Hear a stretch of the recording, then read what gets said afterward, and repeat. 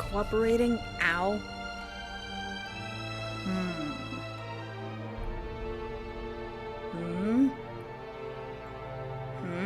Did it work? Are you cooperating, YouTube?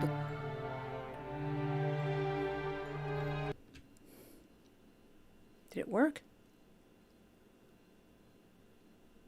Ah. It said it worked. Why aren't you working? Did it work? Oh, finally. Cooperating, YouTube. Haha. Success, I think. Turn this on so you can actually hear the music. Phew. Phew. Hello. Good afternoons, or good morning, or good evening. Super Lazy Girl, happy early birthday.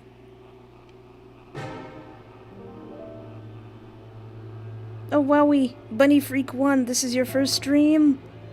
It's good that we're starting from the beginning. Hello, Nico. Hello, Strawberry Champagne. I'm glad you guys could make it. I'm feeling much better than I did last week. I don't know what's been going on with my poor little body, but I don't know, maybe it's just that I'm getting old. I hope everybody is doing well. I've got the chat on my phone down here so I can see you guys, because if I click away from the game, the music stops. I'm feeling much better than I did last week. Oh, goodness. I had, like, a fever, and it felt like my body was hot from, like, the outside and the inside. And it felt so weird because I didn't feel sick, but I felt really dizzy and hot. I don't know what's going on with that.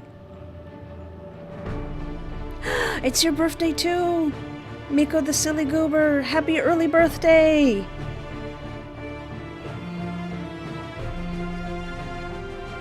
Ooh, Strawberry Champagne, don't talk to me about cake. I accidentally got too many cakes in my house. I've got donuts and pies. Charlie? Charlie.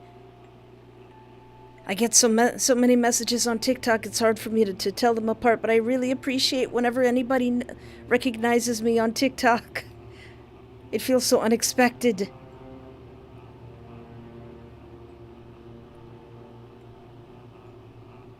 Maybe, sweet tea, but that's so weird. Why would it be heat stroke if... Because I was in my house, and oh, you know what? Maybe it was heat stroke, because I've been having some weird kind of heat temperature something for a long time. Can you get heat stroke in an environment that's not hot? Hello, Jelly Evie. I'm okay. I guess I should explain my bandages. I'm okay. It's just I had to beat up Strayed. No, I've got eczema on my hands, and the bandages keep them moist and like keep the moisturizer and the lotions and the antibacterial ointments. So if you see me wearing gloves or bandages, it's just my it's just my dumb eczema and my hair going in my face. Whew. Howdy, Monzo the Clown. I'm glad you could make it.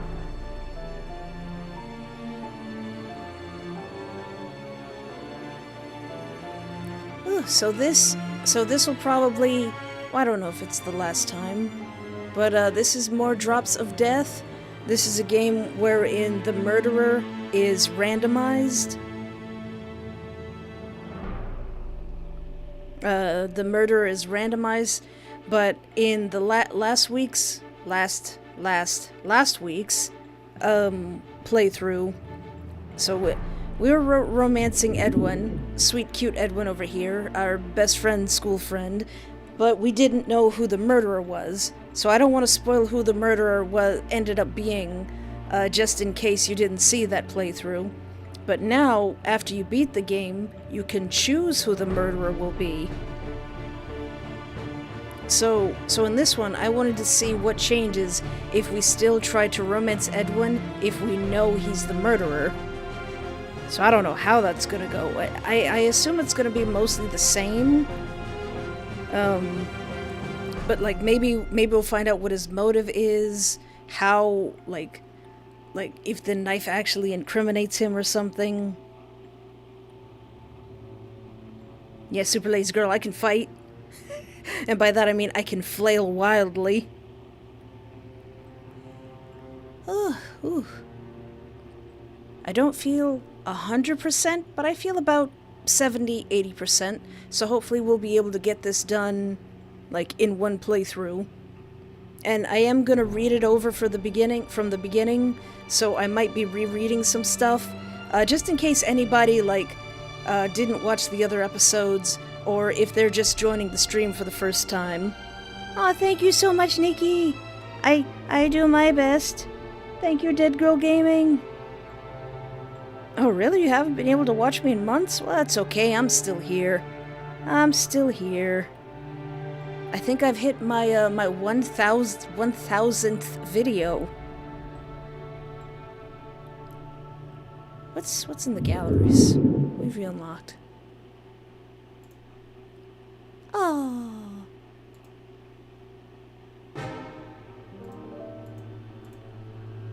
So I'll wait till it's actually 3 o'clock to start, just in case anybody is waiting.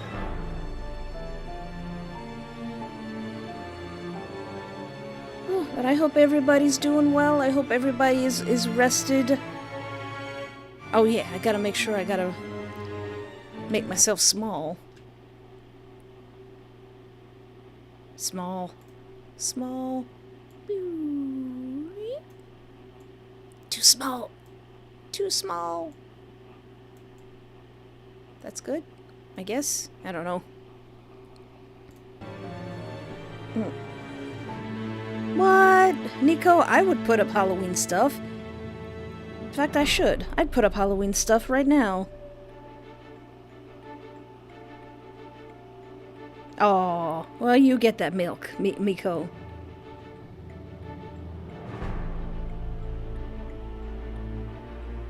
Erie's Hotel. Cute.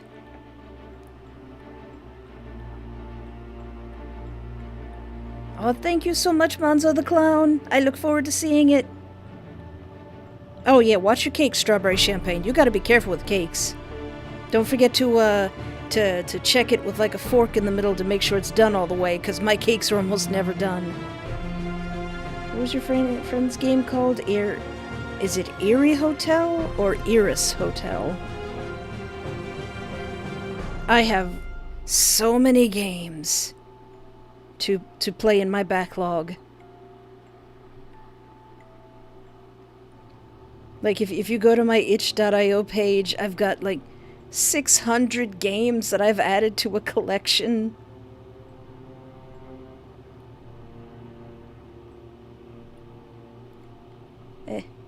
But I'm slowly getting Iris. I'm slowly getting very slowly.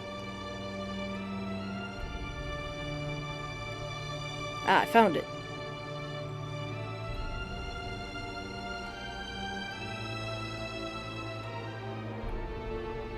Let me just add that to my collection. Aw, dang. I'm not signed in. Hold on a second, please.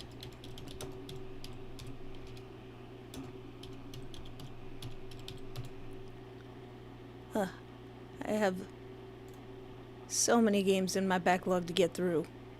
Ah, I found it. This looks adorable. Thank you for telling me about it.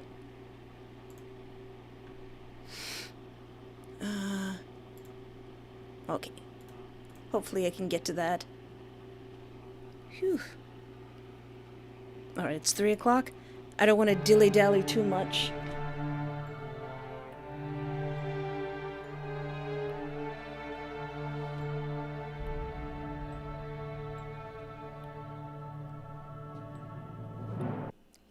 Thank you for joining us.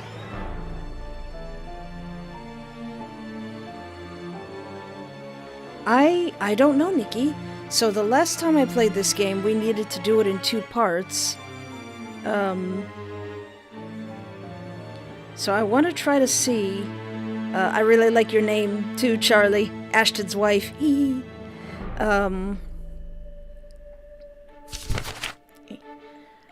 Yeah, let's leave you the game backlog. Oh, my collections is like 300 games. No, 600 games. But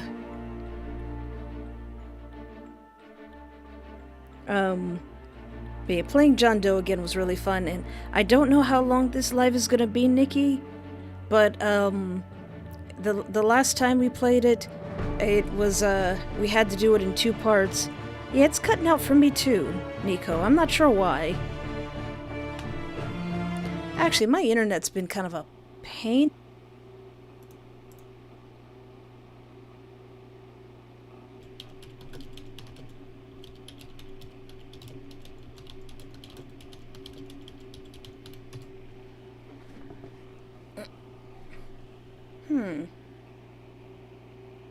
I know, right? It shouldn't be. Is it?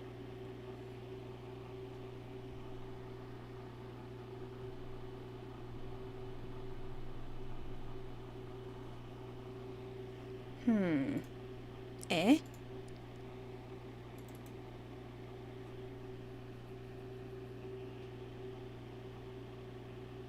It's so quiet.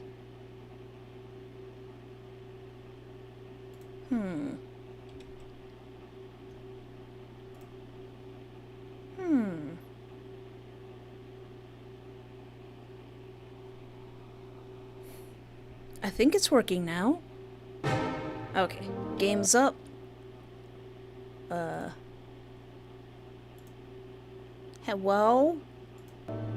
Hello? I was just about to start and then it pulls this. Come now.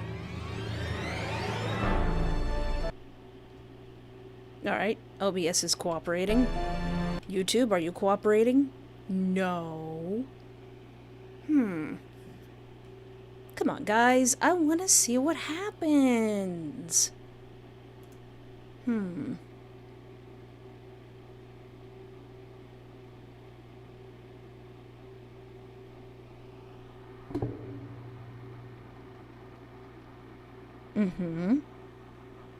I just don't understand.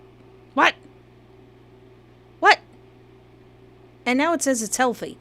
YouTube, I'm gonna come to your house and write a sternly written letter. It kept sending me a message like, no, your connection's bad, your connection's so bad, your connection's the worst in the world. And then it goes, you have excellent connection. Everything's perfect. Is it working?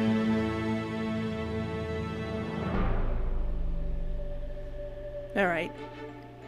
Can I start YouTube? Am I allowed? Can I do it? Okay. So this is Drops of Death. Like I said before, in this game, we've already beaten the game, so now we have the option to choose who the murderer will be. Oh, come on, don't do it again. Don't do it again. YouTube, don't do this to me.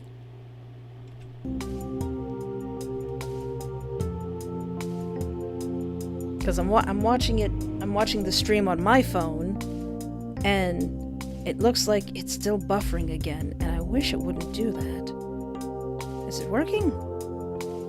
Okay, it looks like it's working. Okay, so this time, in the last game, we were romancing Edwin, but he was not the murderer. It turned out to be someone else. I'm not going to spoil who it was. But what if we choose him to be the murderer? Ah! He laughs all creepy. Okay. And I'm gonna start from the beginning and read it from the beginning, just in case anybody, is coming here for the first time. I'll get into a fist fight with YouTube, Broccoli Fox. Alright, so it looks like everything's working. Is my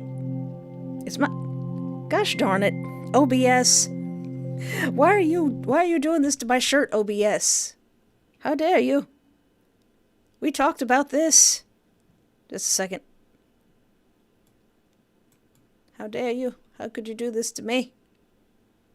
Oh, well, it's fine. It's fine. It's fine. Oh, Nikki, I'm sure your haircut isn't that bad. So we're at the pool. We're at the community center college pool, just having a great time. Sure hope nothing terrible happens. Hello, Eve Adams' wife. I saw you come in, but I was dealing with technical difficulties. Yeah, I think it's my Wi-Fi. It's mine. I don't know why. We'll all fight YouTube together. We'll bang on YouTube's door and write a sternly written letter. Oh, good, Glisten. I'm starting from the very beginning. Yeah, my phone is buffering too. I don't know why. Why are you buffering? YouTube says it has... Yeah, it says it has good condition. I'm just gonna go. But yeah, mine is buffering too, and I don't know why. I don't know why.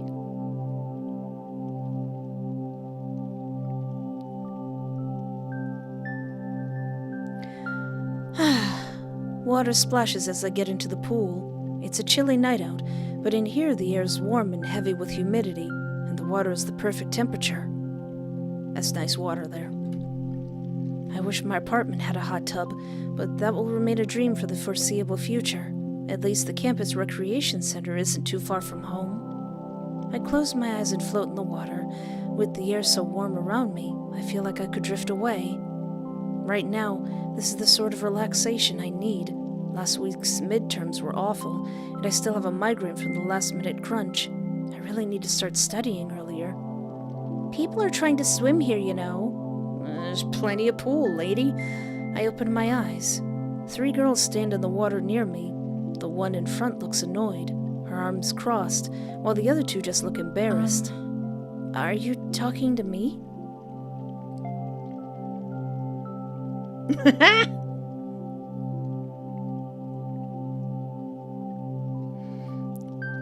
Who else would I be talking to?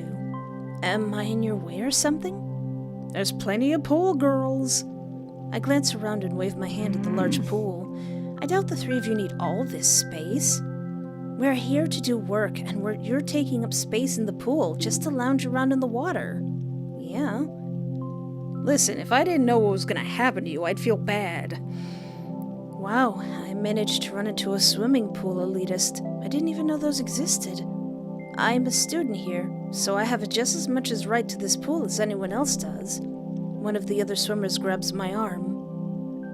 Come on, Kristen, just leave her alone. She's not hurting anyone. Fine. I shake my head as the 3 of them swim to the other end of the pool. That was an argument I did not expect to have today, or ever. Hogging the pool. One of the 3 girls sets down a buzzer, then they launch into some sort of stretches.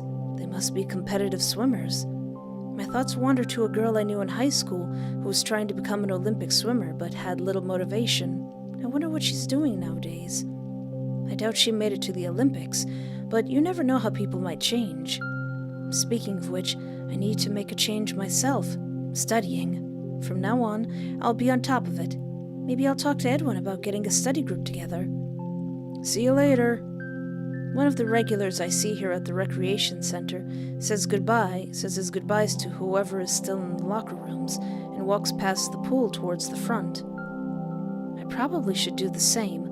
I need to get started on my homework if I plan to turn over a new leaf, and no matter how long I delay, I'll eventually have to brave the cold air. After the pool? My gaze drifts to the 3 girls again as they start doing laps. A crash comes from the locker room, then a scuffling sound, and then a scream. Edwin, why'd you kill that guy? What the... I flip upright again to get my head out of the water. The swimmers stop, looking around, as if unsure of what they heard, and start swimming for the edge of the pool. What's going on? The girl who yelled at me, Kristen, gets out of the water, with her fellow swimmers close behind.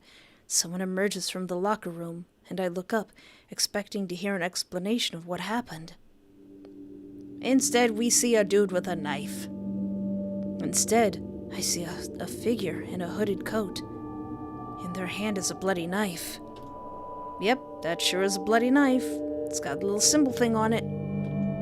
I'm pretty sure this is just homework in the pool.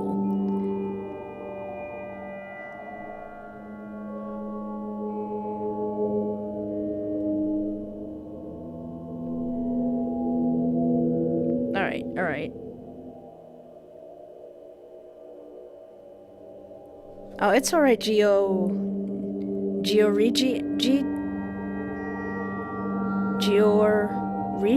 I'm probably pronouncing that terribly.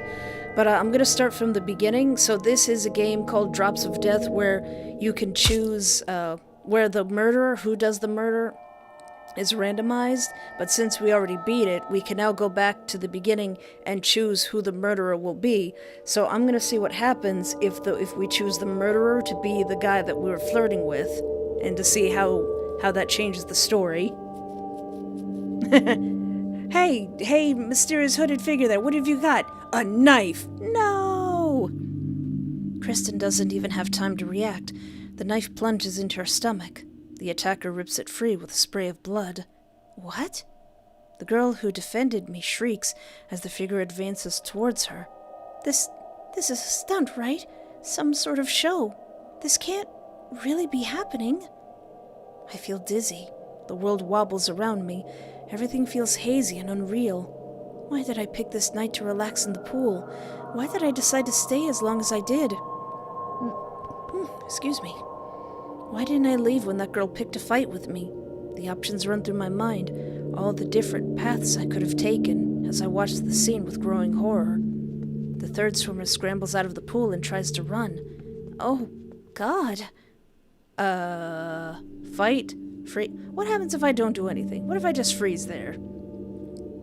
Because last time I think we tried to fight him. I can't move. Every muscle in my body feels paralyzed. My body is numb. I know I should run, scream, anything, but all I can do is stand there in shock. The third swimmer slips as she tries to run and falls in the pool. The killer reaches down and grabs her, and a spray of blood follows. Ooh. Adrenaline jolts through me, and my paralysis breaks. I've got to get out of here. I stumble out of the pool and sprint for the door. The floor is slippery beneath my feet. My thoughts briefly go to my gym bag back in the locker room, but there's no time for that now. Behind me, I hear a scream. And then a splash. My body urges me to run faster, but I'm still dripping with water and the floor is slick. Ooh.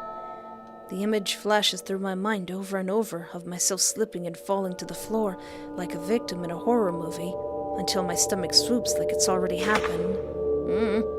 Holding on to what little composure I have left, I reach the door and push it open. This late at night, this place is almost completely empty. I race past the weightlifting room and glance inside, but it's empty. Dang it. I force myself to slow down as I run over the floor's polished tiles, which could be as treacherous as the pool area.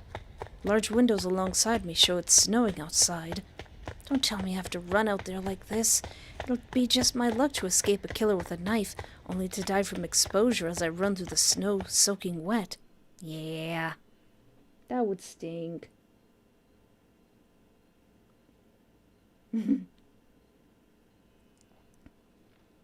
thought brings a hysterical giggle to my lips, and I bite it back. I force myself to keep running.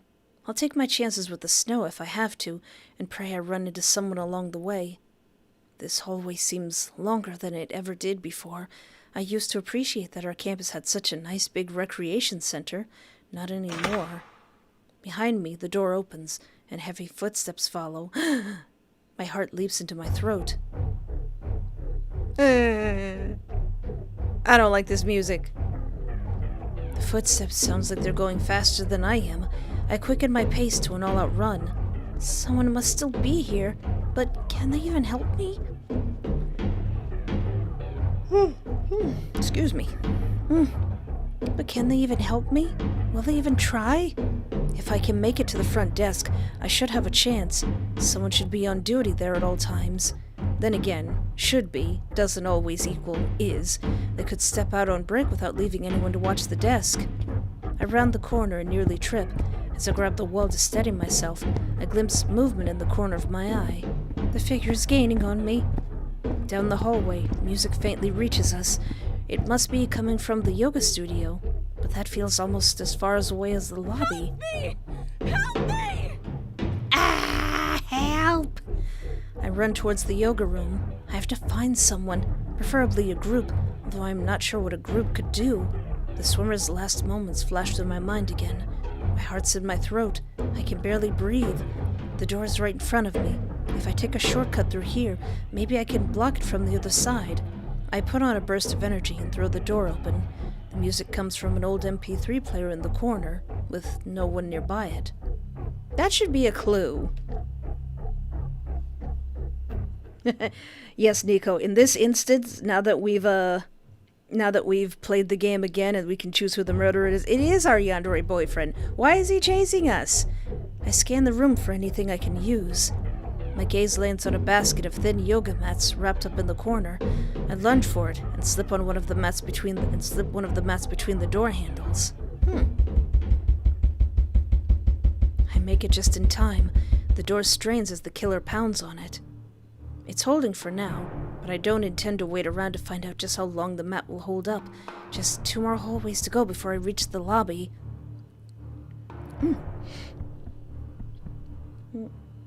Hello, Sebastian Haru.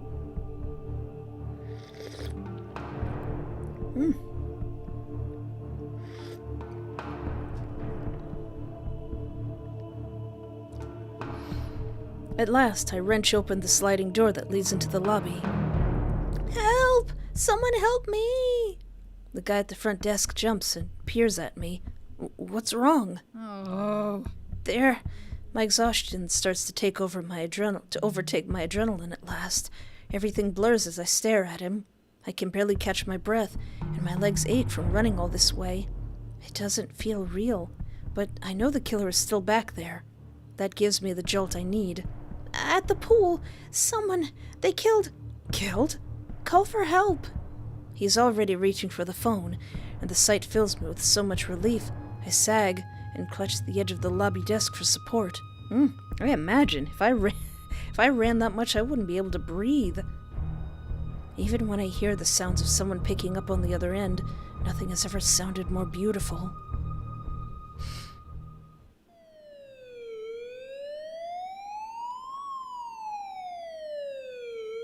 Day 1, Monday.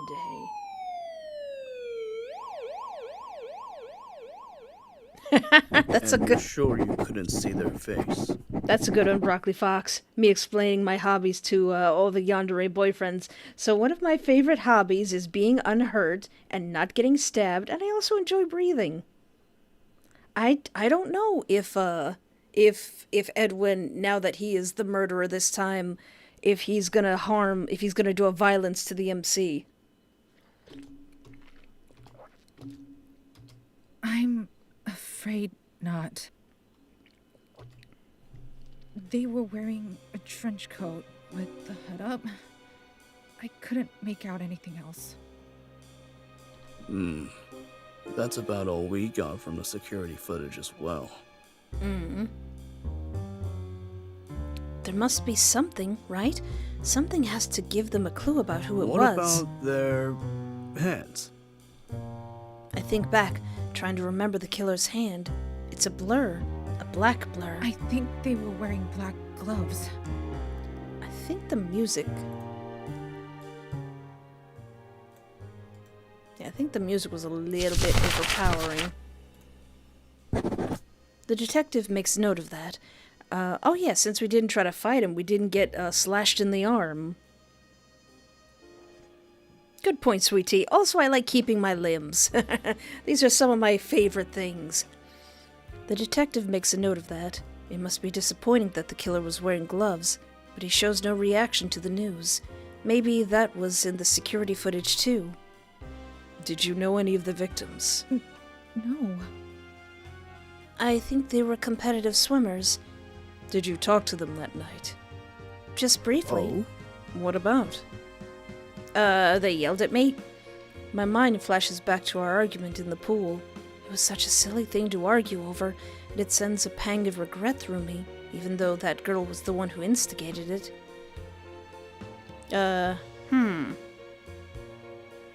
Wait a minute. You can't possibly suspect me of being involved, right? I mean, yeah.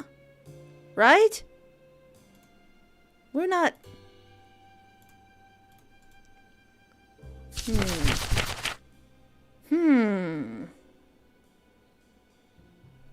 Yes, the detective is a romanceable character. I think... So I'm gonna tell the... Yeah, I'm gonna tell the truth.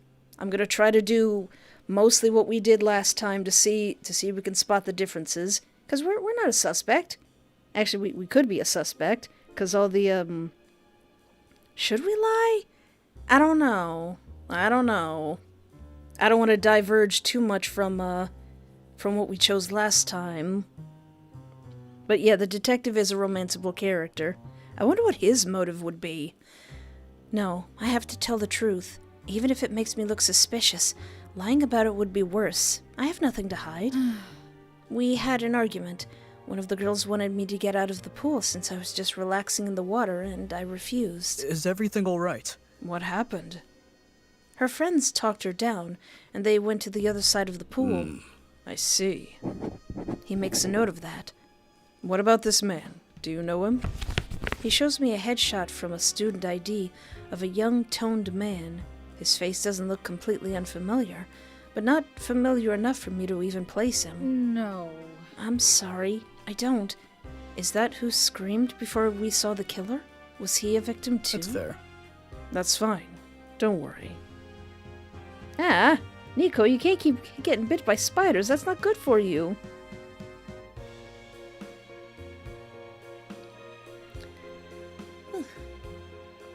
Now, I don't want you to try to answer. I want you to try to answer this as best as you can. Take your time and think about it carefully. Do you know anyone who might want to kill you? My blood runs cold at this question.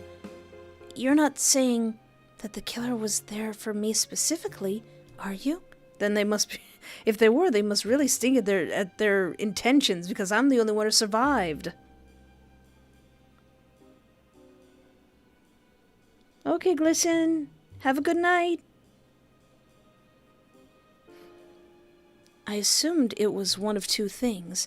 Either the killer picked their targets indiscriminately in some sort of rage, and we just happened to be there at the time, or they were targeting the swim team, and I had to be silenced as a potential witness. It didn't occur to me that I might have been a target. I don't have any proof of that.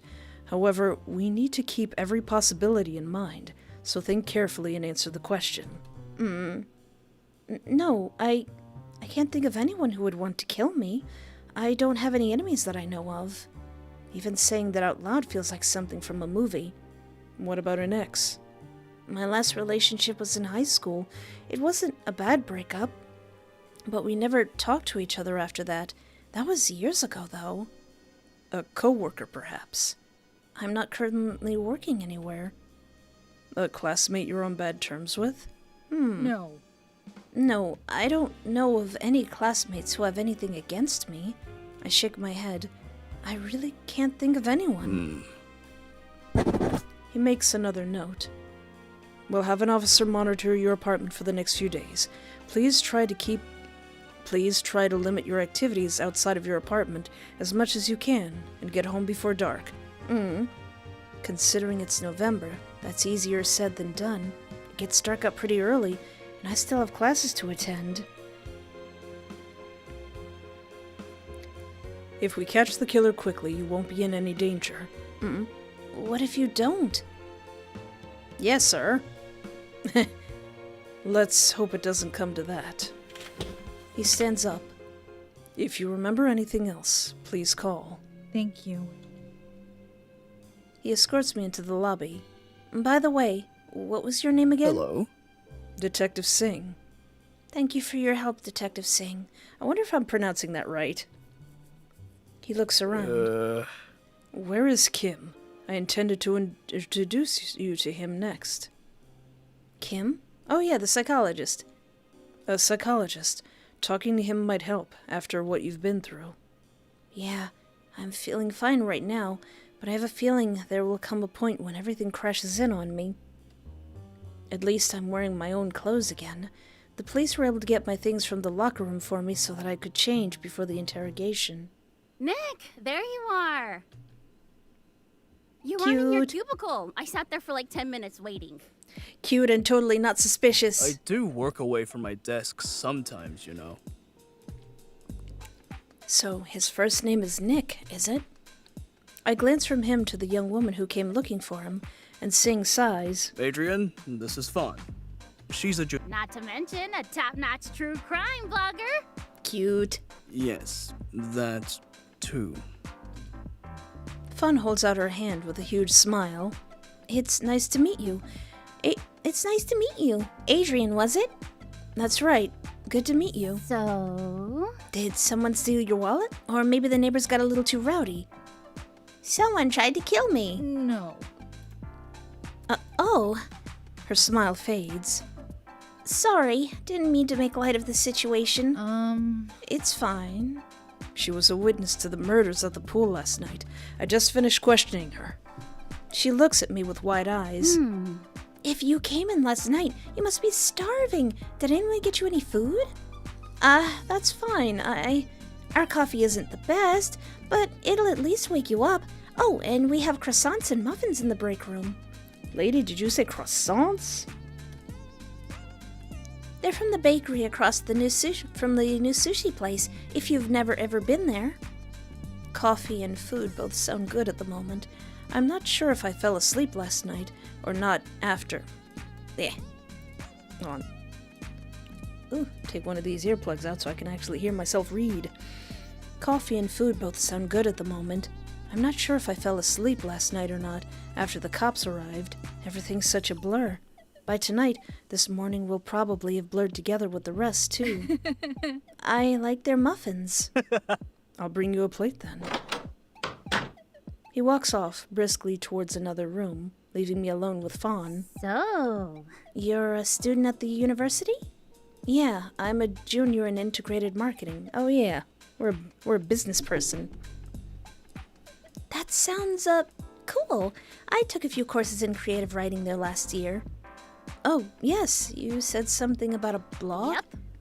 I run a blog and vlog about, serial killers and unsolved crimes. Oh. I'm branching out into mysteries and the unknown, too. She hands me a glossy business card with a cartoon ghost besides the name and a splatter of blood above her social media handles. Cute. Fawning for crime? Yep. Cute. Detective Singh returns then, carrying a small plate and a cup of coffee.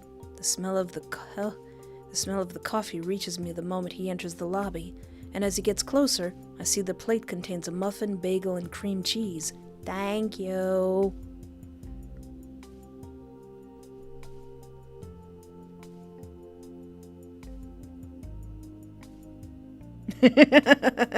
Me too, Broccoli Fox. Me stuffing every pocket I've got with squished croissants. It's a lot more than I typically have for breakfast, but I can't say I'm not grateful. I accept the plate and sit down on the lobby bench. If you don't mind, I'd like to say a few more things while you eat. I nod and spread the cream cheese on the bagel, biting into it. Tastes like the most delicious bagel I've ever eaten. I must have been hungrier than I thought. Oh yeah, I think my husband saw this and I was like pining for some bagels, and then he came home with a pack of bagels because he saw in the stream that I wanted some bagels, and he got me some bagels. As you know, I'm a homicide detective. I'm the lead detective on this case, so I'll help make sure that you're safe at your apartment. He's a bit young for a homicide detective, isn't he? I don't know how old you have to be become a detective, but I always pictured homicide detectives as grizzled, hardened veterans. This is only my 3rd year on the force, but this isn't my first homicide case. Oh, wait, did you say this is or this isn't? Can I go back? Alright, it is. Alright, good.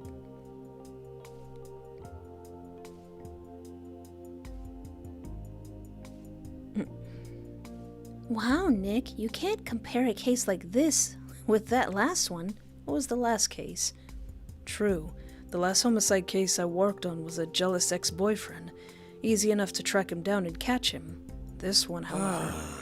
4 murders in one night by a solo culprit in a public building. It's unheard of in these parts. Is this a serial killer? A serial killer is someone who murders multiple people seemingly at random, with victims typically fitting a set profile, and with a noticeable period of time between murders.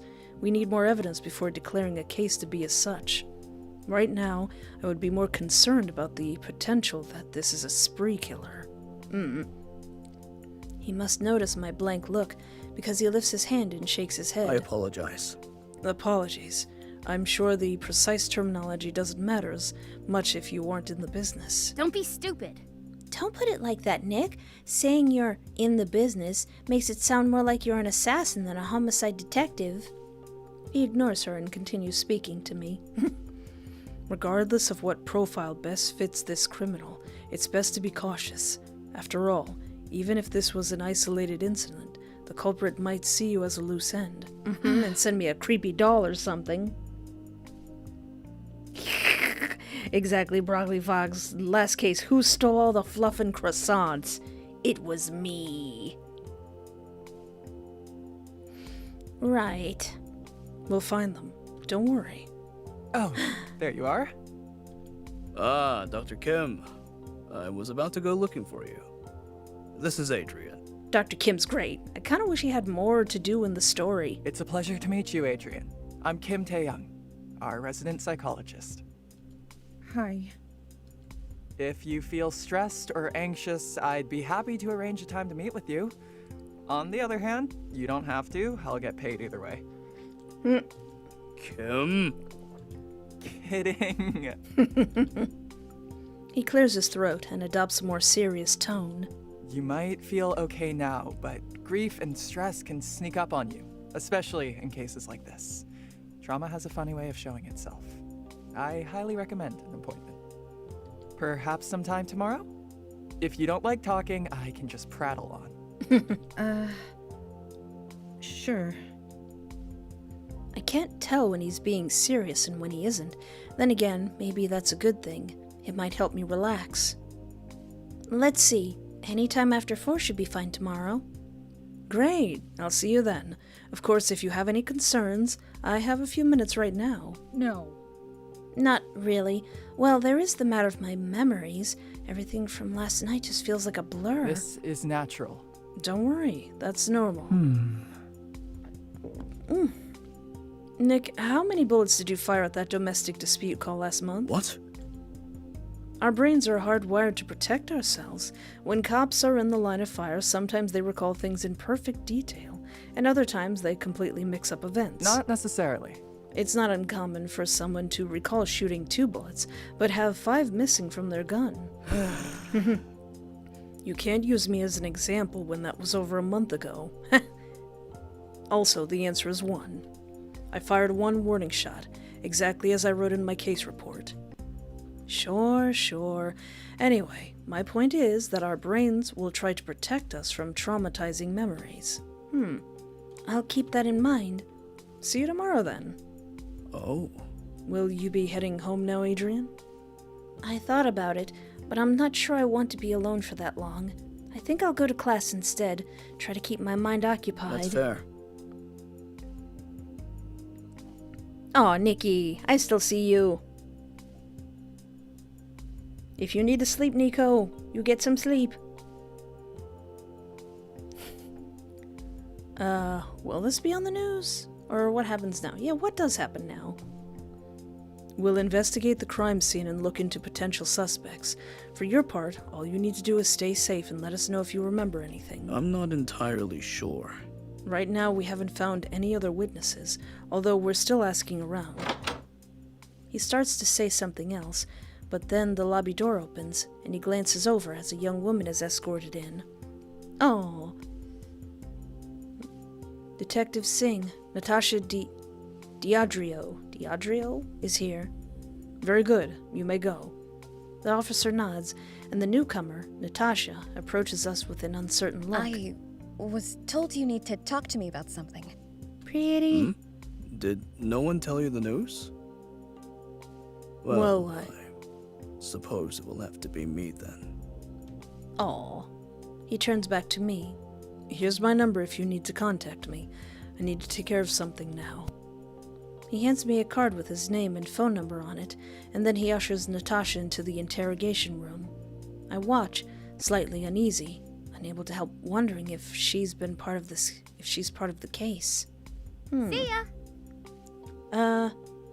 So you're leaving now? Too bad. I was hoping we could talk more. Be sure to check out my blog if you get a chance. I think we asked about Natasha next time. What about Detective Singh? I don't think we asked about him. So, have you been working with Detective Singh for a long time? Yep, ever since I started here. What kind of person is he? He's a hard worker, but he keeps to himself a lot. I don't think he has many friends. Ouch. Harsh. Even though I asked about Singh, I didn't expect her to say something as blunt as that. He's one of the youngest members of the homicide department, so maybe that drives him to work harder too. That makes sense. Trying to prove himself. You hardly ever see him crack a smile too. However, I am determined that I will see him give in and laugh at my jokes one of these days. Why does that give me the mental image of her following him around the station, making bad puns while he tries to pretend he's alone? I gave myself a shake. I'd better get to class. Thanks, Fawn. It was nice meeting you. Don't you go murdering nobody. Thanks. See you around the station sometime. And check out my blog if it catches your interest. Bye. I'll keep it in mind. I wonder if we did check out her blog, if it would lead more clues to her being the murderer. But who knows? I don't know if I have the heart to read a blog about true crime stories after what happened last night, but I have to admit I'm intrigued. Take care. When she's gone, I rub my head. Can I really go to class like nothing happened? If only I could remember something about the culprit, anything at all that might help.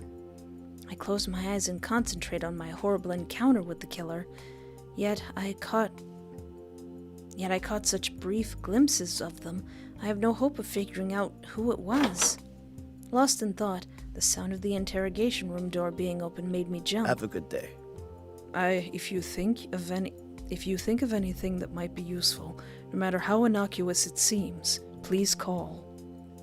I will. Pretty. I straighten up as the girl called Natasha returns to the lobby. It seems like her interrogation was a lot shorter than mine. Our gazes meet, and I freeze. I feel like I should say something, but what? Hey there. What? Nice weather, huh? Nice weather. Huh? Natasha stares at me. Oh, it's a lot better than saying, how about that murder, huh? Okay, so maybe that's not the most normal thing to ask someone when you meet in a police station the day after a murder. From the interrogation room doorway, Singh glances at me with a raised eyebrow, as if even he can tell I just made a social gaffe. Gaffe.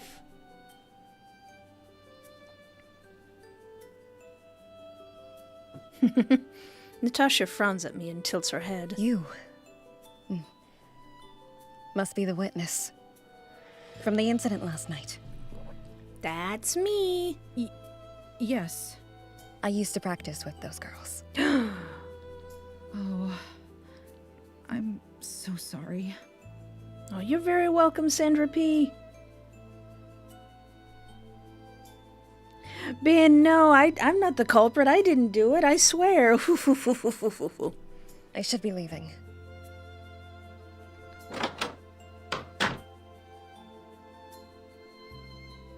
Is Rainbow? Okay, Rainbow is still here. She walks behind me, and I let out a long breath. That was awkward, and now I really need to get going too. So if anyone just joining us, I'm replaying this because after you beat the game, you can then choose who the murderer is. So I've chosen the murderer to be Adrian. Edwin. I'm Adrian. I'm totally not the murderer. To be Edwin, the cute blonde guy. to see how that changes the story if he really is the murderer. Staying focused on the professor's lecture on the marketing funnel proves to be impossible.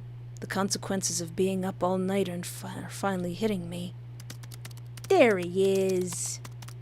Hey, Edwin, you haven't killed anybody in the last few hours, did you?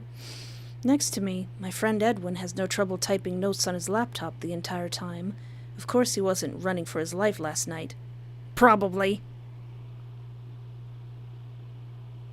Murderer power couple. We both did it. I checked my phone for the... I wonder if you could incriminate yourself. I don't know. I checked my phone for the time. It's only been 10 minutes? I can feel every second drip by. Every second. The actual murders must have been over within half a minute, yet it feels like that part lasted forever. Every second replays in my mind. There, the scream from the locker room.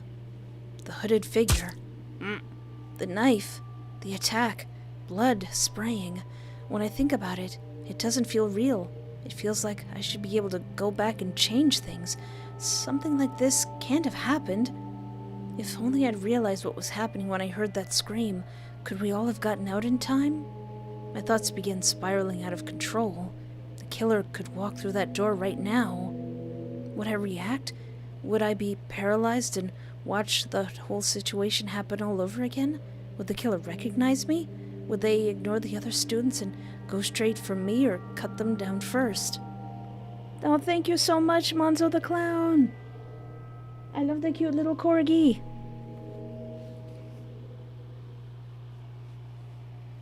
Saying thinks the killer might see me as a loose end, even if I was just at the wrong place at the wrong time. There's every chance that they'll come after me, afraid I saw too much. Surely they wouldn't attack me in the middle of class, and yet... Alright, for our next class, I want each of you to turn in an example of what you think a specific company's marketing funnel looks like. No copying each other's work now. That's all for today. As class finally breaks up, I look around in a daze.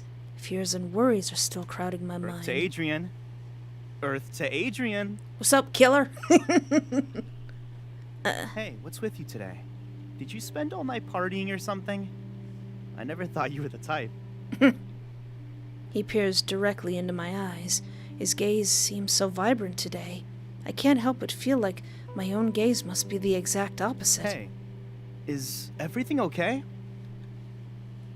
Not really. What? What happened? How do I tell people I witnessed a murder and was nearly killed? You want to get lunch? I manage a nod. So I'm still gonna romance Edwin. As if I didn't press the button to make him the murderer. Edwin takes me to a popular restaurant downtown. We don't go here often, but I can tell that choosing this place is his subtle way of saying, it's on me. He hasn't pressed me anymore about what happened, but it's clear he can tell something is wrong. We sit down and a waitress takes our drink order. Then Edwin looks at me. So, do you want to talk about it? I exhale slowly. I don't even know where to begin. Okay? Did something happen? A lot happened. That's one way of putting it. Last night, I went to the rec center and spent some time relaxing in the pool, and there was a fight in the locker room or something. Someone came out with a knife. Wait, what? The swimmers who were there with me, they got stabbed, killed. I made it to the lobby and called the cops. Spent the night in the police station. Edwin stares at me, his mouth open in shock. You... what? This isn't some sort of joke, is it? I shake my head. Seriously? I wouldn't joke about something like this. He grabs one of the rolls and tears it. When I asked if something was wrong, I thought you'd say your dog had died or that there was a family emergency or something like that. Not this. Yeah, I swallow hard. You can see why I'm a little distracted today. Did they catch the person who did it? I shake my head. Wait, what? The killer must have left through another entrance. The police are looking for clues, but there isn't a lot to go on. But you were there. You saw them. To be honest, I couldn't make out much about them. They were wearing a coat with the hood up, and they had gloves on. I can't even say for sure if it was a man or a woman. I shiver at the memory. While the rest of the restaurant is lively, our table falls silent.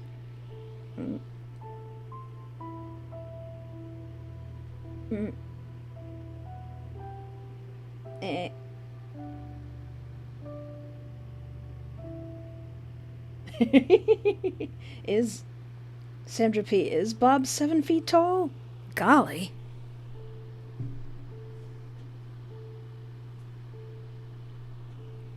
I look out the window. Outside, the snow from last night still lingers on bushes and street lamps. Everything looks so fresh and beautiful, yet now I can't help but imagine that white snow stained red from blood. Ugh, I've got to stop thinking things like this. I'm surprised you still came to class. Yeah. He takes a sip of his drink. If it were me, I'd still be in my room in the fraternity with the door locked. Yeah, I guess that's dangerous too. No. That's just as dangerous. You mean because the killer could go after you and find a way inside the room, and then you'd be all alone? Well, I meant because being left alone with your thoughts after something like that can be very dangerous as a knife. And thank you for that lovely thought. I'm sorry. Yeah, now I'm going to be afraid to be alone in my room. I know, right, Georgia? He's very cute and handsome. Looks like I've got another sleepless night waiting for me. Gee, thanks. Will you be safe in your apartment? I should be. The police will be monitoring the area for at least next week. A week? They think it'll take that long to find the killer? Who knows? I wish there was more I could do to help. He sets down his drink and fixes me with a serious look. I don't really know what you're going through right now, but you're one of my closest friends. If you need anything or want to talk to anyone, just say the word. Thank you. How about it? And if there's anything I can do to help you feel safe, if you want me to stay over for a couple of nights, or you want to crash at the fraternity for a while. Is that even allowed? No, but that's exactly why it's the last place the killer would look. I think Detective Singh would have a thing to say about that. Like he's my dad. Thanks, Edwin. I think I'll be fine for now, but I really appreciate it. Anytime. I go back to staring out the window as I enjoy my drink. Everywhere I look, people are going about their daily business. They bustle into restaurants to get out of the cold or grab lunch. Some carry bags, probably filled with Christmas presents. Then I spot someone familiar on the sidewalk. Natasha, I will stay and eat with Edwin. I still wanna flirt with Edwin to see if we can get more of his motives if he's the killer.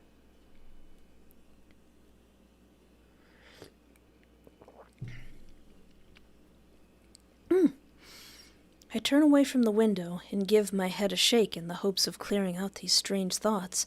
Natasha and I barely know each other. Our conversation this morning was awkward enough. Besides, I probably should avoid anyone connected to the crime until they catch the killer. That sends my thoughts spiraling down a whole new dark path. What if she's the killer? Should I be worried that she's right outside? Is it really just a coincidence that we'd both be here? Earth to Adrian. Am I losing you again? I jump. Sorry about that. I saw someone I recognized outside. She was at the station. The station precinct this morning for questioning. About the incident last night? Yeah, she knew the victims. Be careful. You should probably stay away from her for now. I nod and take another drink. Why is she here? It's probably just a coincidence. This isn't that big of an area after all. It's not too weird to run into someone from campus. I don't know. I guess so.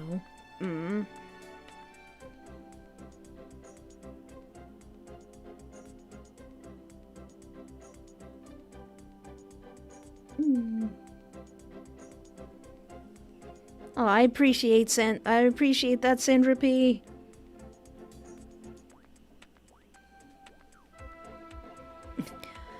I hope we're both just being paranoid right now. Are you sure you'll feel safe at your apartment? I'll be fine. Under his worried look, I sigh. If you want to help, you can drive me home after we eat. Great. Great. Just don't get so caught up worrying about me that you forget about the assignment. Me? I should be saying that to you. Please, I could do a marketing funnel in my sleep. Perfect. Then you can do mine while you're napping. In your dreams. We actually could work together pretty easily if you wanted to. Restaurants probably use pretty similar marketing strategies. If we do one on a generic restaurant and then change the names and a few details, I bet no one would even know. Sneaky. What is a marketing funnel? How about it? What do you say? I call dibs on this place. A few minutes later, we've each worked out a marketing funnel, and our food has arrived. Easy as pie. And much more boring. Maybe you'll get a job at a place that wants to differentiate their marketing plan. If I do, it won't be around here. I'm not sure what I was expecting when I came here, but it wasn't this. I nod. Edwin comes from out of state, since his father is an alum. I moved here from a few cities away, but even I can agree that this isn't exactly the most happening town around. At least there's always something happening on campus. Something... You mean like a murder? My mind flashes back to the pool, and I drag my thoughts away from that with difficulty, forcing myself to keep talking. Surely your fraternity has stuff going on. Stuff? That's not a good word for it. We're one of the more formal fraternities, but I swear they have keg stands bi-weekly. There must be more than that. Whatever. There are the trips, I guess, going off to Europe or the Congo or Brazil. I've gone on a few trips with them, but between senior year coming up and this internship, I haven't been able to recently. Now that's the hard life, only being able to take international vacations a couple times a year. He laughs. All right, maybe that didn't come across quite the way I meant it. I was just saying, it's not as thrilling as you might think. I have a lot more fun when we're together. Oh, he's blushing so hard. Flatterer, you must want something. What? I'm serious. We should hang out more often. I mean, maybe if I'd been with you last night. He trails off, and I look away. How's the internship going?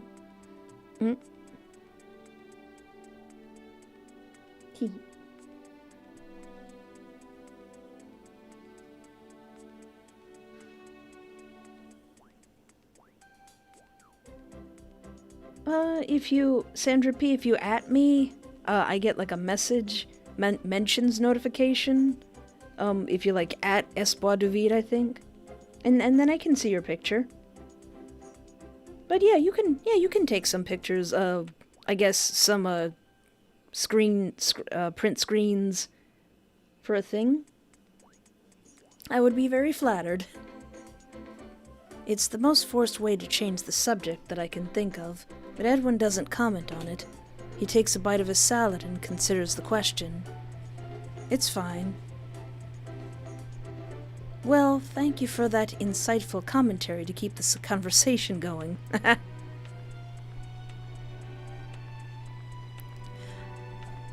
wish I could find a good internship around here, especially one with pay. Weren't you at some insurance company for a while? Yeah, but they never let me near any actual marketing stuff.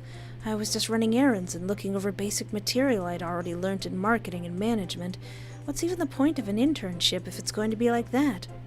Oof, sounds rough. It was a recommendation, too. I'll lay 10 to 1 odds the professor who suggested it knows someone at the company. After all, you know what they say. It's not what you know, it's who you know. Exactly. Yet here we are, paying good money to study. That's where you're wrong. We're paying good money for the chance to make connections. Networking, you know. Sure, a degree is important, but we could learn marketing online if we wanted to. I could make connections online if I wanted to, too. It's not the same thing. Isn't it? I met a girl today who runs a blog. She gave me a business card and everything. Online networking is the way of the future. Come on, you can't compare a random log to something like this. If you say so. Edwin's like, you're not talking to anybody else, are you? Think of it like this. You've already paid them, so you should go to as many events as you can to get as much out of it as possible. Yeah, that actually is a good idea. I probably should have did that myself in college. Like, I don't know, talk to people. Yeah. That's more like it. There's going to be a winter festival soon, for example. If you'd like to go to that, I'd be happy to take you. We'll see. So you talk about wanting to get your money's worth, but when it comes down to it, you're not actually interested in going to events. Is that it? More like I'll be waiting to see if there's a killer on the loose. I'll be there with you. What, don't you think I could keep you safe? Huh? I'll protect you no matter what. Mm-hmm. Well, thanks, but... Besides, you don't even know if the killer is after you. You were just in the wrong place at the wrong time, and you didn't see anything. What are you talking about? You know that, I know that, but the killer might not know that. Edwin sighs. Maybe the killer does know that.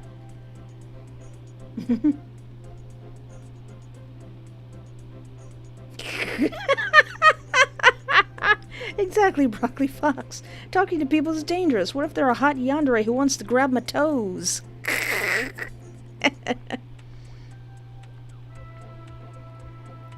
There's no point in speculating about it now, I guess. We'll see when the time comes. The waitress brings our bill to the table, and Edwin pays. Once he's signed the check, he looks up at me. I'm ready to go? Thank you. Yeah, thanks again. Don't mention it. Anytime you want to go out, even if it's just to keep your mind off of things, just say the word. Aw, Edwin. Ooh, my tea is making me burp.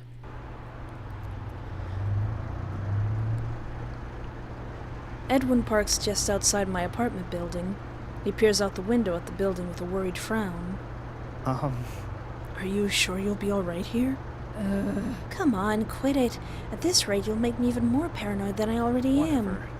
With a killer out to get you, a little paranoia might not be such a bad thing. You need a key to get into the building, so unless someone else let the killer in, there's nothing to worry about. Aha. And have you seen how often someone walking into a building like this helpfully holds the door open for the random stranger behind them? Yeah, I'm glad a lot of people know not to do that. Even so, there's no way they can get into my apartment without a key, so I'll be perfectly fine, as long as the killer isn't waiting in the hallway to jump out at me as I pass.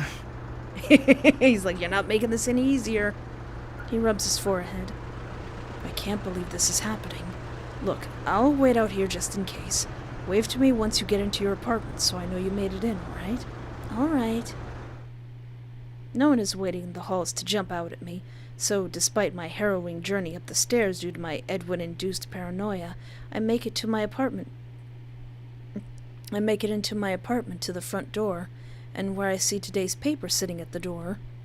I pick it up and sigh at the massive headline on the front page, "Murder at University Pool. Murderer still at large." You probably shouldn't do that. Oh.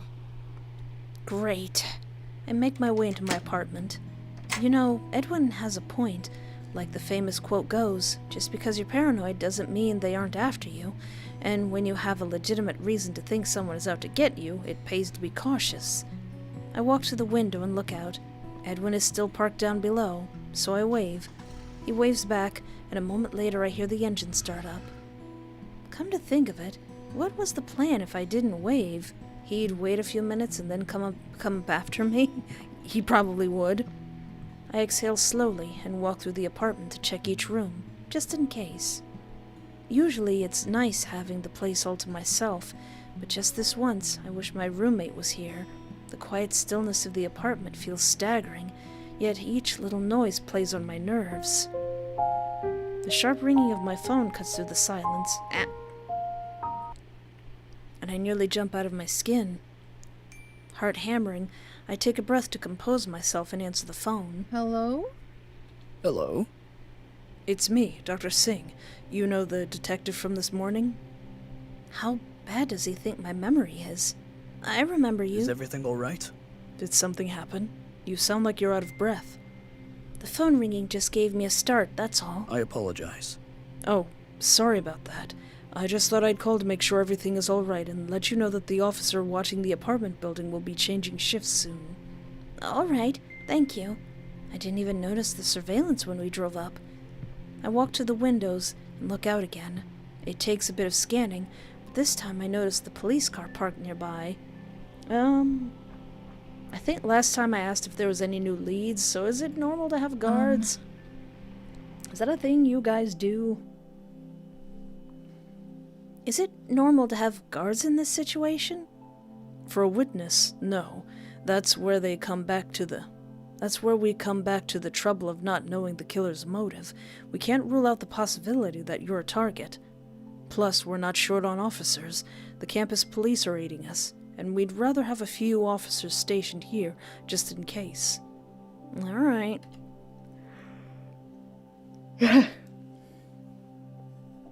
Yeah, I wonder what romancing the detective would be like.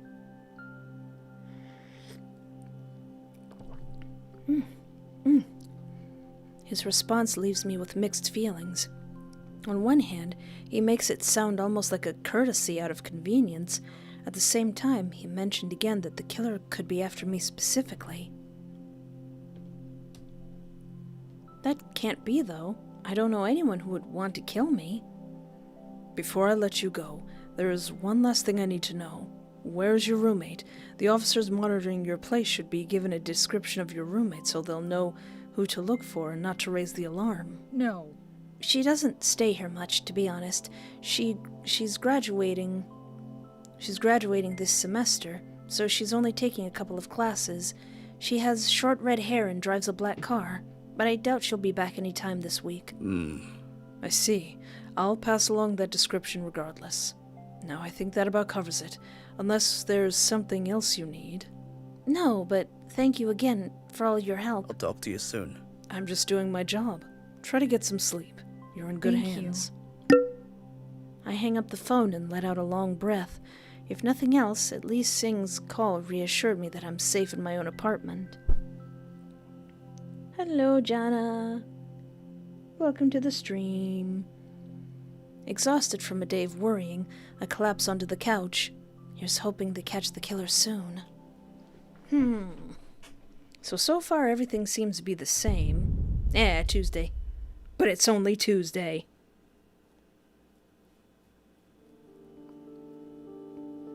Clark, you're up. I can barely focus as our classmate walks to the front of the lecture hall and starts up his slideshow presentation on a food delivery service. Paying attention to presentations like this is difficult at the best of times, but it's especially bad today. This is the third one, and my attention has gradually slipped more and more. Things were fine this morning. When I arrived on campus, I chatted with Edwin like things were normal, and even made plans for a study session with some other friends once our classes are done for today. Everything was starting to feel normal, but now it's hitting me all over again. Every time I start to relax, it strikes me that it's so wrong to go back to my normal routine, worrying about grades and presentations, when there's a killer on the loose, and the victims will never sit in class ever again. I nearly lost my life. How can I pay attention to marketing presentations? Part of me feels like nothing should ever feel the same. From time to time, Edwin glances over at me in concern. I tap my pencil against my desk and try to silently run through the presentation I'll be giving soon enough.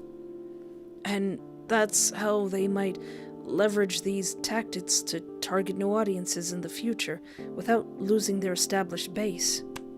Everyone claps. I belatedly join in. Riley, you're next. Aww. Riley walks to the front, and I manage to drag my thoughts back to the present. Riley has been our friend for 2 years now.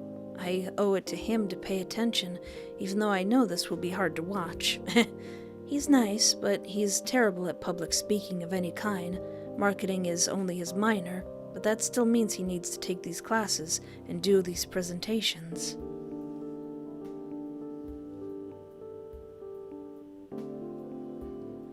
Whatever he intends to Whatever he intends to use his computer science degree for, he probably should just hire someone to handle the marketing end of things for him, because, well, I'd like to talk about, He shuffles through his notes and nearly drops them. Aww. As if abruptly realizing his slideshow isn't on the screen, he picks up the remote and nearly drops that as well before he finally manages to bring up a slide with a bare-bones list of points. He finally begins his presentation, but his voice barely rises above a murmur as he rambles on. This definitely isn't your area of expertise, Riley. He's doing his best. Still, I manage to stay focused on the painful ordeal for his sake and clap politely once he's done. Adrian? All right, I can do this. I just need to stay focused. I walk to the front of the lecture hall and pace while waiting for my presentation to load. This only has to be 5 minutes long, so it shouldn't be too bad. I know my stuff, too. The lecture hall is crowded with students. Some are looking at me, some are playing with their phones, and some have their faces hidden behind their laptops. At least 2 look like they're sleeping instead of paying attention to anything. A perfectly normal scene. Just like the pool was, right up until it happened. The world spins around me. My head pounds. A wave of nausea rolls over me. Maybe I should sit down. Adrian, are you ready? I feel like I'm going to be sick. If you're not feeling well, you can give the presentation while sitting down. Thanks. I grab a chair and sit down, then let out a slow breath.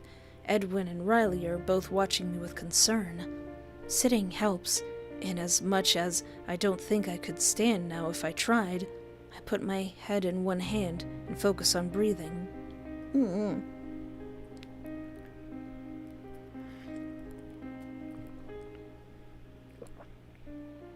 At this rate, at least Riley won't have the most embarrassing presentation here. A hysterical giggle threatens to escape me, and I bite it back with difficulty. Adrian, is everything all right? How can you ask that? Nothing will ever be all right again. The killer could walk in right now. I force away the thought and wet my lips. Okay. My slideshow is up on the screen, and I know what I'm supposed to say. I wet my lips again and force myself to speak. This marketing strategy is one commonly used by restaurants. I barely know if I get the words out in that order, in the right order. I almost feel as though I'm a parrot, repeating words someone else wrote. I mechanically deliver my presentation in a blur, until at last I reach the end. Thank you. Oh, they did make it through it. Sandra P., I'd love to do that, but no, I don't want to do that. I don't know. That seems like a privacy thing. Our classmates applaud, and I stand up on wobbly legs. When I get back to my desk, I ignore Edwin's worried look and gather up all my things instead. I don't think I can sit through the rest of the presentations. Outside the classroom, it occurs to me that I probably shouldn't go wandering around on my own in between classes. I sigh and close my eyes. At least it's better out here, without so many people crowding me. I finally started to relax when I hear footsteps. No,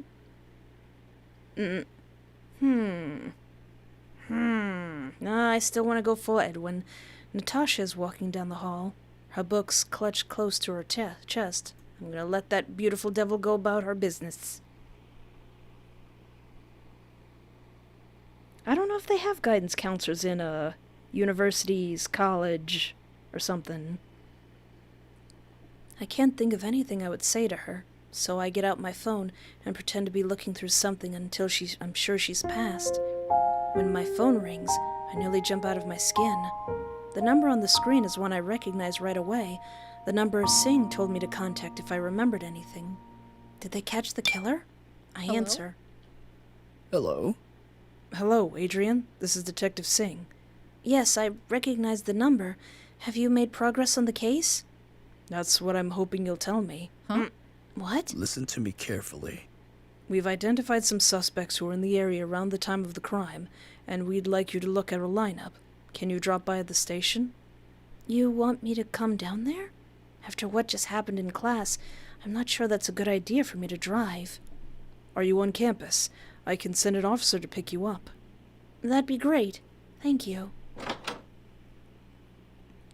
Sing and I work out where the car will pick me up, and then when I wait a couple more minutes before heading there, to avoid spending more time alone than I have to. Oh, they do?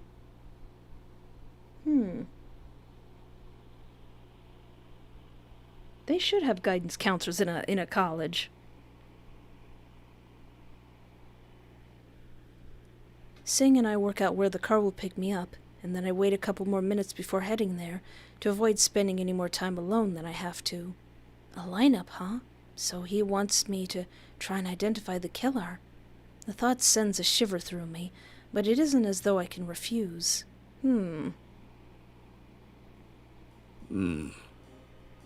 Good. You arrived. Do you feel up for looking at the lineup now? Well, I want to get this over with, but I'm starting to feel sick again. I place my hand on the edge of the desk to steady myself, and Sing's eyes narrow. Is everything all right? You're pale. Did something happen? I'm just not feeling well today, that's all. I nearly passed out during class.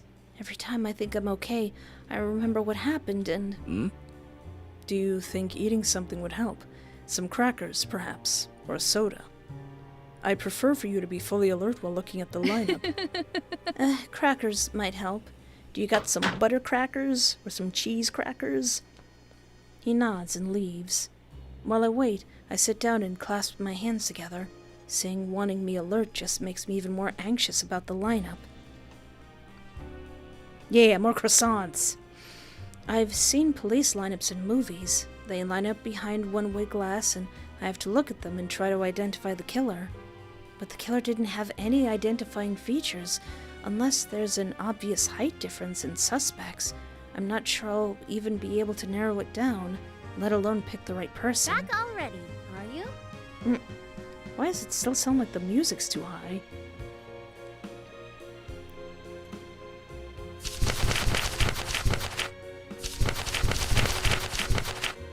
Yeah, have the music going all the way. Oh well. Whoa, you look like you've seen a ghost. Everything all right? Nothing nearly as interesting as a ghost, I'm afraid. I'm just not feeling well. I almost passed out during class. Sympathy fills Vaughn's face. Sorry. I'm sorry to hear that. I know this must be rough. Yeah, Detective Singh went to get me some crackers, though, so maybe that'll help. Her eyebrows fly up. Detective No Social Skills is getting you crackers because you weren't feeling well? Exactly what hold do you have over him? I laugh and shake my head. He wants me to see a lineup, so I need to be able to focus. Oh, now it makes sense. For a moment there, I thought he'd done something accommodating without being prompted first. I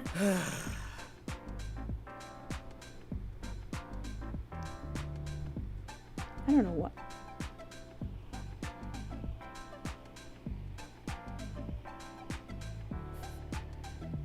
Glad to hear I'm the hot topic of today's discussion. Singh re-enters the lobby with a dry comment. Ow. And presses a pack of crackers into my hand while he frowns at the junior detective. Like, don't let anybody know I have emotions.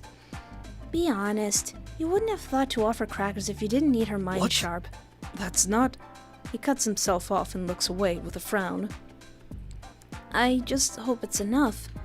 The crackers are fairly bland, with only a little salt for flavor, but eating something does make me feel a little better. I can't believe this. I'm not confident I'll be of any use at all. Don't worry, lineups are real easy. Have you ever had to, look at one? Personally? Not yet, but if you don't recognize anyone, don't sweat it. They'll catch the culprit eventually. You sound so sure. Well, of course. It's not like we have anything better to do than solve a murder case. Trust me, we're not fighting over processing the DUI tickets. Singh coughs loudly, eyebrows raised. We all have to do the grunt work, you know. Don't think you can pawn off your responsibilities by getting attached to this case.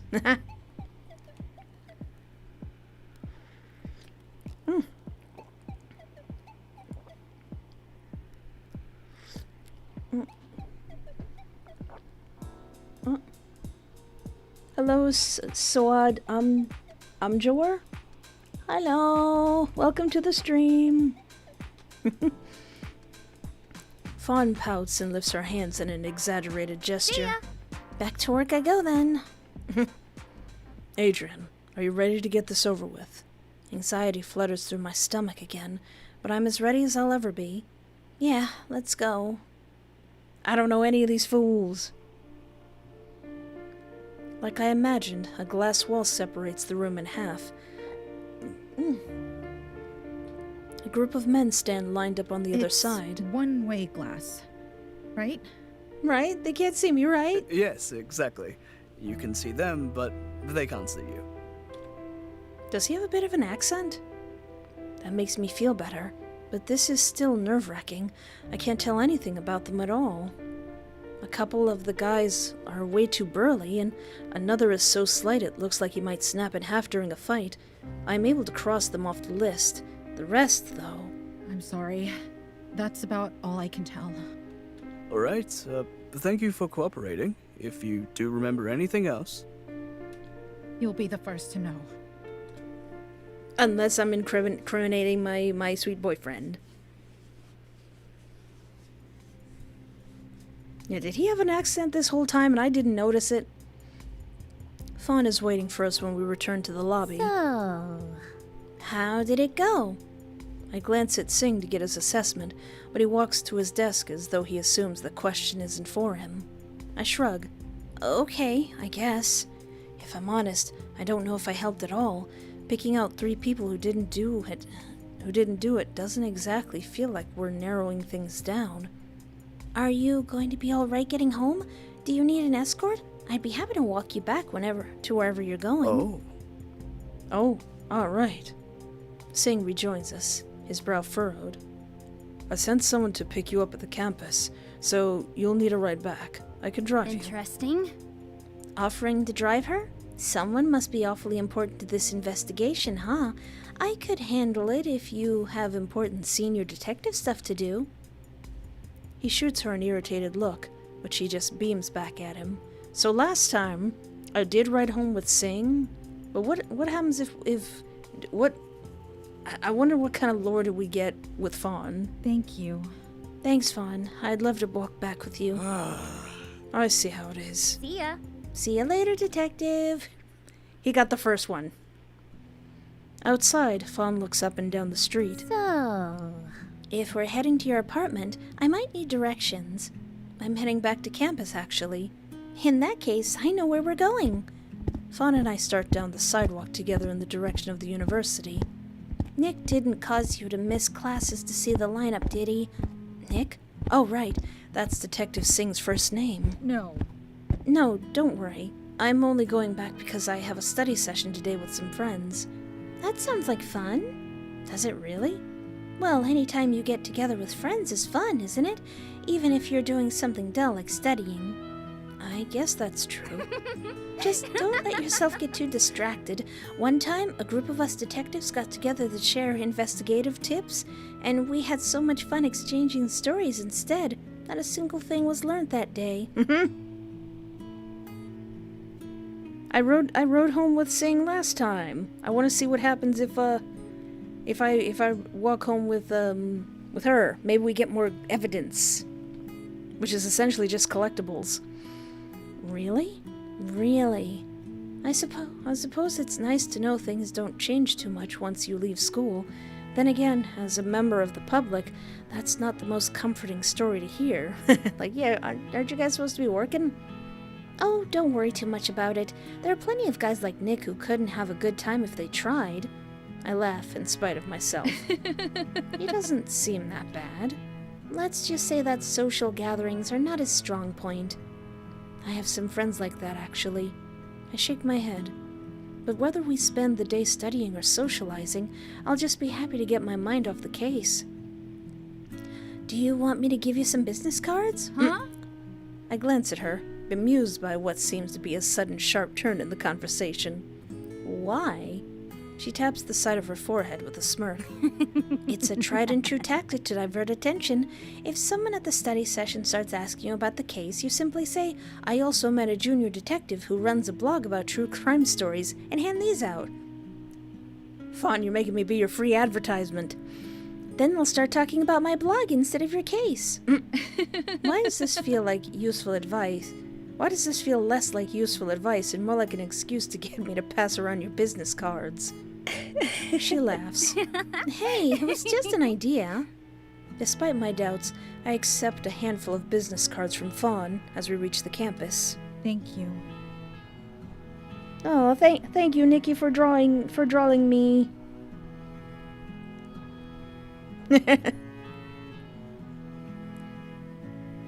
Well, thanks for the company and the advice. No and this problemo.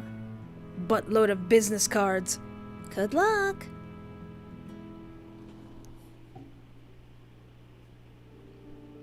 Great. There's my adorable, not murderer boyfriend or schoolmate who's gonna be my boyfriend.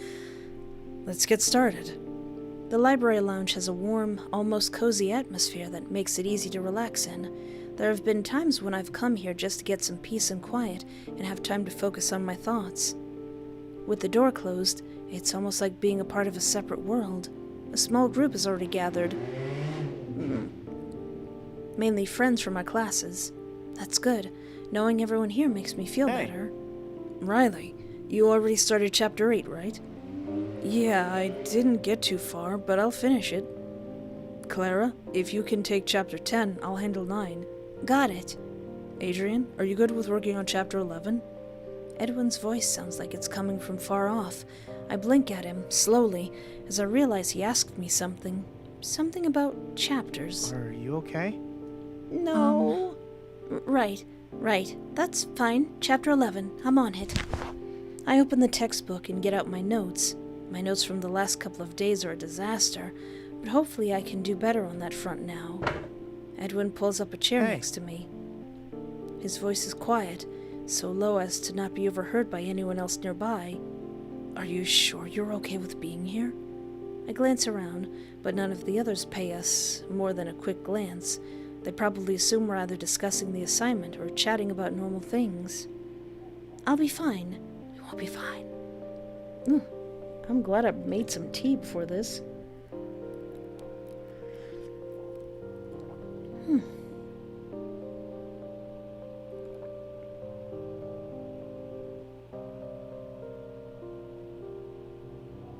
Oh, I don't know if you were here, Sandra P. My hands are okay. It's just I got eczema on them really badly and it makes a bunch of sores and scratches on my skin. So to keep them moist and keep like the medicine and the ointments on them, I have them wrapped up. Or sometimes I'm wearing like cotton gloves. But that's all these are. It's fine. It's just to keep the. In fact, I think I'm gonna put one of those gloves on right now because my band-aid's coming off. But it's just a big band-aid from my eczema. Eczema is when your skin gets so like dry that it cracks open sometimes and bleeds. But I'm okay. No need to worry. Do you want to talk about it? Not Want to really. hear a funny story? Oh yeah, is this about the ramen? Sure. The other day, Corey and I were sitting in the MBA lounge when Joseph walked in, grabbed a chair, and pulled it over to the corner by the bookshelf. Then he pushed up one of the ceiling tiles and pulled a packet of ramen noodles out. Why does Joseph have a stash of ramen hidden in the ceiling? Don't look at me. Maybe he was afraid someone would steal it. Anyway, he just walked over to the table and started eating his ramen. We were both staring at him, and after a moment, he just said, "There's a chicken one left if you want it." Is this supposed to make me feel better? Is it working? So, did you take the chicken-flavored ramen? Nah, but now I know where to go if I'm ever starving. If we're ever locked in here. The idea of being trapped in the school with nothing to eat, forced to rely on the emergency ramen supply hidden behind a ceiling tile, is so absurd that a smile tugs at my lips in spite of myself. Thank you. Thanks, Edwin. Anytime. Feeling a little more like things are just like old times, I start reading the chapter that was assigned to me. This has been our habit for a while now. Whenever we have a large chunk of material we need to study, we divide it up between us. That way we can exchange notes. It's an efficient enough system. Chapter 11 is about working with influencers. It goes into detail about sponsored posts with case studies about an athletic company that contracted influencers who run fitness accounts. I start taking notes. One of the key case studies focuses on posts written by a competitive swimmer. Swimmer! I'm triggered! Hey everyone, sorry I'm late. Here to help with our marketing homework, are you? No thanks, I'm part of the math team today. You make it sound fun. Don't let him fool you. He hates math. The sound of that voice makes me freeze. I lift my head from my textbook. Sure enough, I'm not imagining things. Natasha stands in the doorway, just behind Riley's friend, Dennis. She notices me, and her eyes widen. Hello? Hello again. Hi. Small world, huh? That's one way to describe it. She sits down and opens up the textbook she bought. It looks like she came with Dennis, but the two of them are going over a math assignment together. Edwin looks from me to Natasha in confusion. Do you know each other? Oh, he doesn't know. Come to think of it, I told him about Natasha being outside the cafe, but he never looked out the window to see her himself. Now he obviously expects this fun story about how we met or something similarly harmless.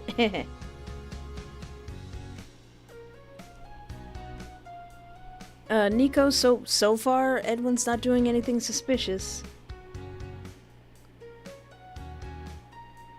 I can't think of anything that would destroy the mood more than announcing that we met because we're part of the same murder investigation. I meet Edwin's curious gaze and nod towards the door. I'll be back. I need some air. I step outside. Being alone in the library makes me uneasy, but the sound of someone typing at the other end of the room assures me. A moment later, as expected, the door opens and Edwin follows me out of the lounge. What's going on? Sorry, I thought things would get awkward if I brought it up there. Do you remember the girl I mentioned? The one who knew the victims? Wait, don't tell me. That's her, Natasha. And she suddenly shows up at our study session? That's pretty suspicious, don't you think? What are you talking about? Suspicious? Be careful. What if she's the culprit? Judging by what happened at the pool, the culprit wouldn't think twice about attacking a whole room of people to get you. Seriously? Come on, that's ridiculous. Someone must have invited her. Anyway. He returns to the lounge, and I hurry after him. Come on, Edwin, don't do anything to make this awkward. To my dismay, he sits down right across from Natasha. So, Natasha, I didn't realize you and Adrian were friends. Did she invite you to join us tonight? No, Dennis did. You know Adrian? We just met the other day. She looks uncomfortable by the direction this conversation is going, and I don't blame her. I don't want to talk about what happened at the pool. Whatever. It's a funny coincidence, that Dennis would invite you to our study session for the first time so soon after you and Adrian met. Yeah, who would have guessed? Considering everything that happened, I thought it would be good for Natasha to get her mind off things. Everything that happened? What do you mean? Natasha looks down at her textbook, as though trying to block the rest of the world out. I clear my throat. Hey! Hey, are we supposed to be studying? I clap my hands together like, come on, guys. Come on, let's get back to it. Dang, Adrian, when did you become such a stickler? Since I saw my grade on our last exam. That sends a ripple of laughter throughout the room, and everyone returns to their work. Natasha catches my gaze and gives me a slight nod. I nod back, and then return to reading my chapter of the textbook, skipping over the swimmer case study. As time passes, I start to feel relaxed again. It's easier to slip into my routine and convince myself life will go back to normal. About an hour and a... After about an hour, Natasha closes her textbook and stands up. Thanks. I appreciate it. That's about it for me. It was good meeting you all. Her gaze lands on me. And good seeing you again, Adrian. Aw. You too. I waved goodbye to Natasha. I think I need a break time. Yeah, break time. Alright, I'm gonna take a break. I'm gonna take a 15-minute break. Aw, Sandra P., I'm about to take a break right now. Yeah, whew. I'm starting to get a little dizzy. How long has it been? Almost 2 hours? Yeah. So take a break, grab a snack, stretch your legs, have some water, refill your hot tea, and I will be right back after about 15 minutes. Sorry.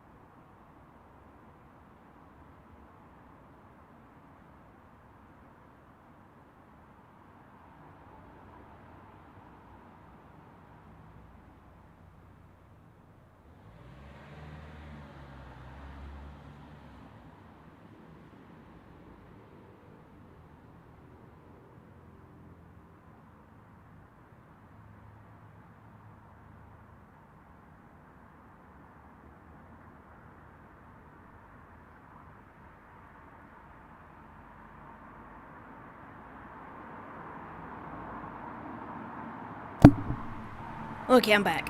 I'm back.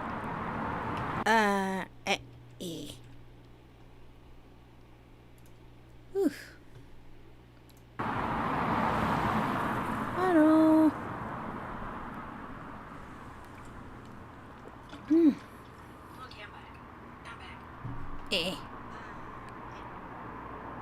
Had to get Daisy. Had to eat some cheese.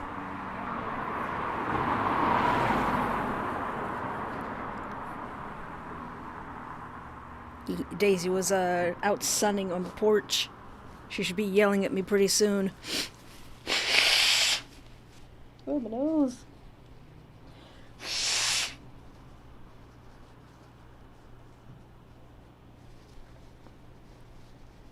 It was also time for her her automatic feeder, so it was time for her to get some yum-yums.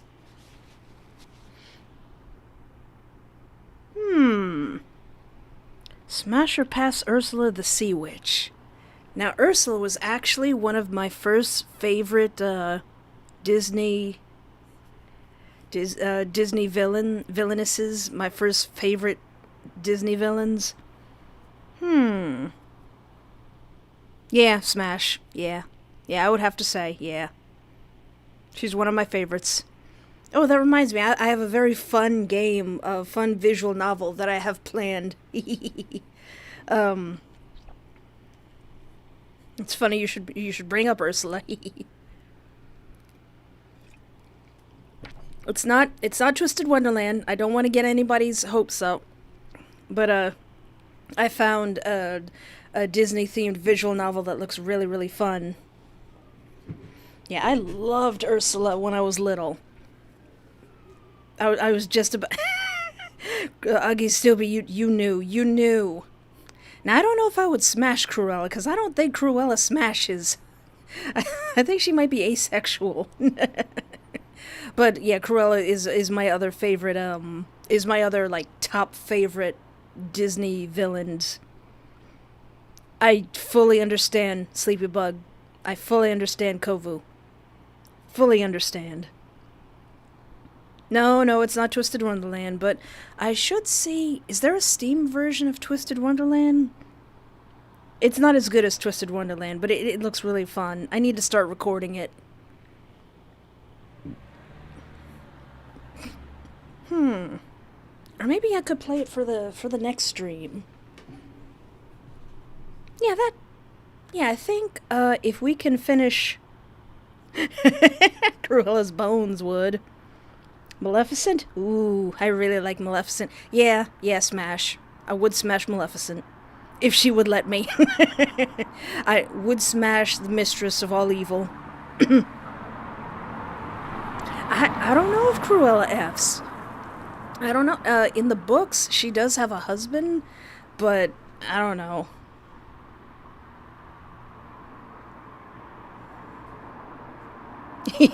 Yeah, maybe maybe I should play that game for the next stream.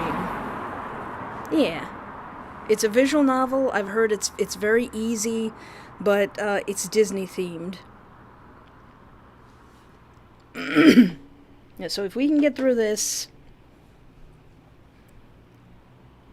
I'm gonna try to get through this so we can probably finish this in one video. Where were we? As usual, after our study sessions, I drive behind Riley towards our apartment building. He turns down the dark, unlit road I absolutely abhor, now more than ever. The sole streetlight does nothing against the shadows of the tall trees on either side. It should be illegal to have a city street this dark. Driving down here is nerve-wracking at the best of times, let alone when I have every reason to want to avoid isolated places. The sight of the brightly lit apartment building makes me exhale in relief. It's good to see the police cruiser making its lap around the complex, too. All the same, once I park and get out of the car, I glance over my shoulder the entire way up the stairs. Ooh, I feel much better after that break. I had some cheese, I had some salami, I had some pumpkin pie. Please don't question my combinations of foods. I feel much more better. I was falling asleep a little bit.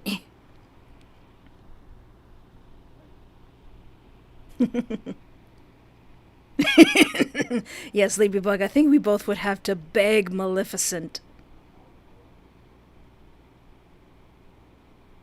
Oh, I would love... Sandra P., that's one of the things I miss about going to anime conventions, when people would just flashbang songs. That was so great. We probably could flashbang, Poor Unfortunate Souls. Oh yeah, stupid, I guess that was a girl dinner. Home sweet home. I can't lock the door fast enough. Then I turn around, and the hairs on the back of my neck stand on end. Something's wrong. It's hard to put my finger on exactly what it is, but something's wrong. Don't panic. Panic? Panic. Don't panic, don't panic, don't panic! Panic? I grab the edge of the couch for support and take deep breaths. Each breath seems to restore some clarity. First, it doesn't seem like anyone is here. I'm in no immediate danger. Another breath. I need to stay calm and figure out what it is. After one more breath, I'm able to look around the apartment without panicking. That book isn't where I left it this morning. It's been moved slightly to the side. That drawer wasn't open when I left either. The more I look, the more I see, tiny signs here and there, that someone was in my apartment. All of them together add up a sense of wrongness that struck me the moment I walked in. Even though each on its own seems insignificant, there's a roaring sound in my ears. Someone was in here while I was gone. At least this clears Natasha. No, wait, I haven't been home all day. I don't know this happened during the study session. It could have been anywhere during that... Yeah, it could have been any time during that day. I brace myself, and then check each room, with an umbrella in one hand in case I need a weapon. No one is here. Nothing is disturbed outside of the living room either. That's a relief, but it doesn't fix the problem. I grab my phone and dial my roommate's number, but a cheerful answering service message tells me that she's on vacation, and therefore might take a while to respond to calls. That's a good thought, to call your roommate. It wouldn't be like her to return early without telling me and then disappear again either. I grit my teeth and squeeze my eyes shut. I can't deal with this alone. I need to tell someone. Edwin. I'm still gonna try to stay on Edwin's path to see what happens if he to see what's the difference if he's actually the murderer. I dial Edwin's number as fast as I can. He answers after the second ring. Are you okay? No. I think someone broke into my apartment while I was gone. What? The only thing I don't like about this game is, like, yeah, you don't know who the murderer is, and they leave it open-ended enough, like, at the end. But then, like, why would it... So we know Edwin's the murderer. We set it at the beginning of this second playthrough for him to be the murderer. What reason would he have to come into our room like this? Oh well. On the other end, I hear the screech of tires. Huh? Hold on, are you driving right now? I've got you on speaker. Sorry, I should have realized you weren't home yet. I just panicked and needed to talk to someone. It's fine, I can... the salami. The salami trying to come back up. It's fine, I can be back in about 5 minutes. Wait, Edwin is coming here? Then again, I should have expected this. Don't worry about it. I'll be fine. I just need to figure out what to do. You should change the lock on your door for one thing. Right. Good thinking. Are you sure you don't want me to come by? I'm sure. I'm already feeling better. Be careful. Okay, but don't let your guard down. You have no idea what this person wants. Be very careful about who you trust. I will. Thanks. Fortunately, the building manager is agreeable to my request to change the lock on my apartment door and waits with me until the task is done. It doesn't seem that, Jafar? I do like Jafar, but you know what? Nah, he's kind of creepy. He's creepy, but not in the sense I like, so I'm gonna have to pass Jafar. It seems the police filled her in on the basic situation because of the cars monitoring the building. The work on my door finishes up just as a visitor arrives. Am I interrupting? Oh yeah. Please, come in. Thank you. I wish we spent more time with Kim. Kim seems cool. He glances after the departing workman before shutting the door. I check to make sure the new lock is fastened. Sorry about that. I was just getting the lock changed. Please, sit down. Kim flips open his notepad and sits down next to me on the couch. How was your day? Fine. Just fine. Absolutely fine. She lied. Just fine. Comparatively, yes. Fair point. I didn't witness any murders today. He makes a note, then points up at me again. So, what's going on? You're a marketing student, correct? How do you like that? It's fine. What are your classes like? Right now, we're doing deep dives into the marketing funnel and how to develop marketing strategies for corporations based on their growth and audience. And do you enjoy it? Sure. You like psychology, don't you? He smiles. Sure. I wonder if this has anything to do with anything.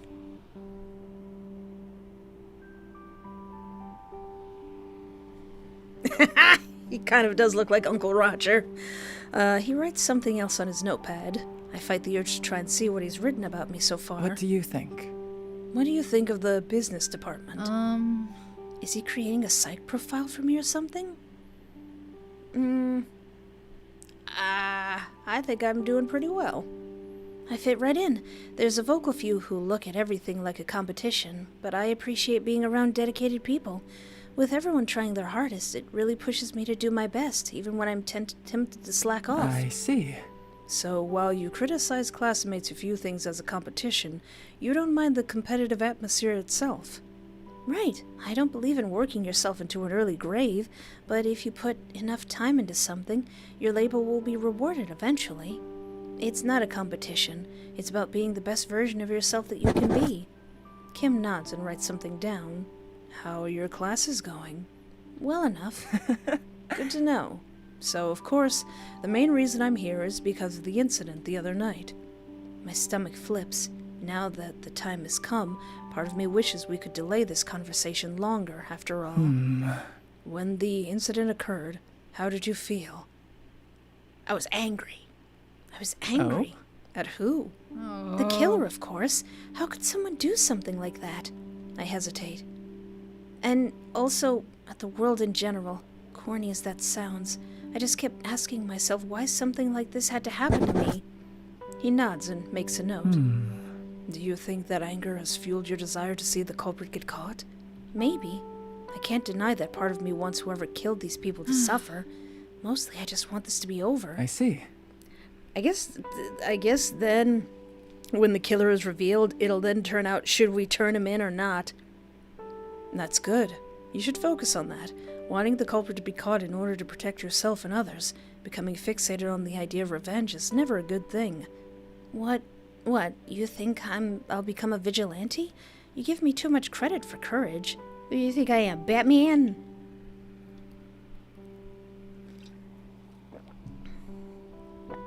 Oof, Sandra P., you know. Bob the Velseb would be smashed.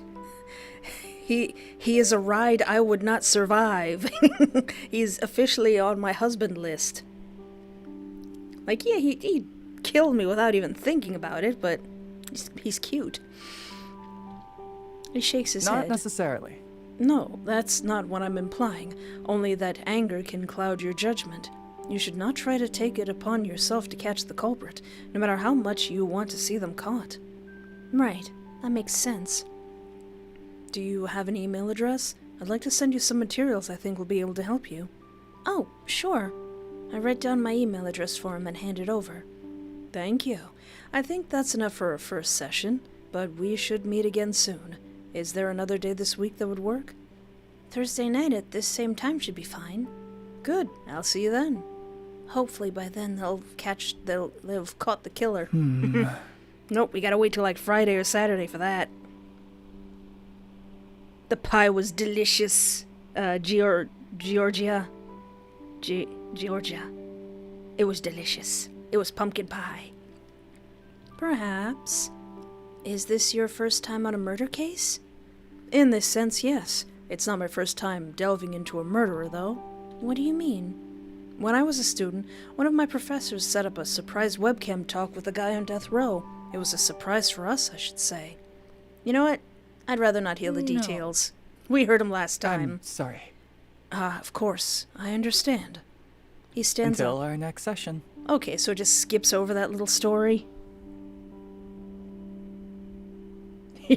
Maybe he is a Jedi, Uggy Stoopy.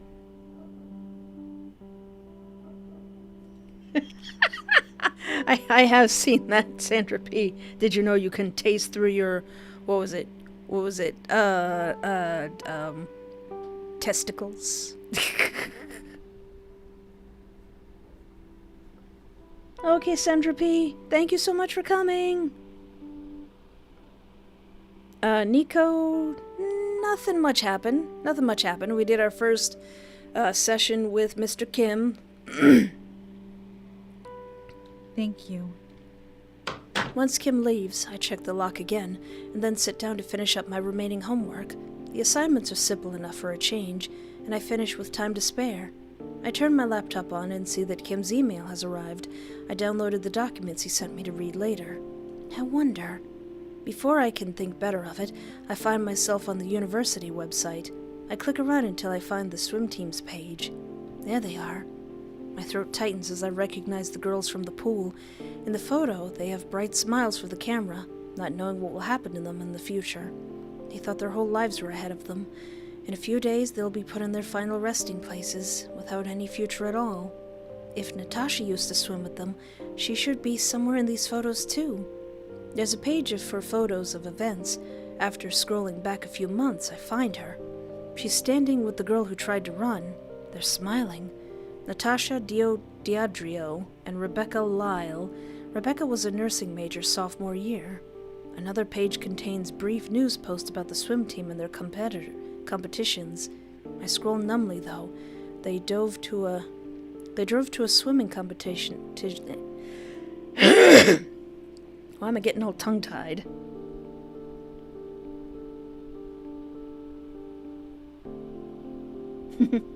Oh yeah, your little crown.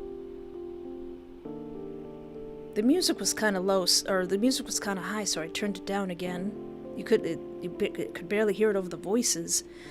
Another page contains brief news posts about the swim team and their competitions. I scroll numbly through. They drove to a swimming competition in Atlanta, had a picnic at the park in town, hosted a food charity drive last fall. The words blur together until I see Natasha's name again, and I stop scrolling. This post is from a few months ago. Natasha Diadrio announced today that she would be leaving the swim team. Although she had been one of the team's premier swimmers, she has chosen to pursue a solo career instead. Her teammates wish her luck on her journey. Does that mean there was bad blood between them? Anxious again, I close the laptop and flop onto my bed. I can already tell it's going to be a long, restless night. Wednesday.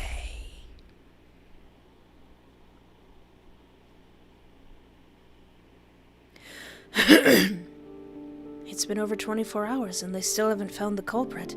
Still, there haven't been many more murders since then. Maybe this isn't a serial killer.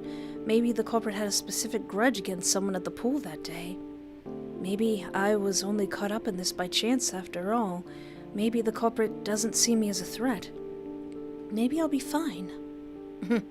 Is this when we get the call of, I know what you did last summer? I don't see how you survived accounting. It's not that bad once you sit down and work it through. Don't we have software that can do all this stuff?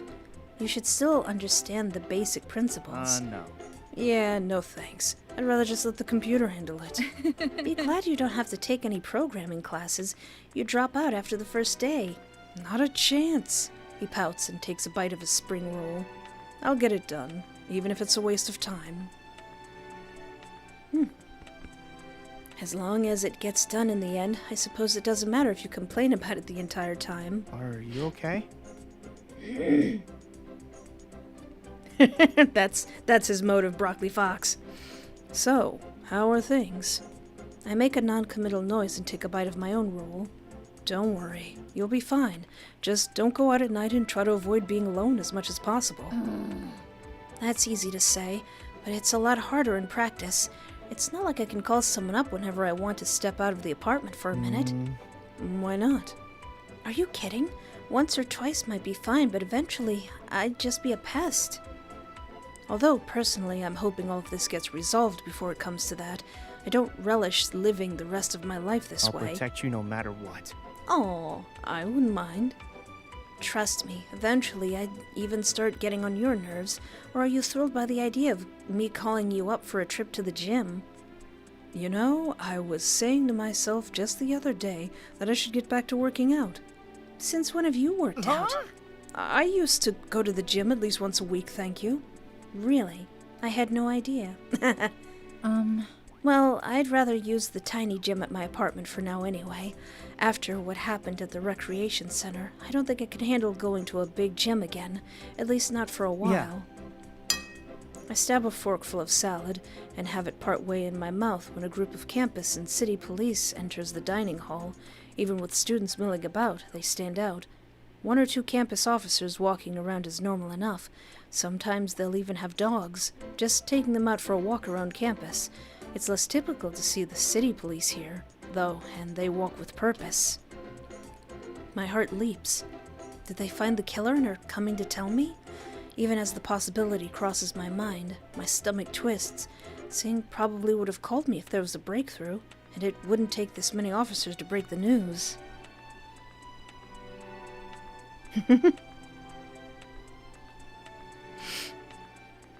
Did something else happen?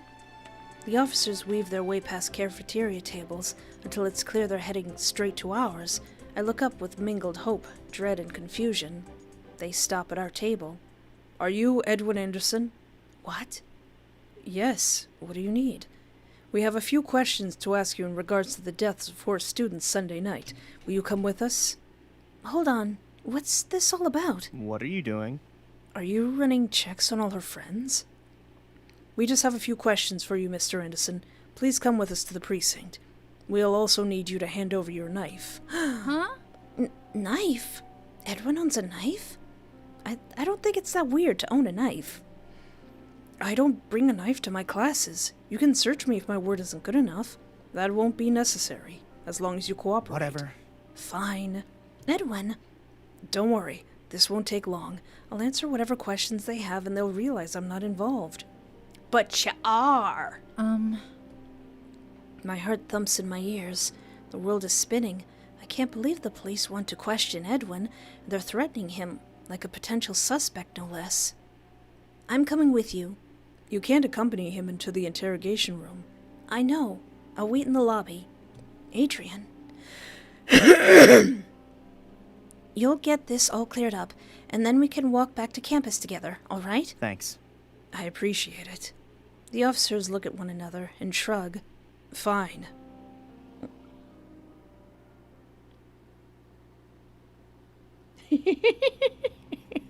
A spoon and the rage of 1,000 suns. You'll get my knife when you pry it from my cold, dead hands. I mean, I carry around like a little Barbie knife. Like, it's blue, it's sparkly, and it has butterflies on it.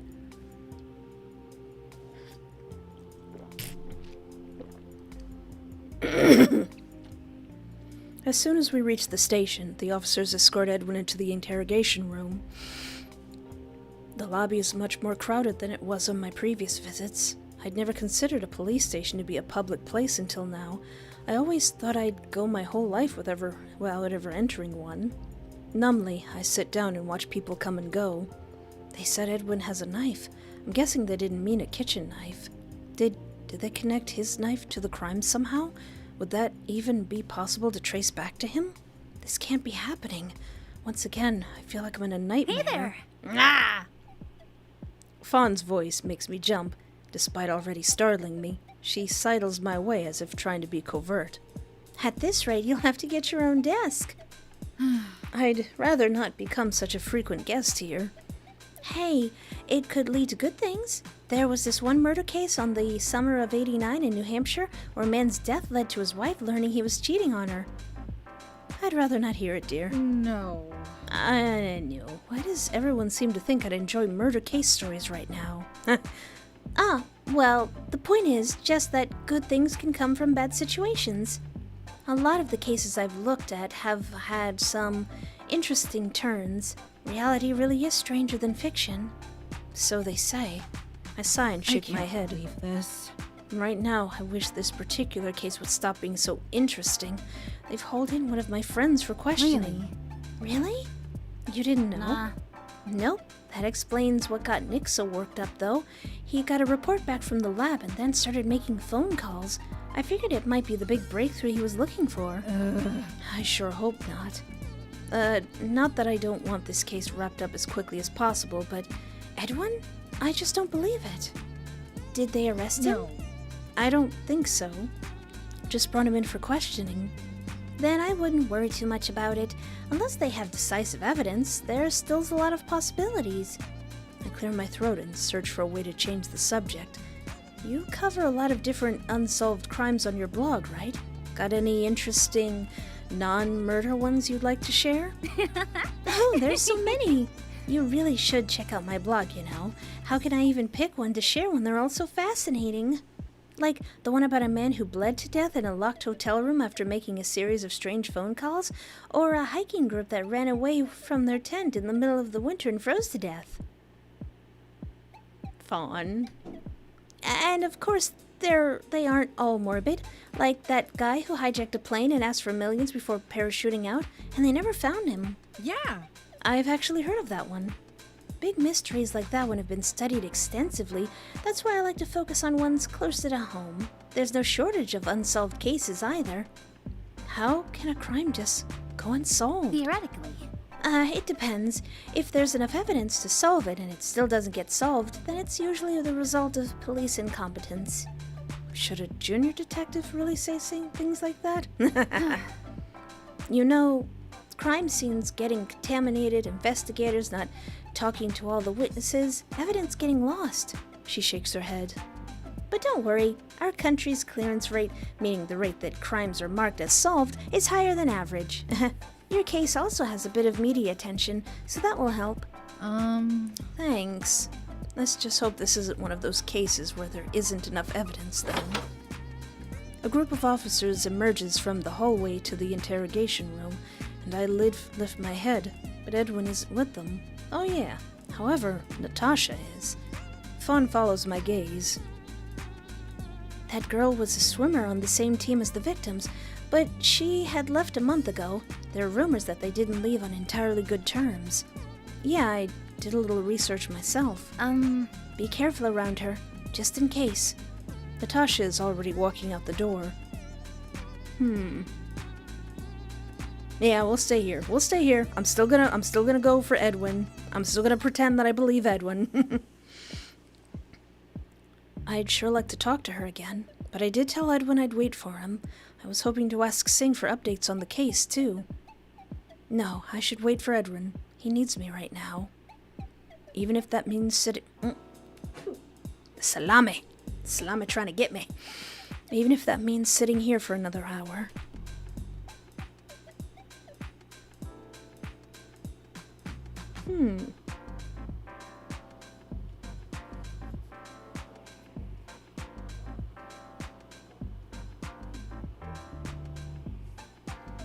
Oh, I'm okay.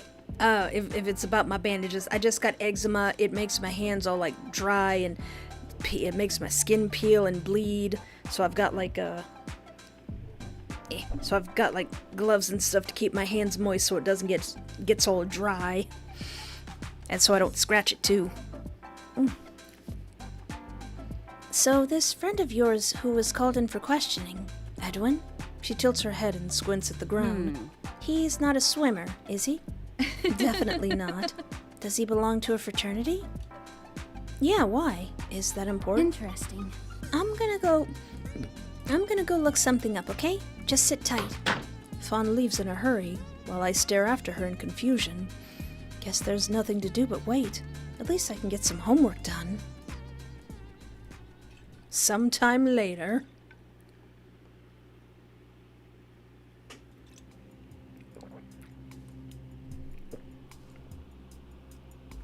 You know what, Georgia? Georgia, I had an Epsom salt bath just this morning. Just like a few hours from now, I just had an Epsom salt bath. It kind of helps. It stings a little bit, because I've got it like on my legs, on my foot, on my hands, on the sides. I hate it. But it's getting better. It's getting better. There we go. Homework complete. I'm a little surprised that their questioning isn't over yet, until I look at the clock. It's only been 15 minutes. Oh boy, this could be a long day. A familiar voice reaches my ears from down the hall. It's Fawn, talking to someone else. Is that Detective Singh? I glance around. No one's paying much attention to me, so I stand up and move closer to the hall. I strain to hear what they're saying. Correct. The serrated blade is what helped us identify this type of knife used. It has a specific cut to it. And that meant you could expand the scope of your search for witnesses. Exactly. Are they talking about the murder weapon? Serrated, so the killer used a blade with a jagged edge. Wait a minute, and they think Edwin owns a knife like that? Is that what this is all about? The murder weapon hasn't been confirmed to belong to Edwin Anderson, though. True. Multiple witnesses have testified to seeing him in possession of a decorative knife with a serrated edge that matches the description of the murder weapon, but we have yet to find the murder weapon itself. My stomach swoops, and I feel as though the floor is falling away from under me. Multiple witnesses? No way. Why? Do you have a theory? Yep. Yes, there's something I want to look into. I should have all the information I need now. Thanks, Nick. If you have a breakthrough, do let the rest of us know. Fawn's footsteps carry her further down the hallway, and a moment later, I hear Singh's approaching. I return to my seat, thoughts in a blur from what I just overheard. A moment later, Singh emerges from the lobby, and his gaze lands on me. Adrian? You know you don't have to come by here every day, right? I can't even tell if he means that as a joke, or if he honestly thinks I need to have that explained to me. I'm waiting for someone. He furrows his brow, but then the confusion clears from his face. Oh, right. The officers did mention something about you coming with the detainee. He's your classmate, right? Yes. Just a classmate, or... He's my friend. He's my friend. You know him pretty well, then? Yes, I'd say so. My head is buzzing with questions. Where's this going? Is Edwin honestly a suspect? Am I a character witness right now? Detective Singh, what is going on? Are there really witnesses who claim Edwin owns a knife that matches the murder weapon? He raises his eyebrows. Eavesdropping on police business, are you? Sorry, I heard you and Fawn talking, and I shake my head. I can't believe what I heard, though. So, you don't know about your friend's knife? No, the first I'd heard of it was today when the officers mentioned it. I suppose it wouldn't come up in casual conversation. Most people don't sit around discussing their weaponry. I'll say. I mean, some do.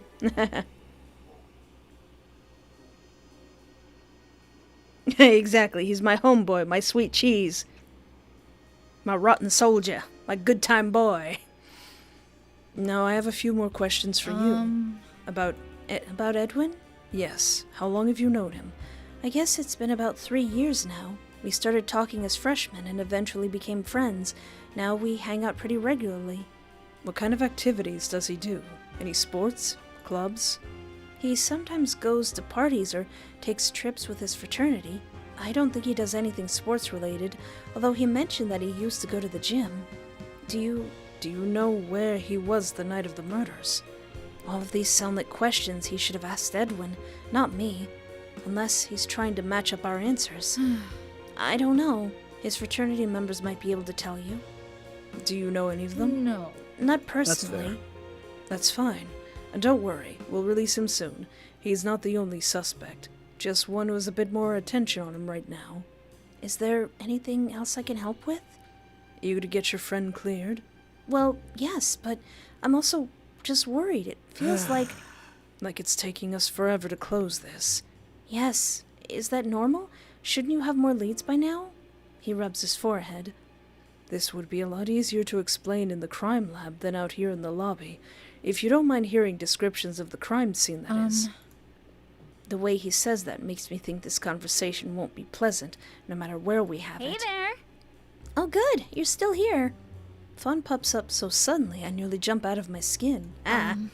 Nick, what are you doing here? Just going over a few case details with Adrian. Perfect. Is it? I think I've had the breakthrough you were hoping for. Oh. There are rumors that a certain fraternity on campus gives its new inductees a gift to honor them for being selected for such a prestigious group. That gift happens to be a commemorative knife with a serrated blade. Huh? What? This is just a theory, but... Of course, it's all just rumors. You aren't officially allowed to have weapons like that on campus, so it has to be kept hush-hush. But it makes you think, doesn't it? If Edwin has that knife because of his fraternity, then every member is a suspect. It's not so much darning evidence for him after all. Yeah, why aren't they targeting somebody else? I'd already begun investigating such angles, but it seems we'll need to look into the fraternity in more detail. Thank you, Fawn. She shrugs. Just doing my job. Of course, if you really wanted to thank me, you'd hang out with me sometime other than the police station. Oh yeah. This isn't exactly the best atmosphere for making friends, you know. I laugh. She has a point. I'm about to head out for the day, so... Sane clears his throat. Adrian, if you'd like to visit the lab, I need to know now. Alright, I know I'm deviating a little bit, but I kinda want to see what's in the lab. I want to see if he has any more evidence. The thought of hearing about the crime scene makes me feel queasy. Wait, let me save, just in case I'm messed up. Because I want to know what they have on him.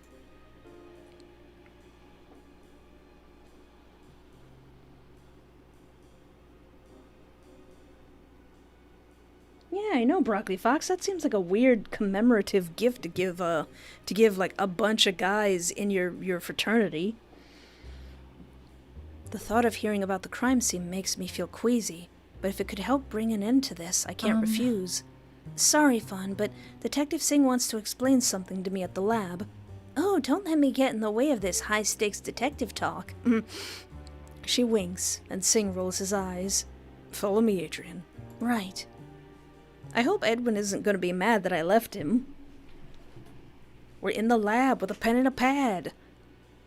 My bad feelings worsen when we get to the lab, and Singh pulls up a display of numerous photographs of the crime scene, along with data from tests they conducted. Unfortunately, there are no security cameras in the locker room or the adjoining room, so we can't say for sure where the culprit, when the culprit went there. However, the security camera in the lobby showed the figure was covered from head to toe. We believe they were also wearing gloves. However, there were over 10 stab wounds total across all 4 victims. Stabbing someone involves a violent thrusting motion that typically causes the assailant's hand to slip forward, often leading to them cutting themselves on the blade. Additionally, the first victim had defensive wounds that suggested he fought back. However, there were no traces of blood from the 5th person. Unfortunately, we couldn't find any other unidentified DNA at the scene, either, although most people here won't have a criminal record, and therefore unlikely to be in the DNA X index system. It sounds like the culprit planned carefully. Yes, like they were intent on hiding their identity. Now you understand why it's taking so long. Yes. Now, not that I feel any better about it. apologize. I'm sorry for unloading all of this on you. You probably don't like hearing about stuff like this. Does anyone? Fawn might. Let me make it up to you. Let's see, you like coffee, right? I'll make it up to you with coffee or hot chocolate, whichever you prefer. I'm a bit busy today, but I could do it tomorrow. I'll pass. Thanks. Aww. I can't imagine what a coffee date with a man like Detective Singh is like, and I'm not sure I want to know. Just let me know if there's anything else I can do to help with the investigation. That's fair. Understood. I'll go see if they're done questioning Edwin yet. All right. Yeah, I'm still on the path for Edwin. What is your question, Nikki, if I can answer it? My stomach growls. Lunch with Edwin feels like it wasn't long ago, and I didn't even have a chance to finish all of it. My spring rolls! Just as I'm starting to wonder if I'll have to leave alone after all, Sing and Edwin emerge from the interrogation room together. Edwin looks like he's survived a war. I've never seen such a hollow expression on his face before. Edwin? Have a good day. We'll get in touch if we have more questions. Or if you want to come and arrest my boyfriend. He looks miserable. I can't imagine what they said to him. Interrogation of suspects must be a lot rougher than the sort of questioning I went through.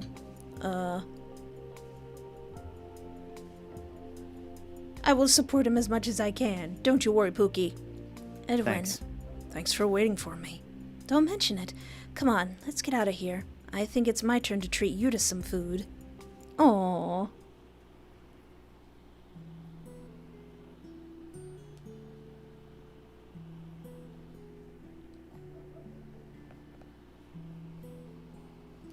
Nikki Daisy is doing well. She was out on the porch, it was nice and sunny, she almost wouldn't come back in. I had to keep checking on her, but she finally came back in, and as soon as she came in the house, she like flopped on the carpet and started looking at me all cute. But, oh, and she just had her lunch, so she's probably gonna be quiet for the rest of the day. At the restaurant, we sit down together. Fortunately, it isn't too crowded today. Edwin leans back in his seat with a groan and rubs his head. Should I ask him about what they questioned him about? I hesitate, but decide to wait until after we've ordered. I grab the menu and scan it. Even though it's been a while since lunch, I find I'm not too hungry. Maybe I'll just order something small and hope it carries me through the night. Don't we just get nachos? Questioned in a murder case? Now there's something I never thought I could say ever. Questioned in a murder case. Now there's something I never thought I could say happened to me. I look up from the menu, but he avoids my gaze. Not even questioned as a witness, but as a suspect. There's one to write home about, huh? What a day. What did they ask you about? What didn't they ask me about? They asked me about the night of the attack, about my fraternity, about you, anything and everything. Sometimes they asked me the same question again, or asked it in a slightly different way, probably to see if I'd slip up. But everything went fine, didn't it? I don't know. They said you could leave, so it can't be that bad. Sure, they let me leave, but only because they don't have any solid evidence against me.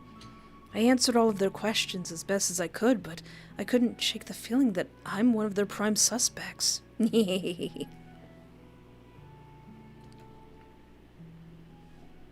Maybe even the prime suspect. His words sent a chill through me. There's nothing to worry about, Pookie, even though I know you are the murderer. I would believe you. There's nothing to worry about. How can you say that? Impulsively, I reach across the table and clasp his hand. Because I know you didn't do it. You're innocent, and the police will see that too. His fingers close around mine, and he squeezes my hand in return. Yet he doesn't meet my gaze, looking at the corner of the table instead. Thank you. The police don't always get the right guy, though. I hope this isn't one of those cases. Huh? How could it be? It feels like a series of horrible coincidences lined up against me. The killer had to use the same sort of knife my fraternity gives out. The sole survivor had to be my friend, and it just had to be on a night when my alibi is shaky. What are you talking about? Your alibi is shaky? This is the first time I'm hearing of this. Then again, I guess asking my friends what they were doing on the night I was running for my life wasn't exactly high on my list of priorities.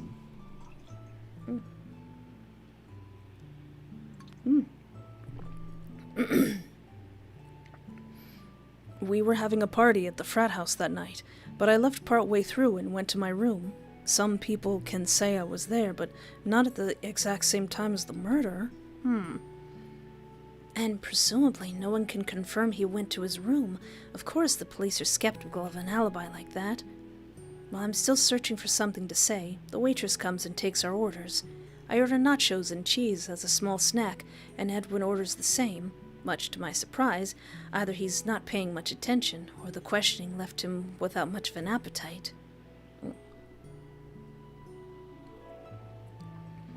Once the waitress leaves, he looks at me again. Did the detective ask you about me? Well, yes. hoping to corroborate my story, I guess, or the opposite.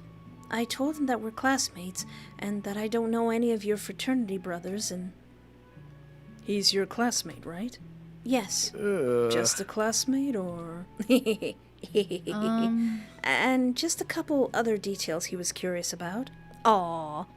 I told him I'd never even heard about that knife before today. Of course you hadn't. It's a secret. Since the fraternity isn't technically allowed to give members something like that, Then why give it to all of them?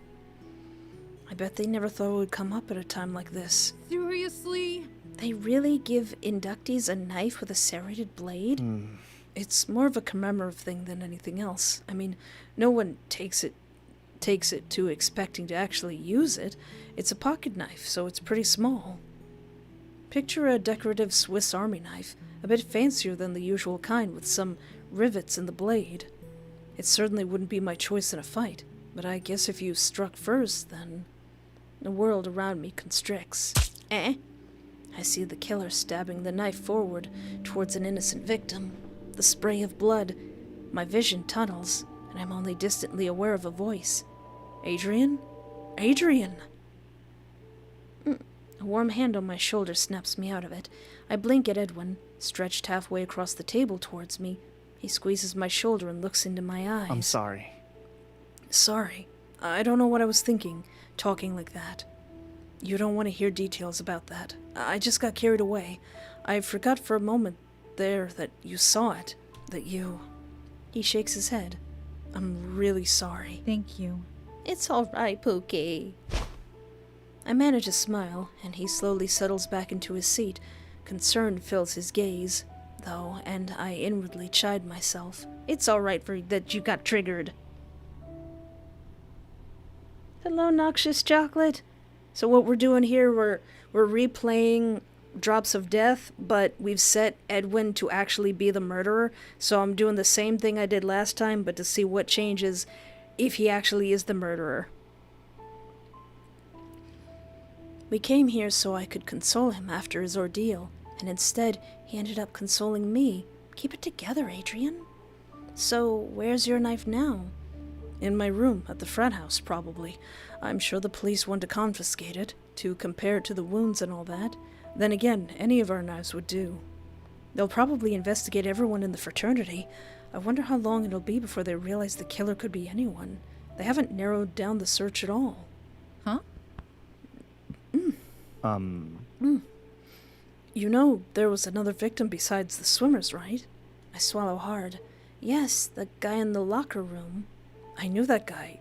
Chuck something. He used to be a member of the fraternity. What?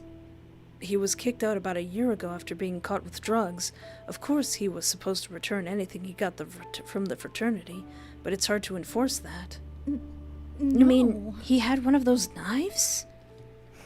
It's possible.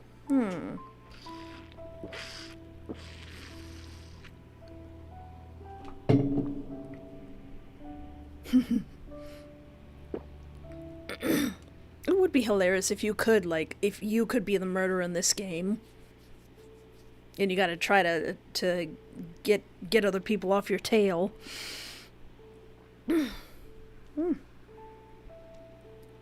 So you think the killer took the knife from him? It makes the most sense, doesn't it? Chuck was a dangerous guy. I guess he put the knife in his gym bag and brought it with him. I don't know. Either the killer took it from his bag, or Chuck drew the knife during the struggle, and the killer got it away from him. I can't believe this. Did you tell that to the police? They said they were already looking into it. This changes so much. When I learned about the knife, I thought that meant the police were close to finding the culprit. Now, I'm not so sure. He does, Uggy Stoopy. Edwin does have the Romeo and Juliet era Leo DiCaprio look. Oh man, he really does. But wait a minute. If the killer took Chuck's knife, then why did they come to the pool in the first place? I mean, the killer intentionally came after the swimmers. That part feels like it must have been premeditated. But you don't go out to kill someone hoping to find a weapon along the way. Why didn't the killer bring their own weapon? Edwin is silent for a few minutes, brow furrowed. Yeah, Edwin. Yeah, Edwin. Maybe it was meant to divert attention away from themselves. If they used the knife belonging to a victim and accidentally left it at the crime scene, it would be much harder to trace back to them than if it were their own weapon. Choosing a weapon that points to a specific group of people as possible culprits makes it even more beneficial, too. Yeah, if they're investigating the whole fraternity, they wouldn't come after the real killer, even though the real killer is part of the fraternity. I'd imagined that the killer had a backup weapon just in case, but knew Chuck had gone in there and took a gamble on him having brought his knife. Edwin's theoretical outlining of the situation makes sense, but it's still just theoretical. We're throwing darts at a board and hoping we hit the killer's motivations. We still don't really know the killer's motivations. I'm sure the police will search Chuck's apartment to try to locate his knife. If they can't find it, that'll be a big point of evidence towards that theory. Yeah. Maybe we're getting closer to the truth little by little. It's like we're assembling a massive puzzle. Not all of the pieces fit into place yet, and it feels like we aren't getting anywhere. But just having those pieces at all takes us the tiniest bit closer to seeing the big picture. Our food arrives, and it's with some relief that I'm able to focus on something other than the crime. Edwin furrows his brow at his nachos that he didn't realize that he had ordered. Score 1 for not paying attention, then. You know, when I said I'd treat you to dinner, I didn't expect you to skimp. He laughs. Then I'll be sure to order seconds. Let me guess, you'll pick the most expensive thing on the menu? Correction, I'll pick the most delicious thing on the menu. Any price correlation will be mere coincidence. I shake my head and eat one of my chips. For the moment, it feels like things are normal again. Maybe they can stay this way. So, how are you feeling about the Winter Festival? Huh? Winter Festival? Don't tell me you forgot already. You know, on campus, this Friday. Oh, I shake my head. Sorry, with everything that's been happening, I guess that sort of fell through the cracks. My offer to take you still stands. It's been a while since I went to any sort of events on campus. To be honest, anything besides classes.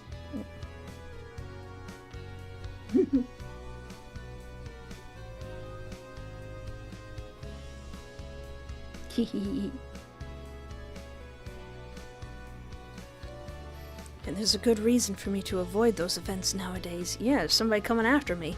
Edwin gives an awkward nod in response. I can tell from the way he suddenly avoids my gaze that he doesn't want this conversation to veer back into the topic of murders.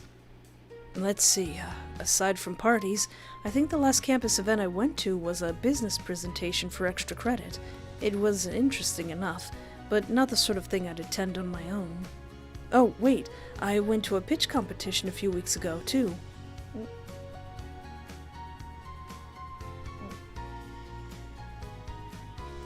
I thought I heard Daisy. You had 2 minutes to pitch a business idea in front of judges. The best pitch won a prize. That sounds pretty cool. Sounds interesting. I'll have to watch out for them. Good, because Dr. Rhodes requires it for his class. I don't know if there are any more lined up for this semester, but there should be a couple next year at least. The salami, or maybe it was the pepperoni. Something's trying to come back up in my throat. The kiss happens. I don't know if that's after or before the winter thing. But I do know we smooch. Oh no, you guys are fighting over the little crowns. I still don't fully understand those. What do those even mean? Suddenly I'm suspicious of whatever you actually found. Suddenly I'm suspicious of whether you actually found it interesting, or if you're just trying to put on a good face on things. Hey, at least it's better than one of those capstone courses that requires you to do your own case study. I heard of one that requires majors to get into groups and form a business together. My last roommate was a computer science major. For their capstone course, they had to make a usable piece of software. Scary stuff. At least we're almost done. And speaking of which, I'm just about done with these nachos too. What about you? Ready to leave? Weren't you going to get seconds, order the most delicious thing on the menu, and take advantage of my kindness? and then like he says, yeah, but you're not on the menu. Yeah, but... He glances towards the window. I think I'll take a rain check on that. Eh? I follow his gaze. It's darker out than I expected. While we were idling away in conversation, it got late. Oh.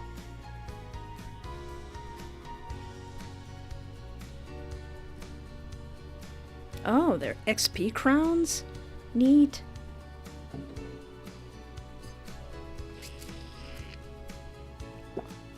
Oh yeah, when we're watching a movie. Yeah, I almost forgot about that part. That's when we smooch.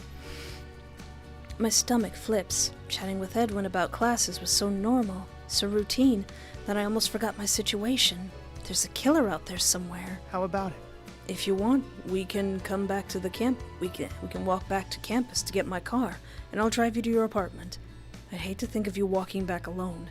I'd be anxious the entire time until I know you're safe. I'll walk with you. He reaches for the checks, but I snatch them away from him. My treat, remember? Even with the rain check. You get nachos.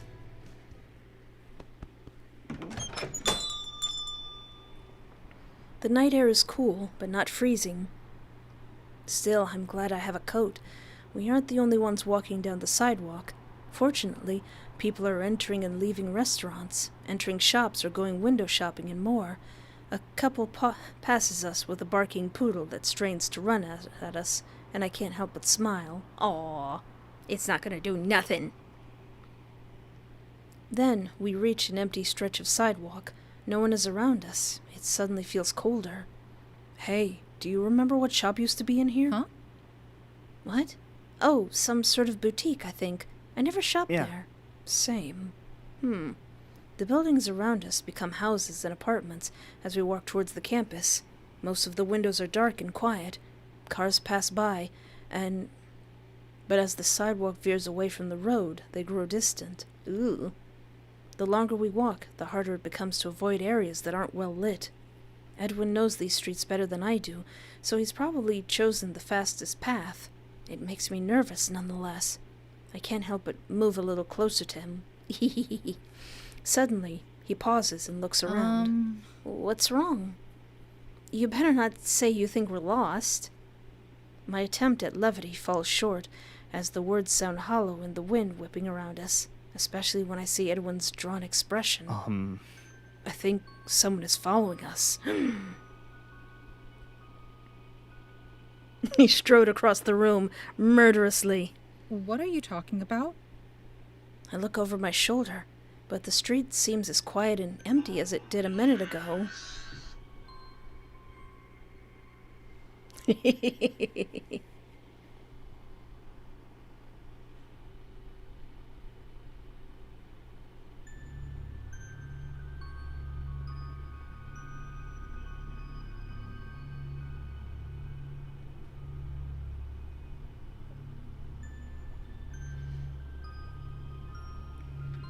I look over my shoulder, but the street seems as quiet and empty as it did a minute ago. All the same, a creepy sensation crawls over my skin. I don't see anyone. Me neither. Just, can't you feel that? The sense of someone watching. Maybe you're just being paranoid. Maybe. Yet he moves towards me with a wary glance around, as if he thinks he can shield me. His caution makes me more nervous. It's all too easy to imagine that figure from the pool lurking in the shadows, waiting for the right moment to strike. My stomach lurches at the thought. The lights here are too far apart for good lighting. We cross into a dark section, and my skin crawls. Be careful. Edwin keeps his voice to a whisper. I think... He abruptly grabs my arm and breaks into a sprint. I run with him, not sure what he noticed, but not willing to take the chance. We race through the alleyway, where the shadows seem to close in on us even more. This way! Edwin pulls me out of the alley, and we find ourselves on campus near the history building. Walking out front is a small group of people. Are we safe? No, the killer wouldn't give up that easily. How far is the parking lot from here? Too far. He glances around, then nods towards the building on our right. We run to the side door, which fortunately isn't locked. Do you have a plan? Do you have a plan? We're taking a shortcut. I'm not sure an empty building is much better than the alley. Shh, keep your voice down. The floorboards creak with every step, but at the end of the hall, a door opens into a carpeted room. It appears to be a sort of lobby area, with several other doors leading to other rooms and halls. Edwin picks one at random, and we cut through a classroom. From there, we head down one more hall, and then we reach a door leading to the outside. If we're being followed, I hope this is enough to lose them.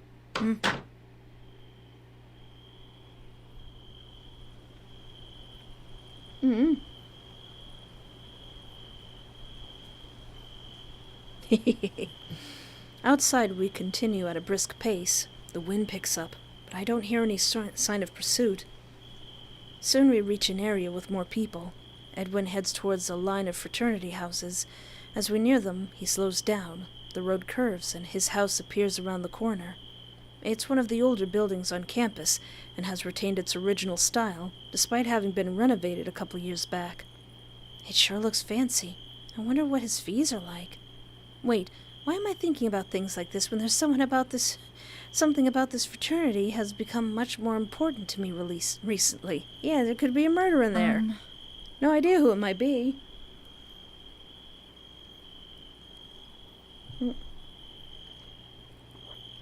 Is there a reason we're here? I need to get something from my room. Also, I was thinking, considering what just happened, it might be safer if you stay here for the night instead of making the trip home. Here? Seriously? In a giant house full of suspects in my case? I'll sneak you in. No one will know you're here, and it's the last place they'd expect you to hide out, right? That makes a warped sort of ease. More importantly, he's asking if I want to stay over at his place. Alone. I'll protect you, no matter what. You'll be safe with me. I promise. Just grab what you need, and I'll think about it on the way.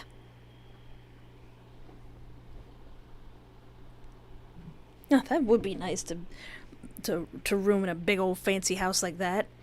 Despite my misgivings, the inside was an undeniably cozy feel. It's warm, with a design that feels somehow old-timey, and a winding staircase greets us in the foyer.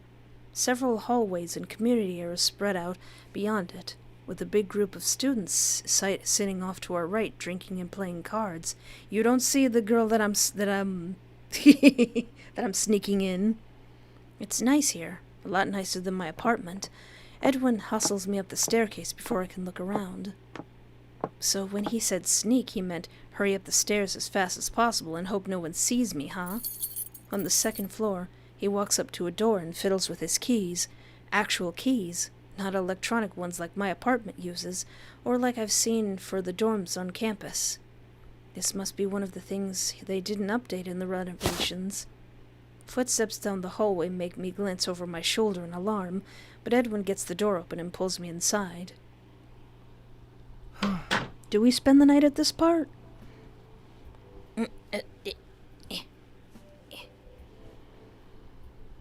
He said murderously.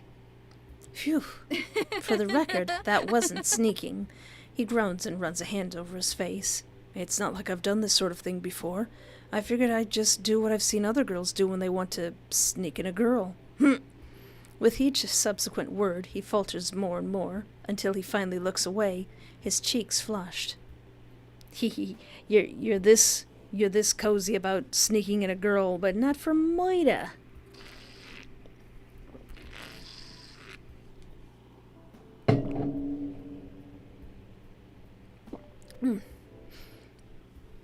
If you saw them, it sounds like it wasn't the best example of how to sneak someone in either. Never mind. Fortunately, even if anyone saw us, that's probably what they'll assume you were doing, sneaking someone in to spend the night. Which you are, actually. Just let it go. Amused by how flustered he is, I decide to relent in my teasing. Edwin clears his throat. Anyway, here we are. What do you think? Pretty nice place you've got. Luckily, getting a room all to himself. Regretting not pledging to somewhere now? No. Nope. I've seen some of the videos from the parties here. Come on, they're not all like that. Anyway, if you want to spend the night here, you can have my bed, and I'll sleep on the couch.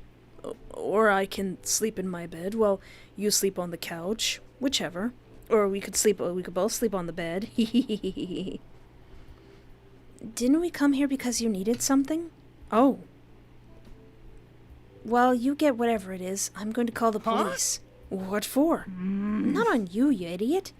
We should report that someone was watching us. What? We didn't even see the person. Will the police even take a report like that seriously?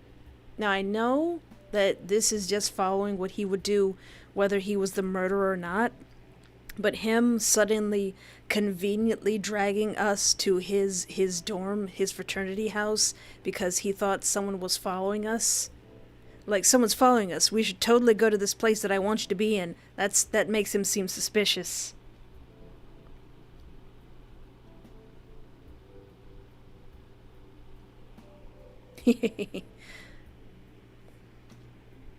Detective Singh might, considering the circumstances. I don't know. I guess so. I take a seat on his bed and get out my phone. While I dial, he heads to his closet and begins digging around his stuff.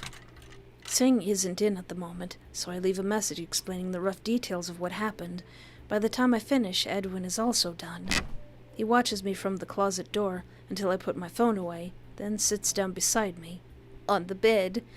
Just two friends sitting together on a bed, nothing weird here, nothing to be embarrassed about. I'll get straight to the point. I don't want to have to keep worrying about you. Thank you. That's fine. I have enough worry for the both of us. More seriously, there's not really anything you can do about it, unless you're going to suggest something crazy like investigating the case ourselves because you think we can do a better job than the police. Don't be ridiculous. That would be way too dangerous. Then what exactly were you thinking? This is what I came here to get. If we have a choice, I don't think we should take that knife. He pulls something out of his jacket. It's a knife. A knife with a gorgeous decorative handle. The knife Singh and the police questioned him about. Your knife? I usually keep it in a box, so it's not like I'll miss it. I'm not sure I've had it out at all since I pledged here. Be careful. For now, I want you to have it. It's not the best knife for self-defense, but it's all I have. Yeah, shouldn't you give that to the police? Why? It's not the murder weapon. But if you give it to them, maybe they can prove it's not the murder weapon and clear your name faster. More like they'll ask me even more questions. Aww. Besides, I can't stand the thought of you being unprotected. I can't hand over the one weapon I have to them. Please, it's not nearly as much as I wish I could do to protect you, but... All right, if it'll make you feel better, I'll take it. I hold out my hand, and he presses the handle into it. The knife is light, but the grooves on the handle make it slightly easier to grip. I flick the blade out. One edge is jagged, the serrated blade that caused all of this fuss over it. It's not even 4 inches long. That's a teeny knife. In my memory, it seems so much bigger. This is definitely the same kind of knife, though. I can see it now. What do you have there? A knife! No! I think maybe we shouldn't give the knife to the detective this time. I'll put it up into a vote when we get to that point. A shudder whips through me.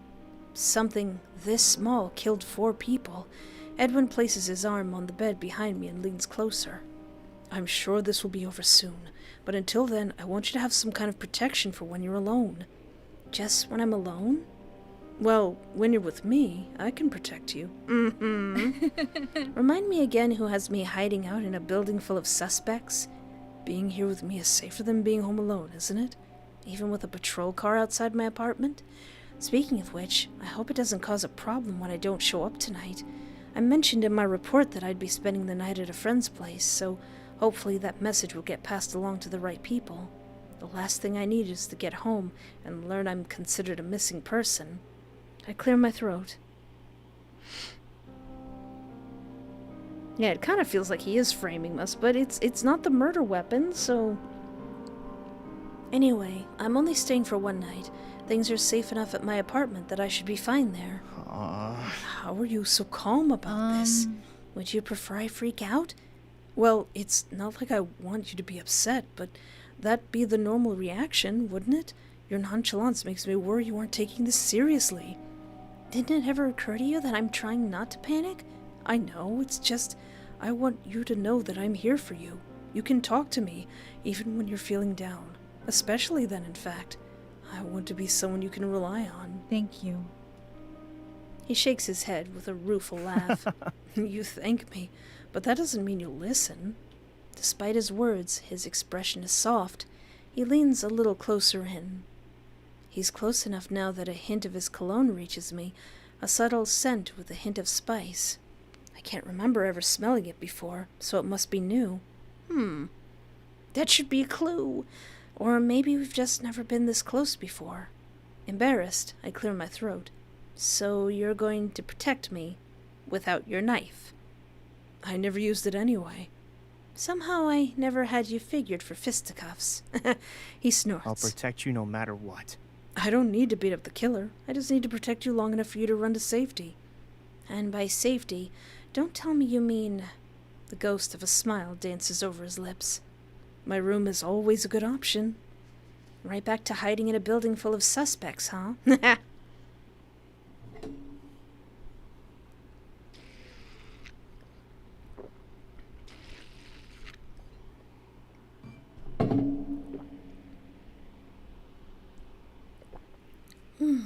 Oh, I think I'm gonna need another break soon. Maybe at the next transition. Alright.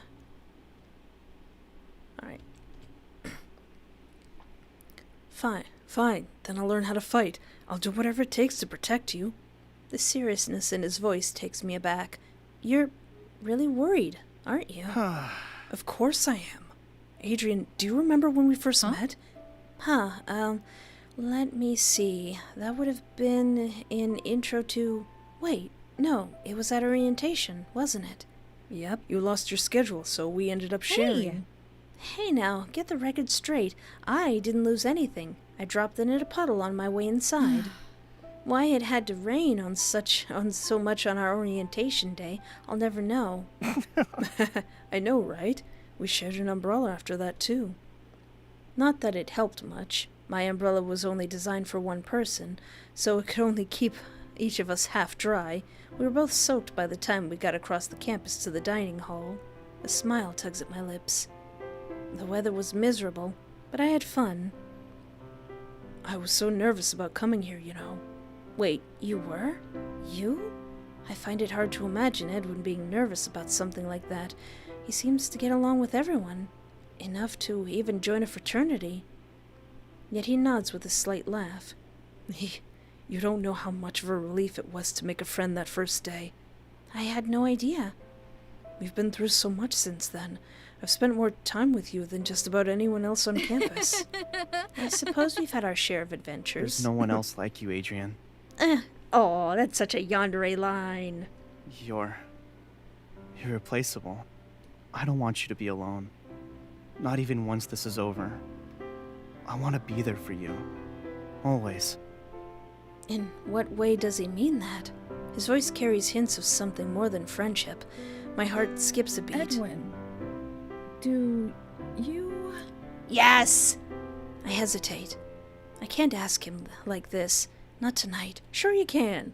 Now would be the perfect time to ask him. Oh no, he's perfect. Not when I'm spending the night in his room. Asking about his feelings now would make things more awkward than they already are, no matter what his answer is. What? I need to ask something else. What did I say last time? I think I asked if you locked the door. New cologne, huh? Huh? Am I wrong? It didn't seem familiar to me, so I thought... No, you're right. I picked it out yesterday. I had no idea you'd notice. I didn't realize you were even paying attention. Wait, I think we did choose that. Hold on, I think we did choose that. Huh? Did you lock the door, Pookie? Huh? The door? Oh, don't worry. I locked it as soon as we got inside. We can't have anyone finding out I snuck you in here after all. Not to mention the building full of suspects part. Yeah, that. Yeah, I think we asked about the cologne last time. Teehee. He rubs the back of his neck. Looks like I diverted the topic well enough. Anyway, I guess we should get some sleep. Right. So, I can lend you some pajamas if you want. You can change in the bathroom. Are we even the same size? Looks like it. Looks like it. For just one night, does it matter? Fair enough. Give me a 5X t-shirt, and I turn it into a nightshirt. Edwin opens the drawer and tosses me a set of flannel pajamas decorated with Christmas trees. I raise my eyebrows in surprise at the style, but take them to the bathroom and get changed. As I worried, we aren't the same size.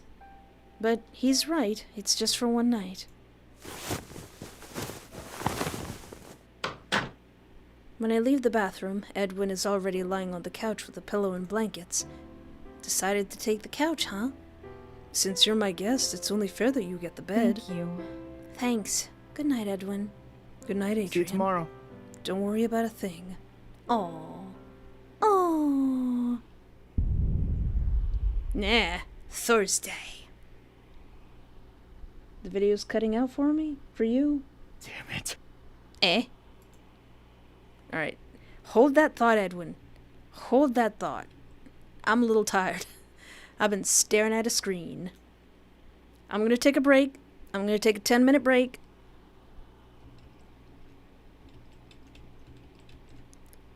Gonna take a 10-minute break.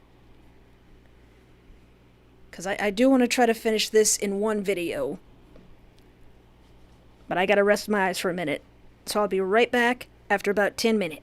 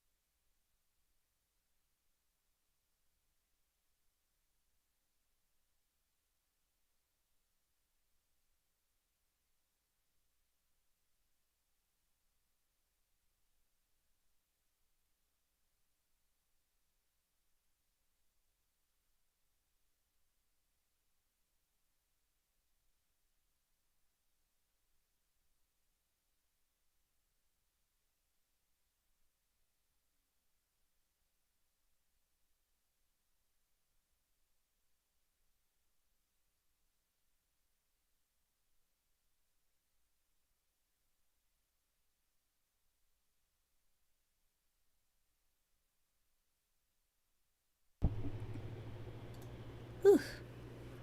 Okay. Gotta put my headphone back on.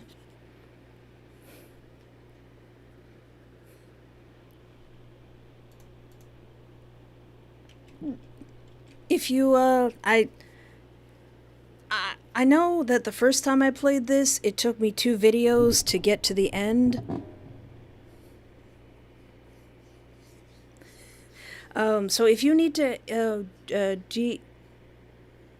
Georgia, if you need to, if you need to go, that's very much okay. Don't try to burn yourself out trying to watch this whole thing. I know this one is gonna be kind of long. I'm thinking maybe a little less than 5 hours. But since we've played it before and I'm reading a little bit fast, maybe it wouldn't take that long. Hello.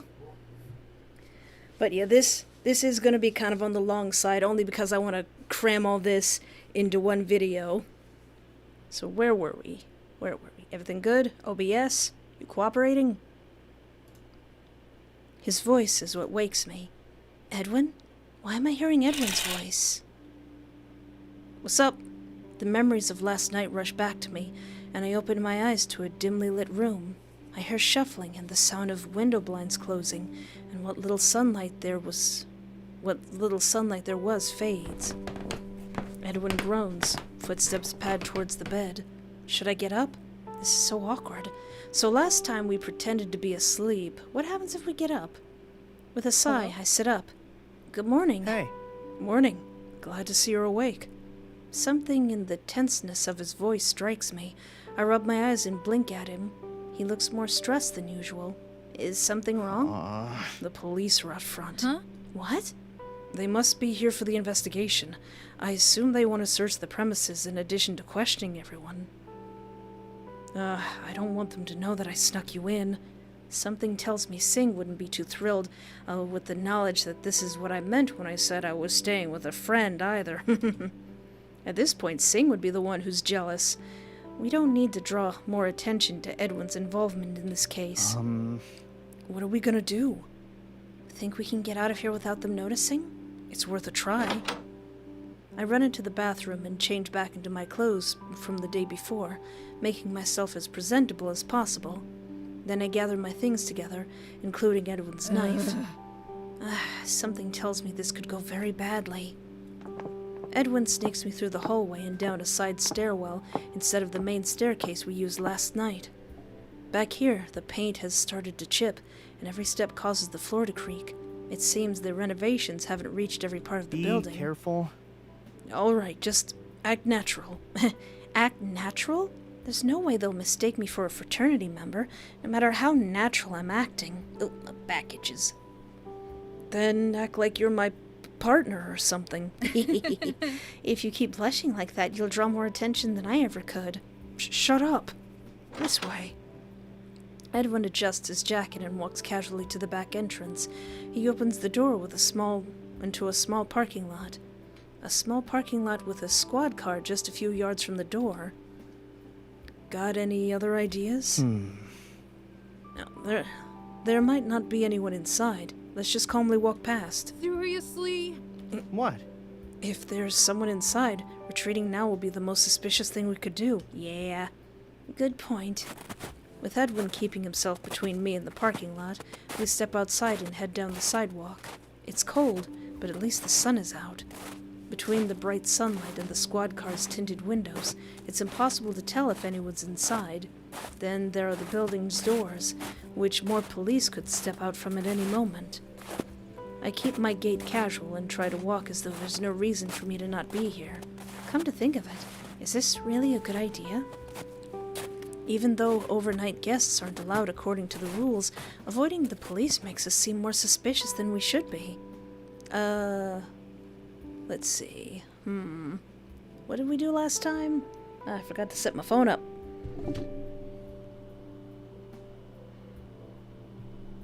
What did we do last time?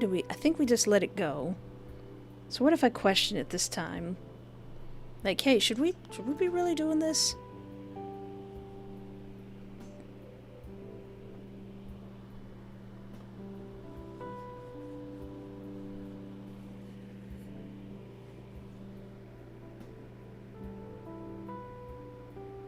Hello, Cryptid of the Keys. We're doing alright. I'm gonna try to make this playthrough all one video. This time we've set Adrian to be the murderer in this case, so I'm gonna see if anything changes if you romance him with him being the murderer. Hey, wouldn't it be easier to just talk to the police? Wait, what? I'm sure Singh won't be happy to know I spent the night at your fraternity, but if we're caught sneaking around, it'll look like we did something wrong. Before he can bring up the fraternity rules, I keep talking. More wrong than having an overnight guest, I mean. But if we don't get out of here, everyone in the fraternity might learn you spent the night. What if the killer finds out? You're the one who kept saying this is a building full of suspects, and word travels fast on campus. Well, that's true. Not that I think the killer would try anything out in the open like this, but then they'd know my room as a possible place for you to hide. We'd lose the advantage we had last night. A shiver runs through me. Maybe you're right. All right, but if it looks like anyone is going to catch us, we'll just stop and admit what happened. I'm not going to spend my Thursday morning running from the cops. Not like it's my preferred way to spend the morning either. He sighs. Fine, it's a deal. We continue down the sidewalk away from the fraternity, although not in the direction I would have chosen to head to class from here. You do know where we're going, right? Yeah. Of course. Care to fill me in? This is the fastest way there. Are you sure? Trust me. One of the first things I did when I joined up was participate in the campus-wide team scavenger hunt. Oh yeah, doesn't he talk about a secret roof access in the girls' bathroom? Did we question him? We had to look through every part. I know a lot of these parts are the same. We had to look through every part of the campus, from the side roads to the secret bathroom rooftop access. Taught me so many shortcuts. I can get around campus faster than anyone I know. Except the others who are on my team, of course. What are you talking about?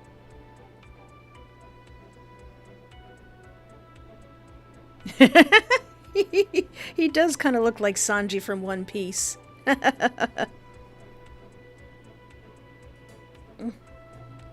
Hold on, back up. Secret bathroom roof access? Have you ever been in the philosophy building? The women's bathroom on the top floor has a window where you can climb out onto the roof. Huh. Yeah, hidden noodles all over the campus. It's only been 2 weeks, but I can't remember most of what I chose. Yes, there was a scavenger hunt. There was a scavenger hunt item there. What? This gets wilder by the minute. How about it? I can show you some night if you want. Strangest date I've ever heard. But you can't beat the view. While I try to recover from the mental image of a bunch of frat guys sneaking into the women's bathroom to climb out on the roof, are there any other campus secrets I should know about? Aside from the hidden ramen noodles. Nah. Well, there's the catacombs, but... The what now? Oh yeah, I forgot about that. You didn't know we have our own catacombs? They're mostly closed off, but there's a section you can still get into. I take back what I said before. This is the strangest date idea I've ever heard. Like, hey honey, you want to go to the catacombs? He elbows me. One of those ghost hunting groups even came out here once to investigate because of all the stories about people seeing stuff in the catacombs. I'm surprised you've never heard of it. I probably heard ghost hunting group and stopped paying attention. You don't believe in ghosts? Don't tell me they actually found something. No. Well, no, they gave a presentation, but it was about how they didn't find anything. How do you give a presentation on not finding anything? Don't ask me, but they got 2 hours out of it.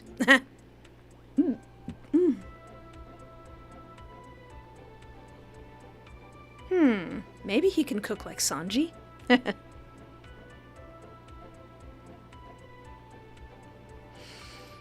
If they can get a 2-hour presentation out of nothing, maybe I should talk to them. That kind of technique could come in handy for classes. Only if it's about ghosts. Our banter distracts me from what we're doing, sneaking out away from the police. And soon the side road connects to a larger road, and I finally recognize this part of campus. Other students walk past us on their way to class. It really was a shortcut. You were doubting me, weren't you? Me? Never. With the danger of discovery well past us, my stomach growls in a reminder that I haven't eaten anything since those nachos last night. I don't even have enough time to eat before class, though. Our cautious departure left us closer on time than I expected. What class are you headed to? The buyer's journey. It's a real thrill, I tell you. He snorts and shakes his head. That's over in Willard, right? I'll walk you there. Huh? What? Isn't your first class on the other end of campus? It's no problem. I'll feel better if I know you reached your classroom safely. Thank you, Pookie. Thank you. I'm still trying to stay on Edwin's path. We set off together across campus towards my building. The sidewalks are busier now that it's closer to class time. Chatter all around us eases the tension I felt since last night. I don't know. I'm gonna assume that he can cook. He does seem very much like house husband material. Edwin stays close to me, glancing around from time to time, but we reach my building without incident. I'll protect you no matter what. Well, have a good day. If you need anything, just contact me. All right. He's being a bit overprotective, but it doesn't feel terrible to have someone worrying about me, especially when I have a murderer potentially on my trail. I shake off that thought and head inside. It's a long, painful day of classes. When my last class of the afternoon finally ends, I rub my forehead. My notes are a haphazard mess. I must have checked my phone about once every 5 minutes. My grades are going to plummet at the rate we're going. Could they catch this killer already so I don't fail? It's a silly thought to have, but I can't pay attention very well with everything on my mind. At least classes are over now, so I can head home. I gather up my things and head for the door, but as I do, my resolve wavers. I wonder, would Natasha be at the campus pool right now? It's a long shot. I don't know what her schedule is or when a swimmer like her would be expected to practice. I don't even know for sure that the campus pool is the one she'd use instead of the crime scene. And for that matter, I still have no reason to seek her out, except that the story I have is still missing pieces, and I'm anxious to bring this to an end. What if I go straight home? Why am I even considering this? I'm no detective. Besides, I have homework to do. Pushing the bizarre whim out of my mind, I head on out. As I leave the building and head towards home, one of my professors stopped me. Adrian, how are you doing? I'm fine. How are you? She lets out a rueful chuckle.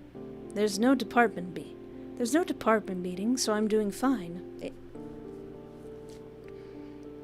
Are you sure everything's all right, though? You haven't seemed very focused in class lately. I'm actually shocked the whole campus doesn't know by now. College can be tough, and I know some professors aren't as accommodating as they could be. So if you need me to rearrange some deadlines for your schedule, just let me know. Thank you. I'm not sure how to explain that I won't be able to focus until a murderer is caught, though. No amount of rescheduling will help Fine. that. I'm fine, but I appreciate the offer. I'll see you next time. I hurry past before she can ask me anything else. It looks like I'll have to pay more attention from now on.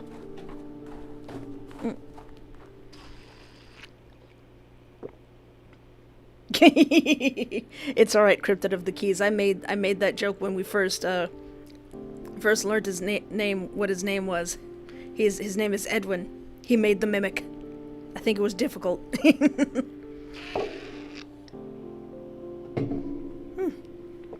I'm surprised Daisy hasn't come up here and started yelling at me. Inside, I settle down on the couch and turn on the TV, more for background noise than to actually watch anything. I'll have to do my homework and catch up on the classes I missed, but right now, I want to relax. What a day. I can't believe I spent the night at Edwin's frat house. If you told me that would happen, I would have said you were crazy. My phone buzzes as a text from Edwin arrives. He's been texting me all day, even more than usual. I send a quick response, just so that he doesn't think I've died or something. I pull out the knife Edwin gave me. The hilt fits into my hand with ease. It's tiny, really. And one just like it almost killed me. I run my finger over the decorations on the side and then set the knife back down. I don't know what to think about Edwin's behavior. It's nice to know someone cares about me and wants to keep me safe, but his way of going about it can be smothering at times. I wonder if she said that last time. Now that I'm safely in my own apartment, it feels insane that I let him give me a knife, and not just any knife, but the same knife used by the killer, the knife the police are currently looking for as part of their investigation, to protect myself with. So I remember that we got a text message that said, like, what loose lips, dead men tell no tales. So we didn't get that message. Is that because Edwin is the murderer this time? Do you get different bits of evidence like that?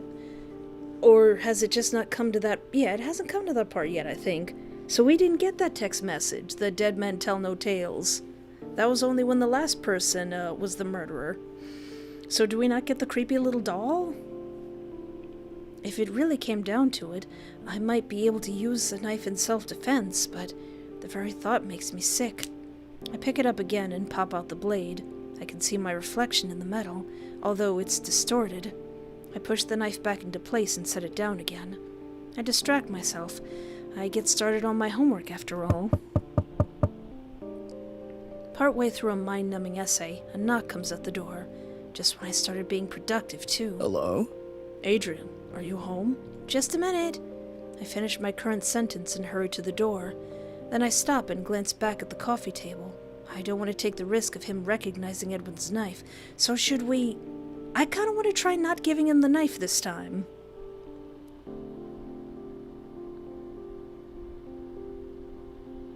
So, Cryptid of the Keys, this is a straight-up murder mystery. I think actually only one of the 4 suspects is a yandere, if you can call him that. I think they just call him the jealous one. And from what I've seen, he kind of has yandere tendencies. But no, this is not like a traditional. The yandere games aren't even traditional. It's not like a normal yandere game. This is a straight up murder mystery. And for right now, Edwin is just like your friend and classmate, but during this story you get closer, which kind of seems like the murder happening has drawn you closer, and that's what he wanted. But I don't know, we'll have to see. We'll have to see what happens when Edwin actually is the murderer. Then I stop and glance back at the coffee table. I don't want to take the risk of him recognizing Edwin's knife. I grab the knife and take it to my room, where it'll be out of sight. Then, at last, I return to the door. "What up, detective?" Singh steps inside when I open the door. He looks cold, although it shouldn't be too bad in the hallway. I didn't interrupt you, did I? Just homework, which means you're welcome to interrupt any time. He snorts and shakes his head. I won't stay long then. He glances around, suddenly anxious. I shift from foot to foot, and then go still, trying not to look like I'm fidgeting. I hope he doesn't intend to ask me about the friend I spent the night with. Has there been an update on the case? Well, we have witnessed testimonies that might prove useful. Someone at the recreation center saw the killer? Unfortunately. No, it was a different location. We're, tracking the movements of people in the area to try to narrow down the list of suspects. We're still investigating that lead, so I can't say much else. I understand. So, yesterday you filed a report about a strange incident. I go completely still. If he's going to ask about last night, he'll do it now. Yes, that's right. Is everything all right? Has anything else strange happened since then? It's all I can do to not sigh in relief. No. So I know... Hold on. Unless I'm wrong and he doesn't do it and he thinks I'm crazy, but I want to start a poll right now. Because I know, or at least I have a feeling, that the detective is going to ask for Edwin's knife. Now, last time... What do you guys think I should do when we get to that part? Because last time we did give him the knife, and he said he was gonna, like, look for evidence on it. But I kind of don't want to give him the knife. But I don't know. What do you guys think when we get to that part? If we get to that part. If that still happens. Nothing yet, thank goodness. Good to know. Sai glances around the apartment again. Is he looking for something? He can't possibly know Edwin gave me the knife, can he? My blood runs cold. Stay calm. If you panic, he'll know something's up. I take a deep breath and keep my voice casual. So, is there anything else you needed to know? He gives me a curious glance, and my pulse spikes, but he just folds his arms and leans against the wall. I'm not entirely sure. Nothing in particular. How have you been holding up? Staying focused on your classes? More or less. It's hard to focus with everything that's been going on. I was surprised to realize my professors don't know about what happened, though. Word is spread about the incident itself, but not about the witnesses. None of your professors should know you were involved. The same goes for your classmates as well, obviously. Right. It's probably better that way. I'd like at least to pretend during class that things are normal. Of course, 2 exceptions are Natasha Diageo and Edwin Anderson. Yeah. I swallow hard. Is Edwin still a suspect? Yes. Listen to me carefully. No matter what your personal feelings are on the matter, don't do anything stupid. Do everything stupid. Got it. I won't. Good. Then you can start by handing the knife over. Huh? How did you know I have it? No. Dumb. We're playing dumb, right? Right? Yeah. I'm glad we're all on the same page. Yeah, no knife for you. Of course, I don't know if that's going to, if I'm gonna say no, and that he's still, like, if I say nothing, if he's gonna take it anyway. But for right now, play dumb. What are you talking about? Hold on. What are you talking about? What knife? Edwin's knife. Why would I have that? Sweat rolls down the back of my neck. Lying at a time like this, when the knife is just in the next room, feels dangerous.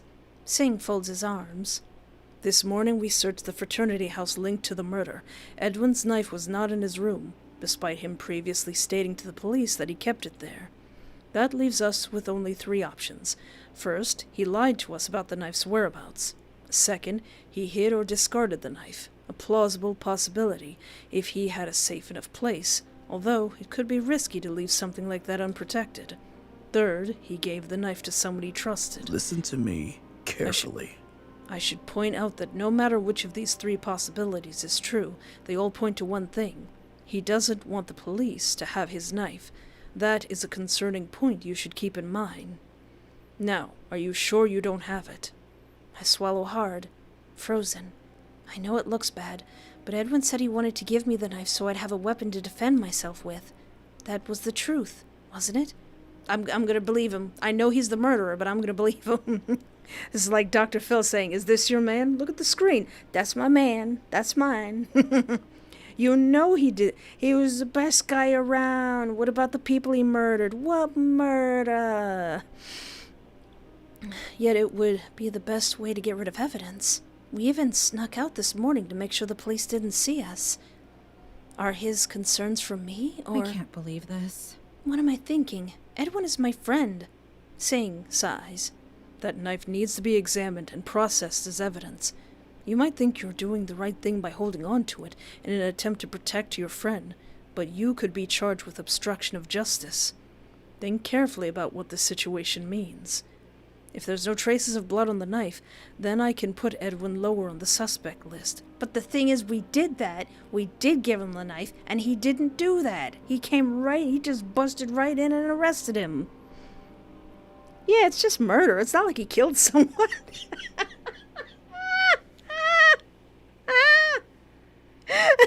That's a good one, Broccoli Fox. In other words, if he's innocent, he should want us to examine the knife as soon as possible. You believe he's innocent, yes? Then give me the knife. You'll be helping him much more by doing that than by holding on to it out of some misplaced sense of loyalty. Don't tell me what to do, detective. His voice hardens. And if there's blood on the blade, well, it's better for you to know. No! No. I can't give you something I don't have. Have a good day. So that's how you're gonna play it, huh? Mm-hmm. He snorts and shakes his head. Fine, Adrian. You don't have the knife, and you have no idea where it could be. You don't even know what it looks like. His sarcasm makes me bristle. If you have nothing better to do than accuse me of things, maybe you should leave. Fine. Have it your way. Oh, I think I made him mad. Detective, you seem upset. Look up, define murder. Yeah, how does he know?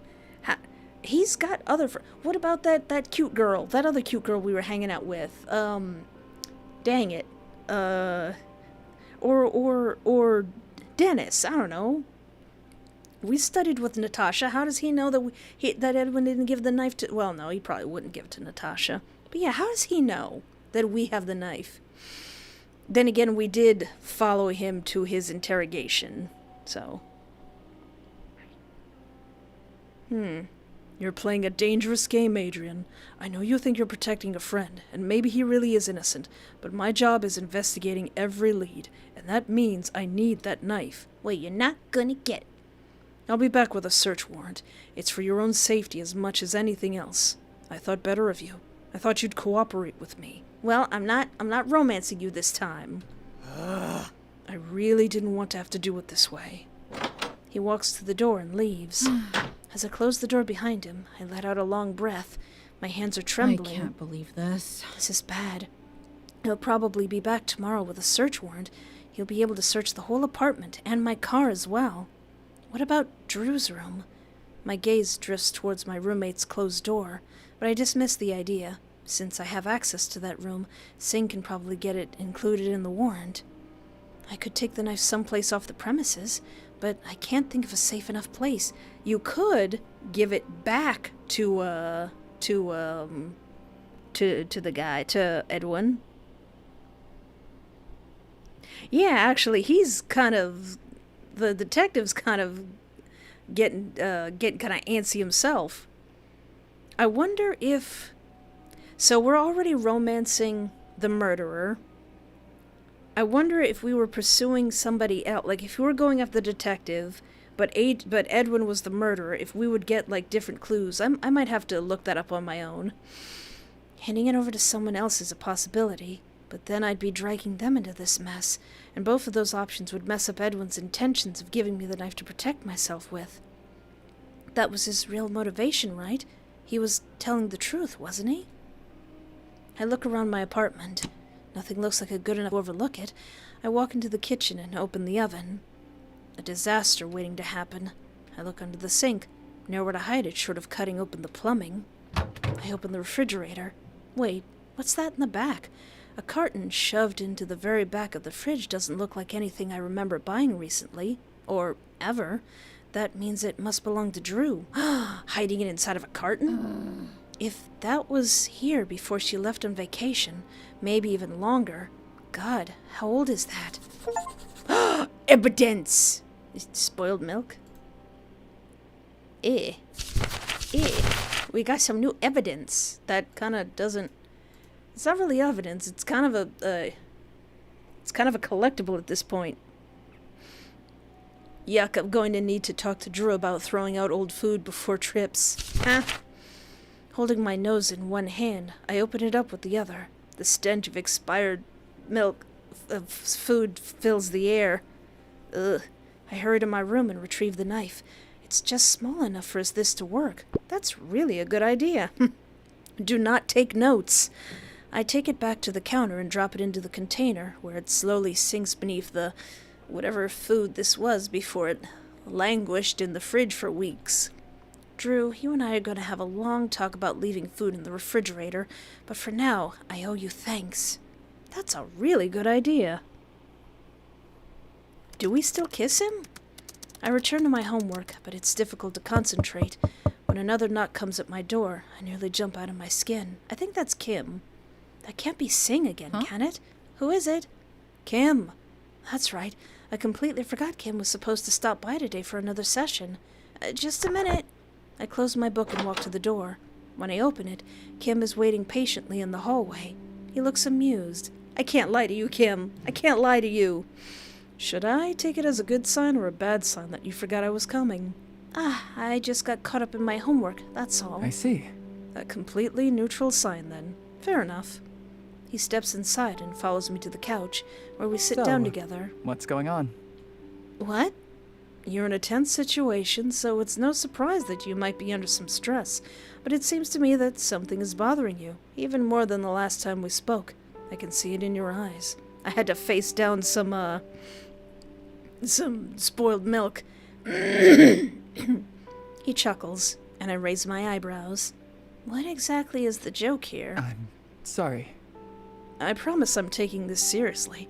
I just expected to ask you how you were doing, but instead you were forthcoming even without saying a word. Uh-huh. So, what is it that has you so worried? Kim is here to help, so I might as well tell him the truth. Maybe it'll do me some good to talk about it with someone other than the police. One of the prime suspects in the case is a good friend of mine. I see. That is certainly something that would cause increased stress. Yes, Nico, he's more of a psychologist. He's doing a psych evaluation on us. Not so much our therapist, but he's a psychologist sent from the police to, help us out.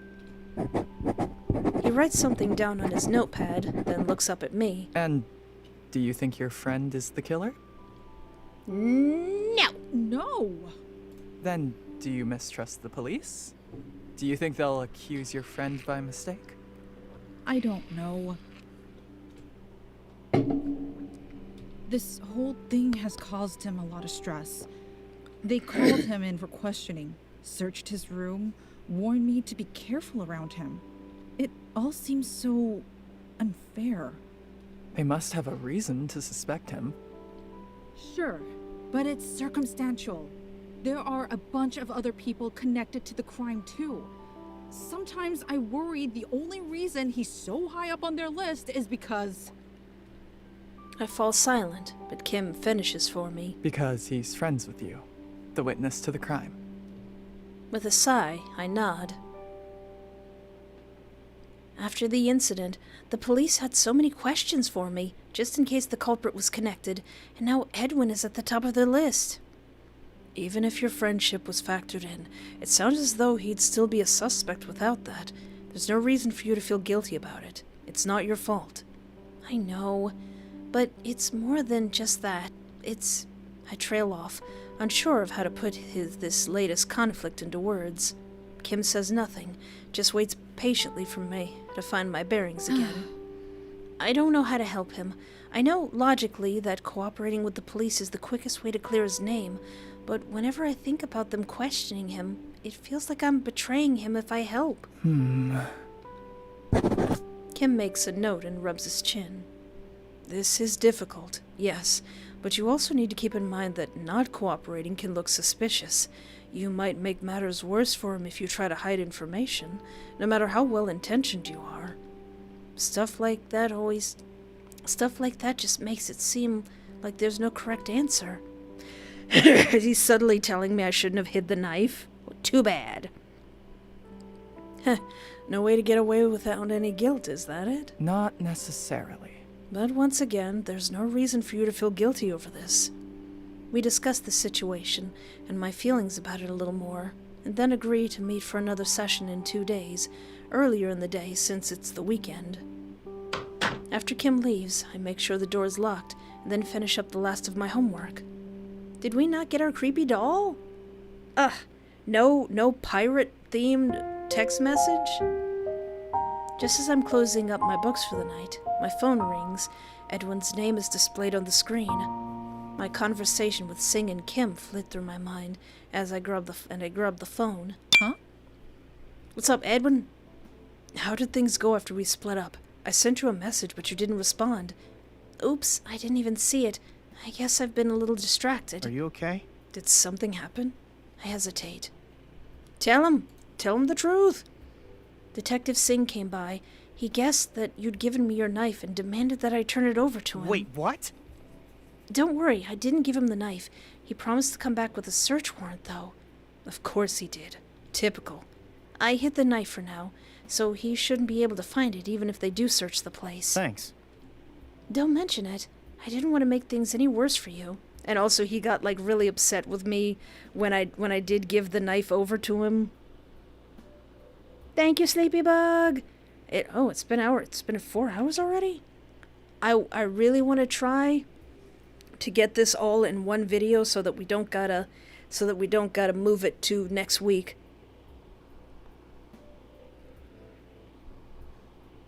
Nico, you want to see them kiss?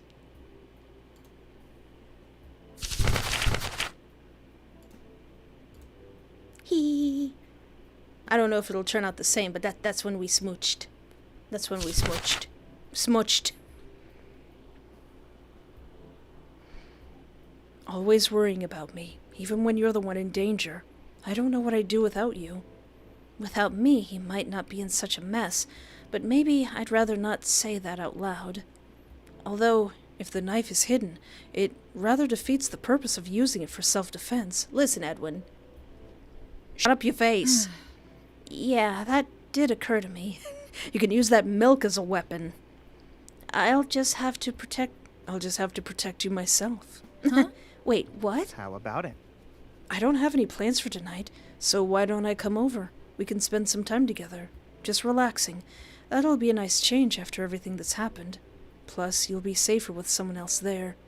Oh, I found something I wanted to show you, too. It could be a bust, but it might be interesting. There's only one way to find out. How about it? What do you say? Edwin wants to come over? Right now? Let's do it! Yeah!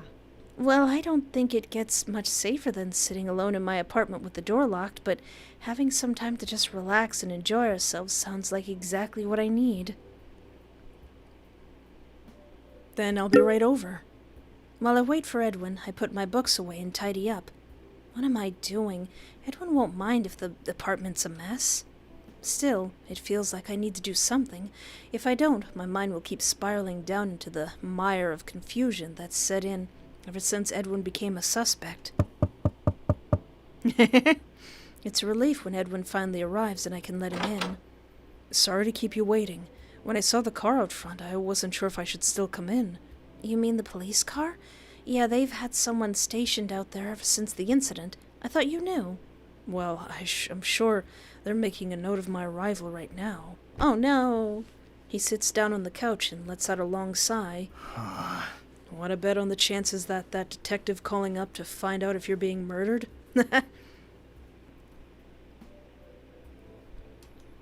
That's not funny. I wasn't joking. Come on, weren't you coming over to get my mind off things? The last thing I want to do is talk about the case. I'm sorry. I don't think we didn't get our text message or our creepy doll. Whew. I'm okay.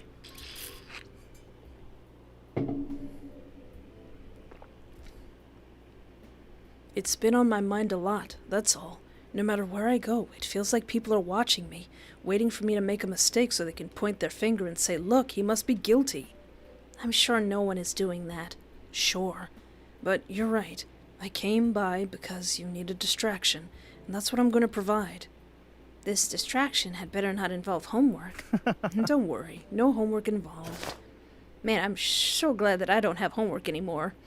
He reaches into his coat pocket and pulls out an unmarked disc with no labels of any kind to indicate what it might be. This must be the interesting thing he wanted to show me. Let me guess. Bootleg movie? That's what we're gonna find out. Hold on, you brought a random disc over here? I found it in the computer lab today while I was working on a project. Whoever had the computer before me let it sit there let it sitting just behind the machine. I was going to check it out to see who it belonged to, but then I thought maybe you'd be interested. The chances of that disc containing anything but someone's forgotten homework are pretty slim. Who puts their homework on a disc these days? That's a good point. Yeah. Fine, let's check it out. I think wasn't it just pictures of cats? It's a good thing my virus protection is up to date. I turn on my laptop so we can check out the mysterious disc. Despite my doubts, there's something exciting about putting the disc into the drive and waiting to see what it contains. It pops up on the screen, and I click it to find What? cat photos. Cat photos. On a disc? Yep, on a disc. That someone left behind in the computer lab. Maybe it's part of a school project after all. About cats? Hey, you never know. A few experimental clicks confirm two things. The files really are just pictures and videos of cats knocking things over, and otherwise being cute menaces, and there's no indication anywhere of who the disc belongs to. That's the real mystery. Well, I guess I'll start asking around to see who lost their disc full of cat photos. You do that. I give him back the disc and shut my laptop.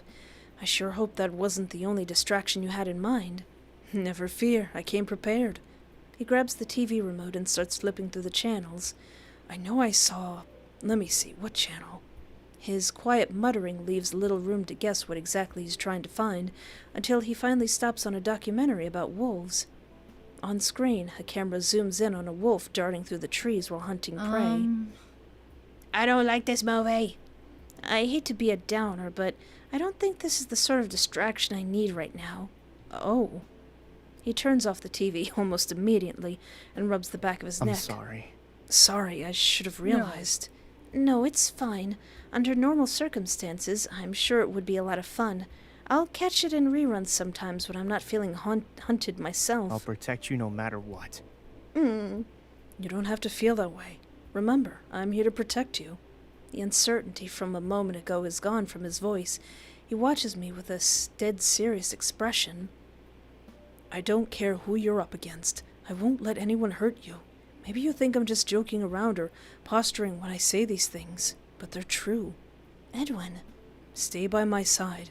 Let me watch over you until this whole thing is solved. That killer could be out there right now, but he won't dare attack while I'm with you, because he is you. And if he does, I'll defend you. You don't have to worry so much. Yes, I do. He looks into my eyes, his gaze imploring. You remember what I said last night? About what a good friend you are. About how you're irreplaceable? Hello, Vanilla Heart. Thank you so much. I'm very flattered that I'm the one who got you into visual novels. Well, I'm just kind of getting into visual novels myself after all this time. My mouth goes dry. Yes? There's one more thing I didn't say. I care about you a lot, Adrian. Not just as a friend, as something more. I felt this way for a long time. Maybe going all the way back to that first day when we were running through the rain with that umbrella. I've tried to tell myself I should stay content to be friends, but with everything that's happened, I had to tell you how I really feel. I stare up at him, speechless. Yesterday, I'd wondered about his feelings, but hearing them admitted outright still takes me by surprise. Before I can say anything, Edwin jumps to his feet. That's why I'll protect you, no matter what. I'm sure you just want some time to think, so I'll leave you be. We can talk about this tomorrow. Just call me if you need anything. I won't be far. I won't let anyone hurt you. Aw. He hurries to the door. As the door swings shut, I stare after him. He didn't even give me a chance to respond. Then again, that might be for the best. I feel overwhelmed. Now, I think that's a little bit later. I think that's on Sunday or Saturday when we do the kisses. Edwin has feelings for me. He sees me as more than a friend. The thing I've suspected for so long is now out in the open. With a sigh, I get up and lock the door. His confession lingers in my mind, although through the night as I try to sleep. Aww. Friday.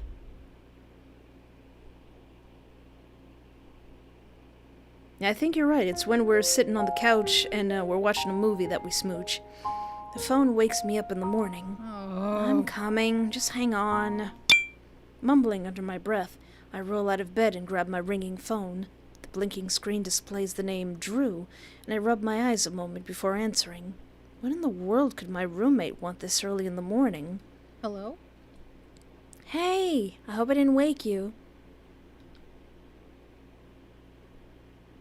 You did, actually. It froze there for a second. Sorry about that. Time passes strangely when you're on a crazy schedule, you know. You didn't call me just to tell me that what a wild time you're having in Las Vegas, did you? No. Her voice grew serious. I called because I heard there were murders on campus and that they still haven't caught the killer. Is that true? A cold pit forms in my stomach. Yeah, it's true. What happened? Someone attacked 3 swimmers and another student at the recreation center. I hesitate, but decide not to mention the rest. The fewer people who know about my involvement in this case, the safer I'll be, so I'd like to think anyway. That's horrible. How are you handling it? I'm doing fine. There's been a big police presence on campus ever since, so I'm sure they'll catch the killers soon. I hope so. Just stay safe, all right? I will. Have fun out there in Las Vegas. Play an extra round of poker for me or something. I'll win a fortune in your honor. I'm counting on it. I hang up and look at the time. Too early to be up, but too late to go back to sleep. If I fall asleep now, chances are good I won't wake up when I'm supposed to. Since I'm up, I might as well stay up. If Drew manages to win it big, I'm getting her a watch for Christmas. I eat breakfast and get ready for the day. I'm partway through looking over my homework when a knock comes at the door. Who is Hello? it? Gosh dang it!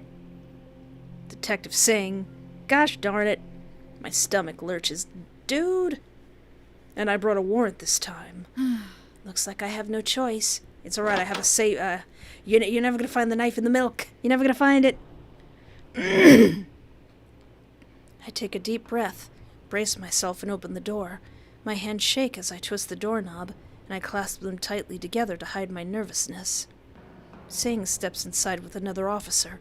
He holds up a document. Do I need to read it over to be sure it's legitimate? Do you need to read it over to be sure it's legitimate? Or can I get on with the search? That's oddly considerate of him. His sarcasm makes me bristle, and I grit my teeth. I don't think you'd be stupid enough to bring a phony search warrant. I didn't want to do this, you know. This is new territory. This didn't happen last time, because last time we just gave him the knife. What you gonna do, Detective Singh? Asking for a warrant to search the apartment of a victim. That's not a good look. I wish we could have done this another way, but I can't take the chance that you're hiding the murder weapon. I really thought you would cooperate with me, but here we are. He put on a pair of gloves and walks to the kitchen cabinets. The other officer remains by the door and keeps his gaze on me. I fidget under his scrutiny. Is this standard procedure? Or are they afraid I'll try to make a break for it with the knife? Singh opens up the cabinets and begins to search. After going over the shelves, he checks the inside of each bowl to see if I've hidden the knife in one of them. Seriously? Is this really the best use of your time? Unfortunately. No, but you took away the time-efficient option by not handing over the knife voluntarily. What if I didn't have it? You might think you're helping your friend, but you're just making things more difficult for everyone. Why don't you re-inspect the crime scene instead of searching my apartment? That's next on the list right after this. He checks inside Drew's giant pepper shaker before moving to the dishwasher. Every step takes him closer to the refrigerator. I draw a shaky breath and walk to the couch. I try to sit down normally, but it feels like I collapse under the cushions. If I start sneaking glances at the refrigerator, he'll go over to it with a fine-toothed comb. I need to distract myself before it reaches that point. Is it all right if I do homework? Do whatever you like as long as you don't interfere with the search. He opens the silverware drawer. It's not like Edwin's knife even looks like the rest of the knives. That would be a terrible hiding place. Yeah, that's dumb. I give myself a shake and grab my textbooks. Conscious of the other cop's continued scrutiny, I open the book to the section we'll be going over in class today and stare at it. The words might as well be written in Latin. I open my notebook as well and copy down the first sentence. It's meaningless to me right now, but at least it makes me look studious. Sweat rolls down the back of my neck. Every noise from the kitchen makes me twitch. The refrigerator door opens, and I nearly drop my pencil. Don't look! Don't look! While I stare fixedly at my textbook, every sound from the kitchen seems magnified. A rustling, something banging against the fridge shelf, then a soft shuffling that sounds ominously like him pulling out the carton of who knows what. Ugh. And that's the expected reaction when coming across Drew's expired food. What is this? I steel myself and turn to look. Focus. Remember how you felt when you saw it there yesterday and react accordingly. The initial reaction isn't hard, since the stench is already wafting over here. I wrinkle my nose. Ew, what did you find? I stand up and take a look at the carton. That's not something I bought. It must be Drew's. Your roommate? Isn't she on vacation? Yep, for quite a while now. I don't even want to know how old that is. It's not sanitary to keep expired food around. Seriously? Hey, don't look at me. None of my food is rotting away in there. She gets real mad if you mess with her stuff, so I let her take care of anything she brings in here. When she gets back, I'll make her throw it out. Singh looks at the expired food. Singh looks at the expired food in distaste, and I sit back down to resume staring at my textbook, as if I'm calm and disinterested. The refrigerator door shuts again.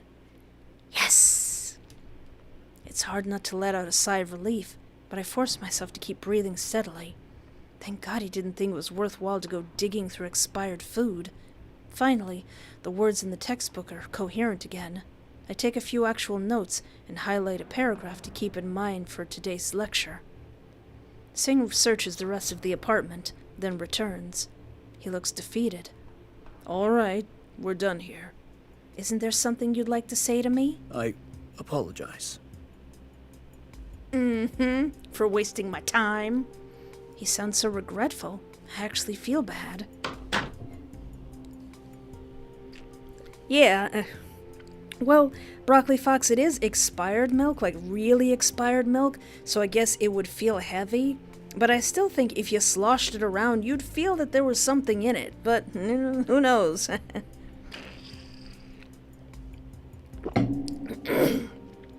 He turns to leave, taking the other cop with him. At least now there's no worry of them searching the apartment again. I'll just have to dig the knife out of that gunk. Ugh. It feels good to be alone in my apartment again. I hope Edwin is grateful for this. You should make Edwin dig it out. With the winter festival planned for tonight on campus, most of our classes let out early. No one is in the mood to concentrate, and the professors can tell they don't have an attentive audience. I'm more than happy to get out of there. It's hard to concentrate with everything that's been going on, not to mention Edwin's confession last night. My closest friend sees me as more than just a friend. It would be a lot easier to sort out my feelings if we weren't tangled up in a murder case. It has to end soon. It just has to.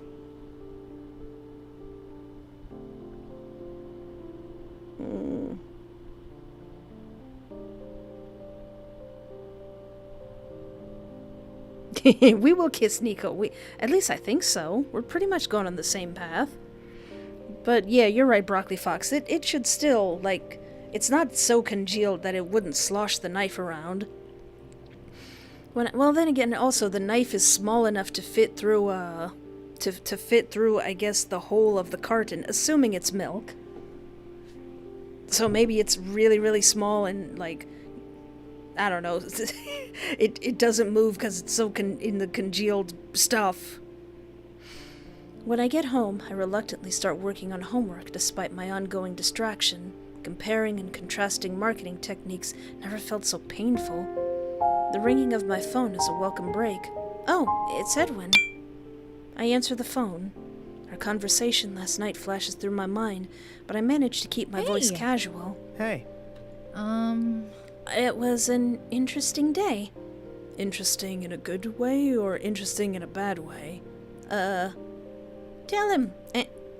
Well, I've had far more enjoyable mornings than those where a detective shows up at my door with a search warrant. Wait, what? Yeah, Singh was here this morning, looking for your knife. He didn't find it, though, so he went back empty-handed. I see. Still, it was pretty stressful. There's nothing quite like a cop going through all your stuff. I'm well acquainted with that feeling by now, unfortunately. The rest of the day went fine, though. Then let's hope it improves further from here. And on that note, have you thought about what I said? That casual question makes my face heat up. You mean about us? I with everything that's going on, I haven't really had time to think yet. How about it? Looks like I'll just have to prove myself to you. With that in mind, care to make your evening a bit more exciting? I've had my fill of excitement today. You want to rephrase that? A bit more fun, then. I'm listening. Picture it. It's cold outside, at night, we're walking around campus. This better not be that date in the catacombs you suggested, because I'm not in the mood to sneak around among the dead. I wonder if you hung out with, cute orange-haired girl, Fawn, if you would end up in the catacombs with her. We do not go near the catacombs, but instead continue down the sidewalk, where you hear people up ahead. Lots of people. They are crowded around booths with hot chocolate, macaroni and cheese. My stomach growls in response. This idea is sounding better already. Are you getting the picture? You want to go to the winter festival? You got it. It's just the thing to brighten our spirits. I was looking forward to the winter festival before all this started. Maybe I can still enjoy it. As long as we stay with the crowds, we shouldn't be in danger. Maybe the milk has turned into a solid block of Parmesan. All right, sounds good. I can be there to pick you up in just a few minutes if you're ready to go. I hesitate. Yeah, I trust you. All right. What am I getting so worked up over? There's no reason I should be worried about meeting with a friend. Great. See you soon. I end the call and go get my stuff together for the festival. When Edmund arrives, I'm ready to go.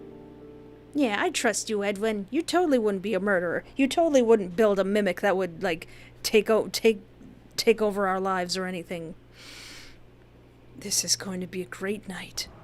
Once I've settled into the passenger seat, he pulls out into the street and starts driving towards campus. You seem excited. I didn't know you were into the festival. No. Usually I'm not, but he glances at me. Getting to spend more time with you is what makes it special. So let me treat you to a good time tonight, and you won't have to worry about a thing. If you can manage that, you're a miracle worker. One miracle coming right up. Just wait until you see the Winter Wonderland. It's just like booths on the campus. Winter Wonderland, huh? I can't help but make more Secret of the Mimic references. Christmas decor lines the campus sidewalks, with booths set up by different people and organizations. Some sell crafts, some sell food, and some just hand out flyers for whatever organization they belong Not to. quite what you hoped for? It's still nice. Actually, it's better than I expected.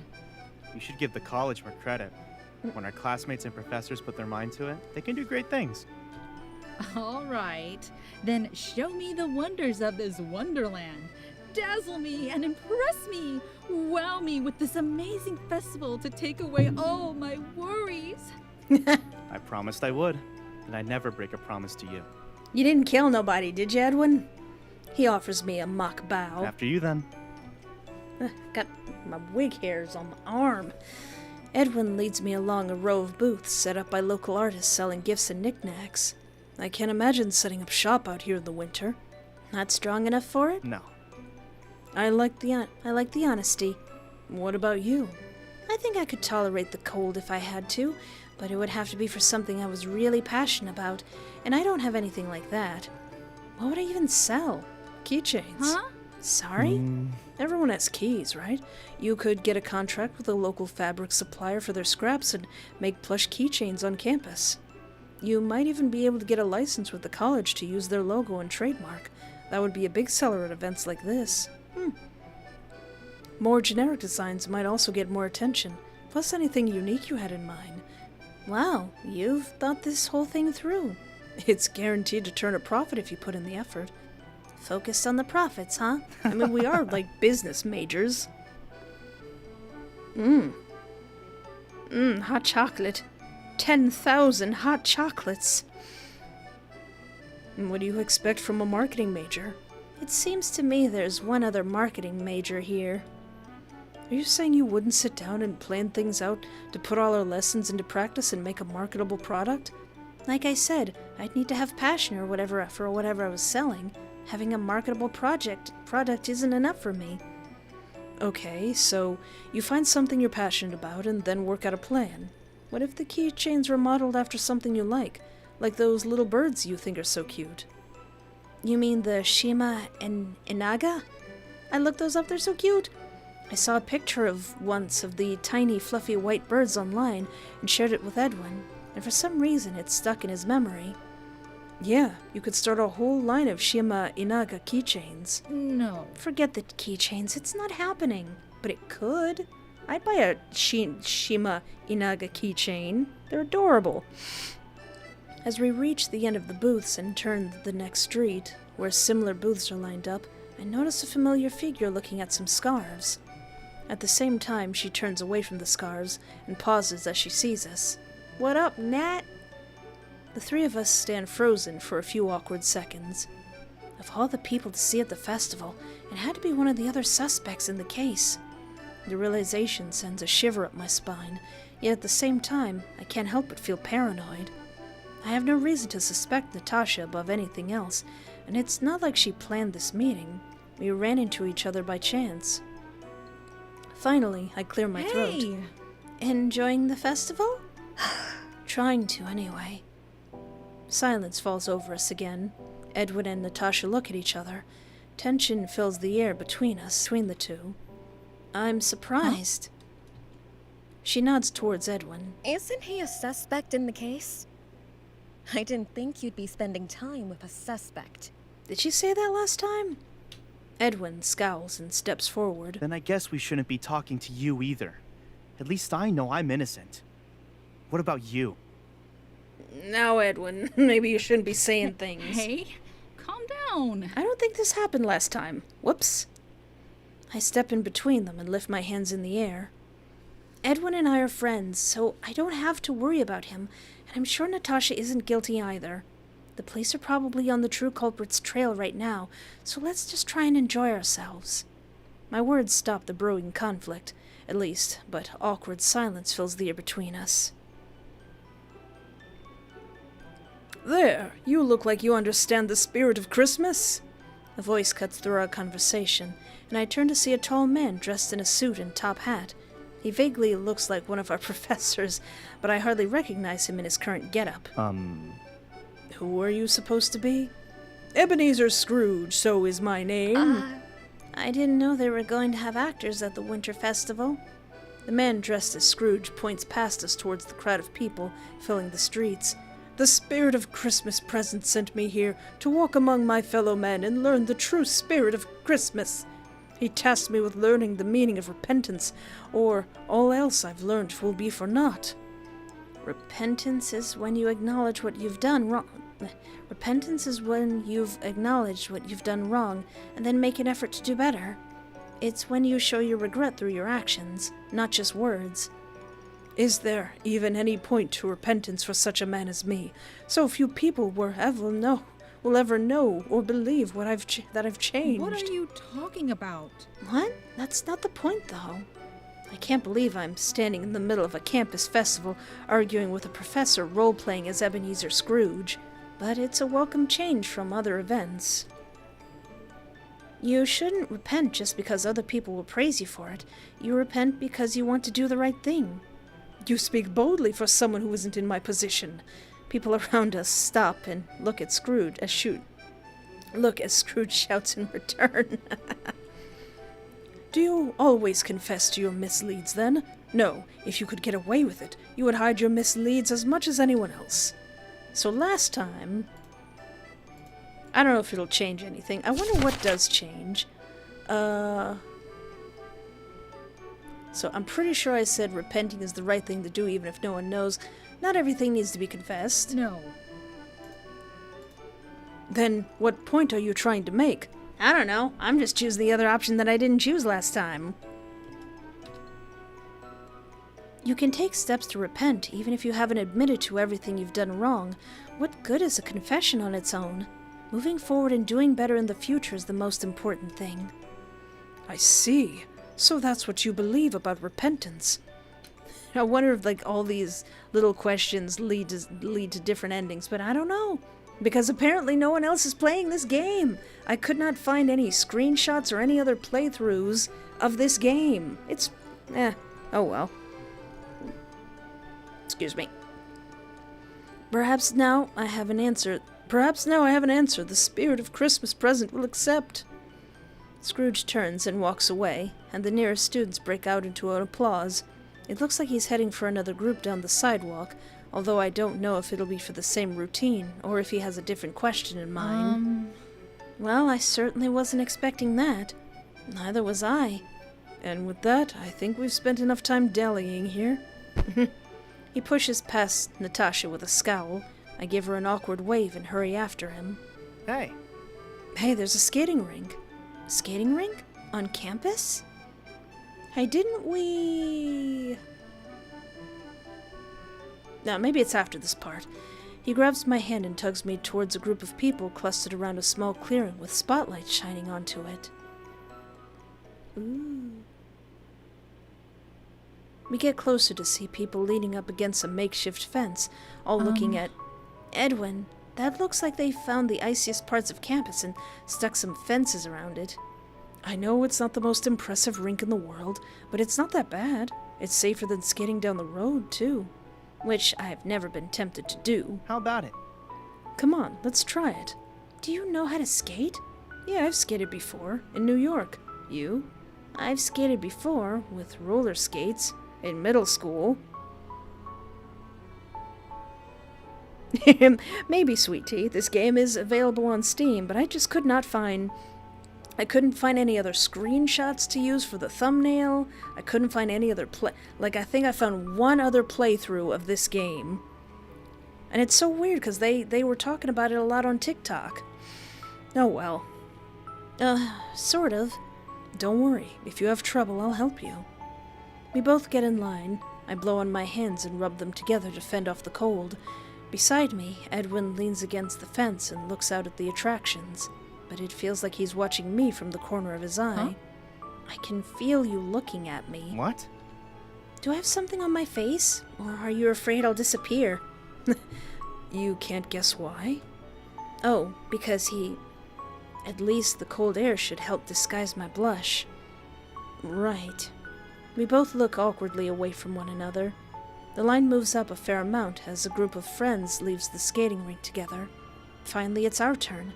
The students managing the rink have rental skates available, so I take a set that looks to be about my size, and put them on. Then I straighten up and step forward. Whoa! I am terrified of ice skating.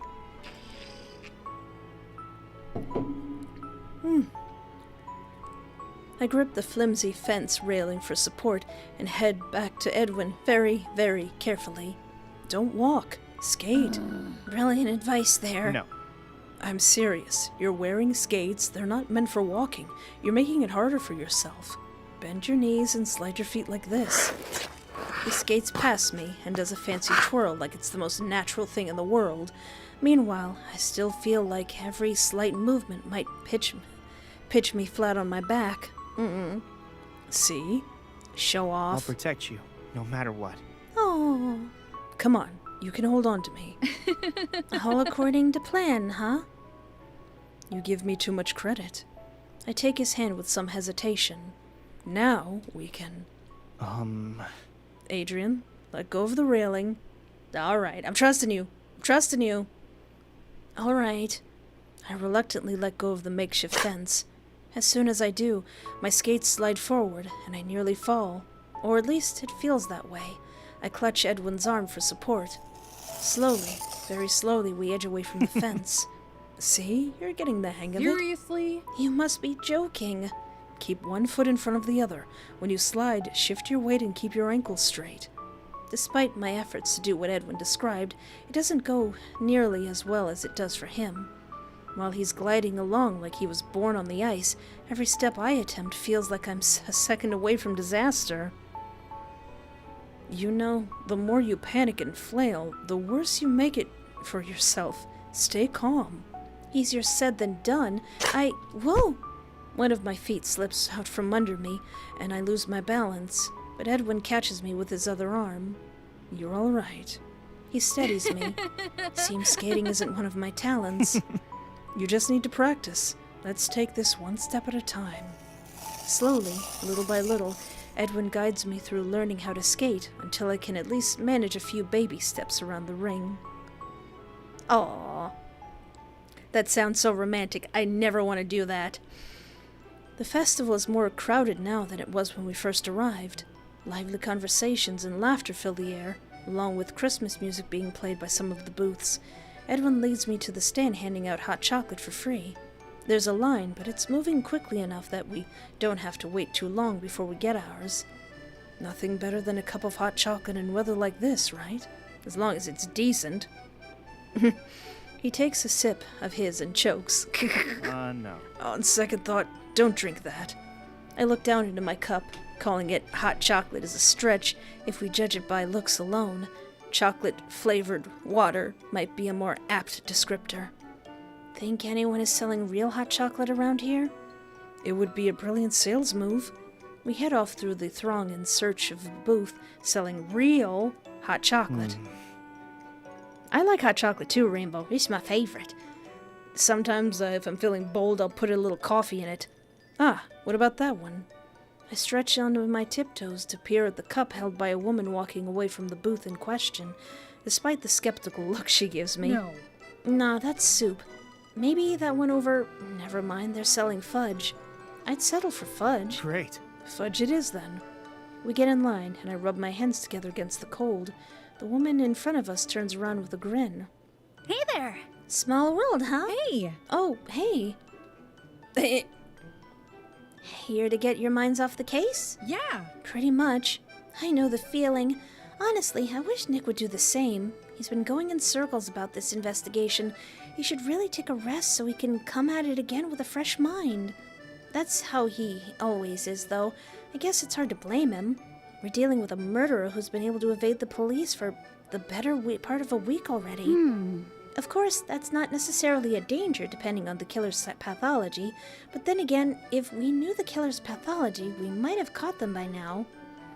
Did you already forget the part about us trying to get our minds off the case? Sorry.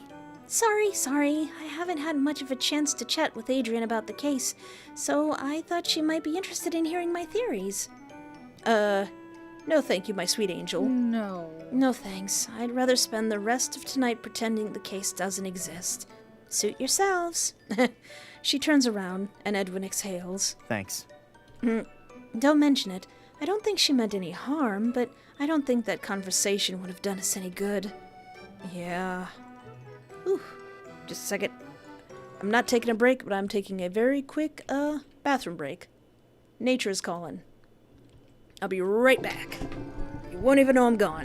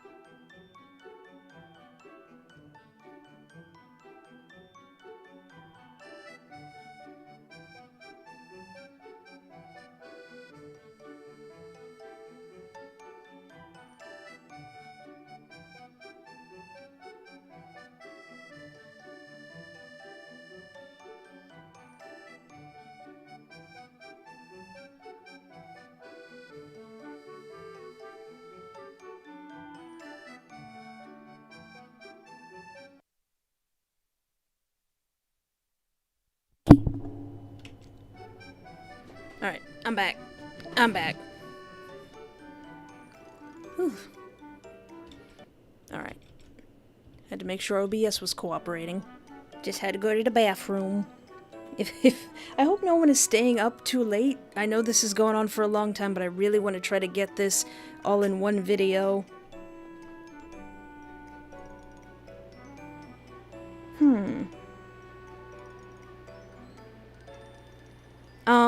I think I would want to be Primarina. I really like that one. I really like the Pokemon Primarina. Yeah, just looking pretty with a mermaid tail and singing and having a little crown on. We wait quietly in line until it's finally Fawn's turn. She buys her fudge and then waves to us as she steps away from the vendor. See ya. Edwin and I are next, and we each buy a small plate of fudge. One bite of the thick, rich chocolate is enough to make up for that sad attempt at hot chocolate we got earlier. It might not keep me warm, but it sure is delicious. Ooh. Ooh, delicious, fresh, homemade fudge. I smile at Edwin. Thank you. Thanks for asking me to the festival tonight. I'll Anytime. protect you, no matter what. For you, I'd do just about anything. Oh.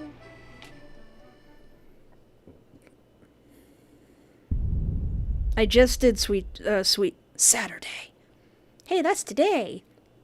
I just watched Knights of Guinevere this morning. This morning? Or was it last night? Yeah, I think it was last night when I watched it.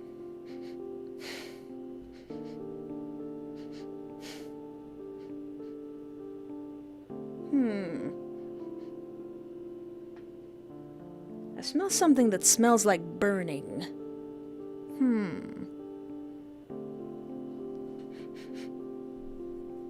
I should probably investigate that. The milk. The rancid milk. Hold on a second. Because I've got my window open, so maybe my neighbors are like barbecuing or something, but it's kind of late. Just a second. I'm just gonna check that out. Just gonna check that out real quick.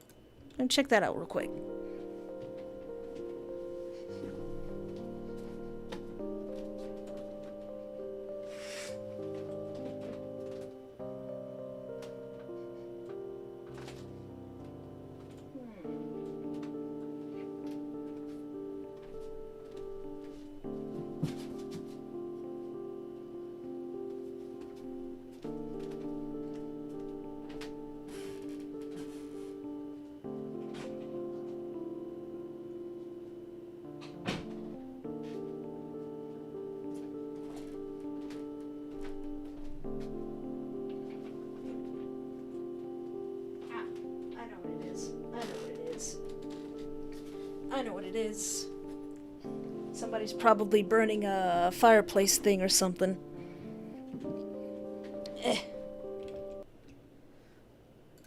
Yeah, that's all it is.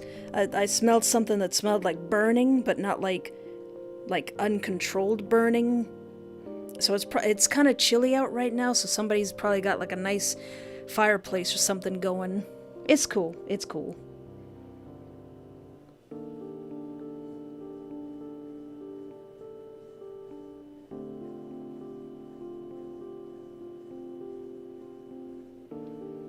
Yeah.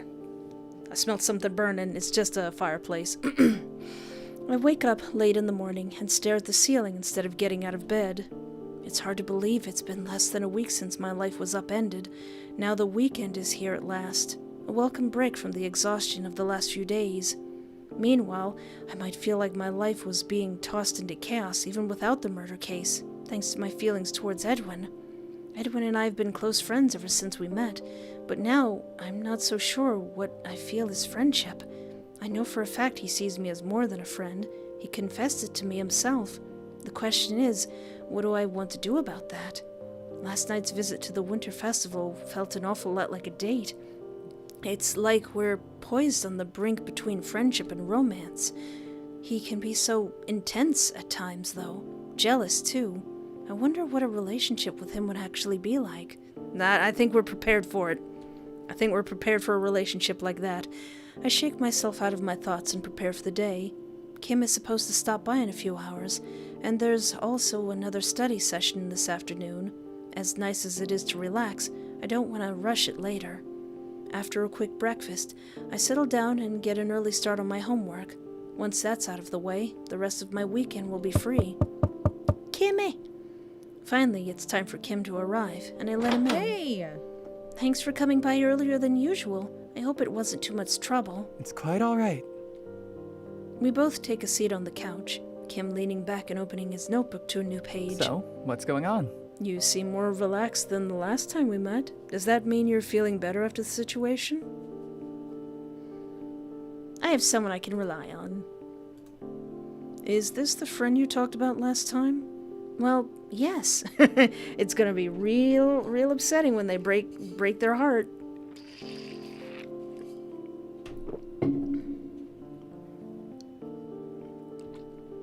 Does that mean you aren't upset over his involvement in the case anymore?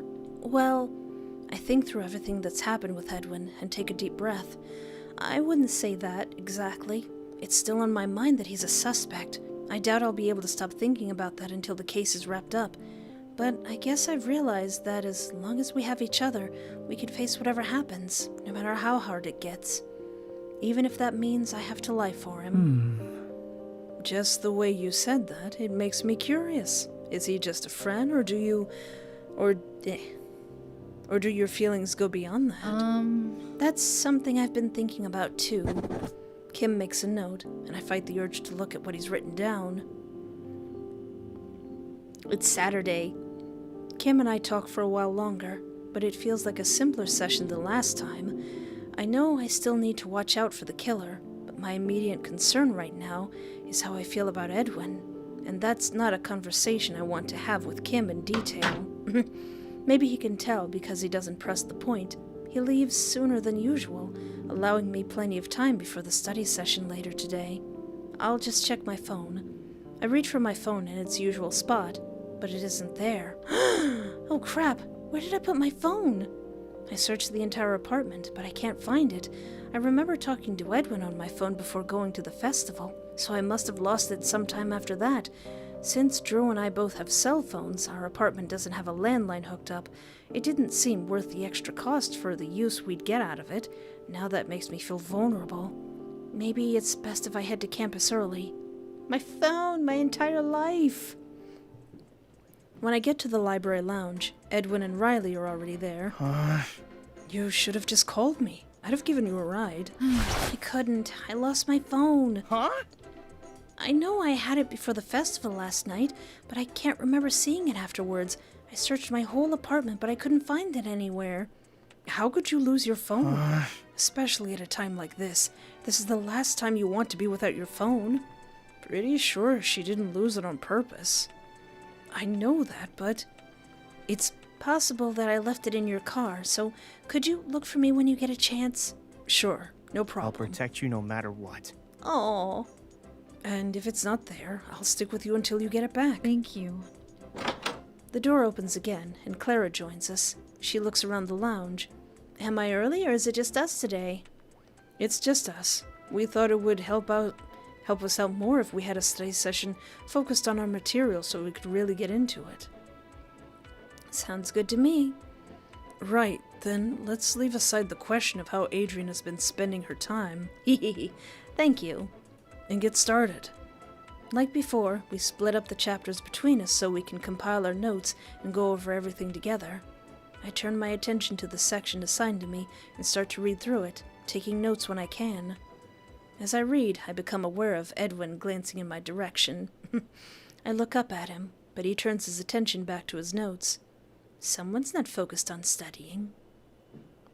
He's a best friend. After a few more minutes of reading, a piece of paper appears in the corner of my vision. It moves closer, pushed by Edwin across the table. There's a note written on it. Want to hang out tonight? I glance at Edwin, who pretends he's reading his textbook. Unbelievable. What is this, high school? I would love to, Pookie.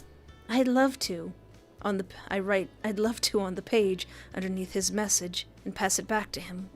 He reads it, then looks over at me with a smile. He starts to write again. I can't help but roll my eyes, yet at the same time, I find myself returning his smile. Passing notes back and forth like this is silly, yet oddly sweet. A moment later, the page slides in front of me again with a new message on it. Your place? We could watch a movie. I write back, sounds good. What time? You know, we could just talk. I pass the page to Edwin and try to focus on my studying, but now my thoughts are abuzz with plans for tonight. Watching a movie with a friend is nothing unusual, nothing to get worked up over, yet my heart is racing, 'cause we're more than friends, Another message arrives in front of me. Gotta go in for more questioning tonight, but I should be done by 7, maybe 8 at the latest. If not, I'll escape. Nothing can keep me from your side. Aww. They're questioning him again? That sounds rough. Ahem. The sound of Riley clearing his throat makes me snap my head up. He and Clara are watching the two of us, amusement evident on their faces. Something we should know about? Should we leave you two alone? Seriously? Cut it out, you guys. It's not like that. Why isn't it like that? It's totally like that. Tell everyone. Tell him the truth, Adrian. I don't know. I've seen Edwin look at you that way before, but I've never seen you do the same until now. She has? Wait, what? Looks like they want to keep it a secret. Maybe we shouldn't bother them. But it's so obvious. My cheeks flare with heat, and Edwin ducks his head, the tips of his ears as red as he pretends to be engrossed in the textbook. We somehow survive the rest of the study session and get out of there with only a bit more teasing from our friends. Aww.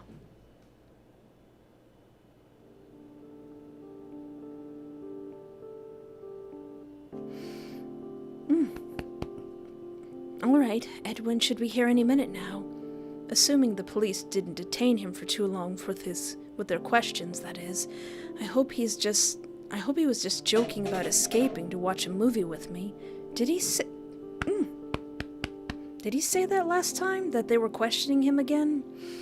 Or did he come right over? I can't remember. I take a deep breath and look around. I did my best to clean up after I got home, so the place looks decent. I try to keep things tidy anyway, and Drew isn't here to make a mess.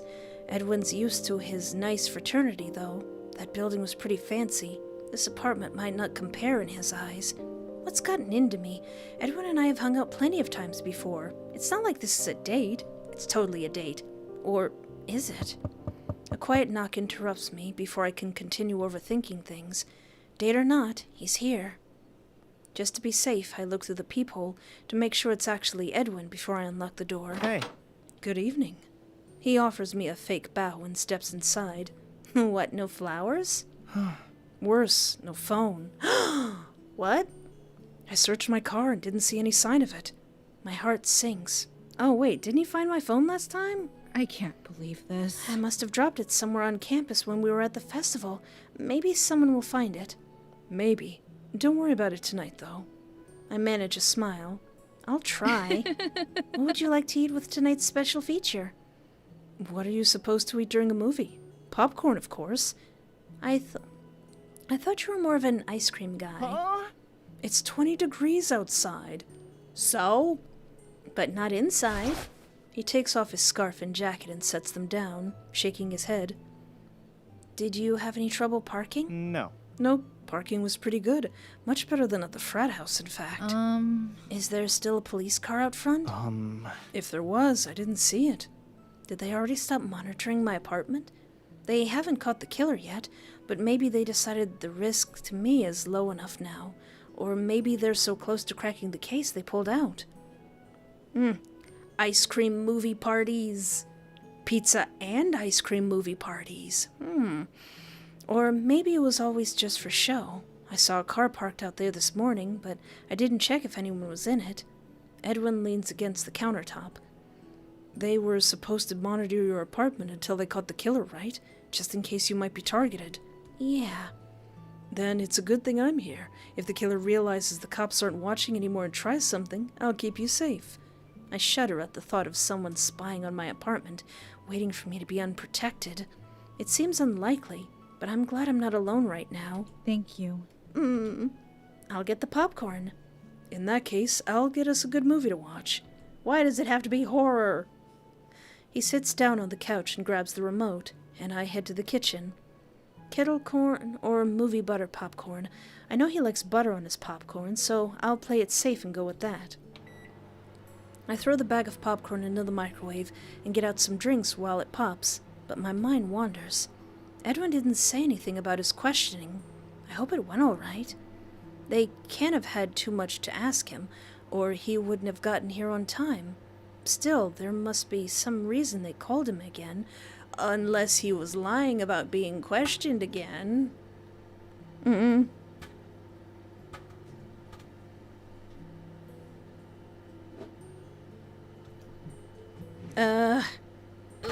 Yeah, I'm gonna ask.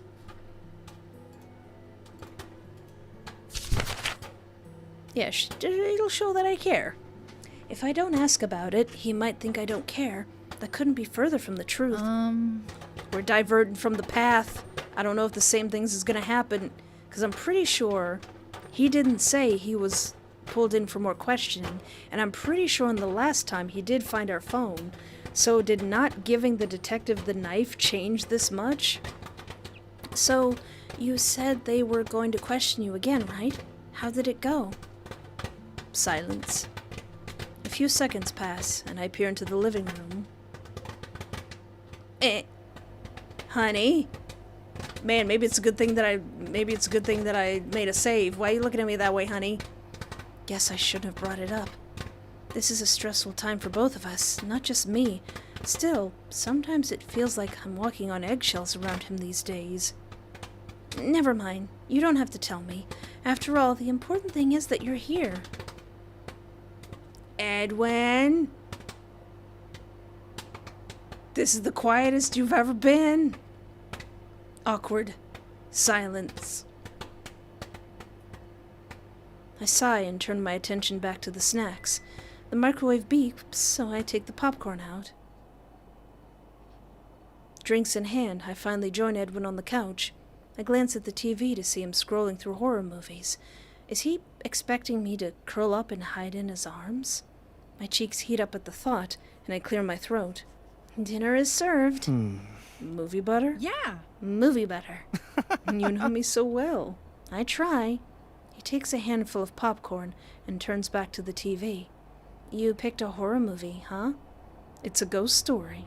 Since when have you been so fixated on ghosts? What? I'd hardly call it a fixation. Aren't I allowed to be interested in things now? I hold up my hands. Sweetie Pumpkin. Sheesh, it was just a question. Someone's in a bad mood. Oh no. He sighs. Sorry for snapping. I'm just a little stressed. Let's relax and enjoy the movie then. Yeah. Let's.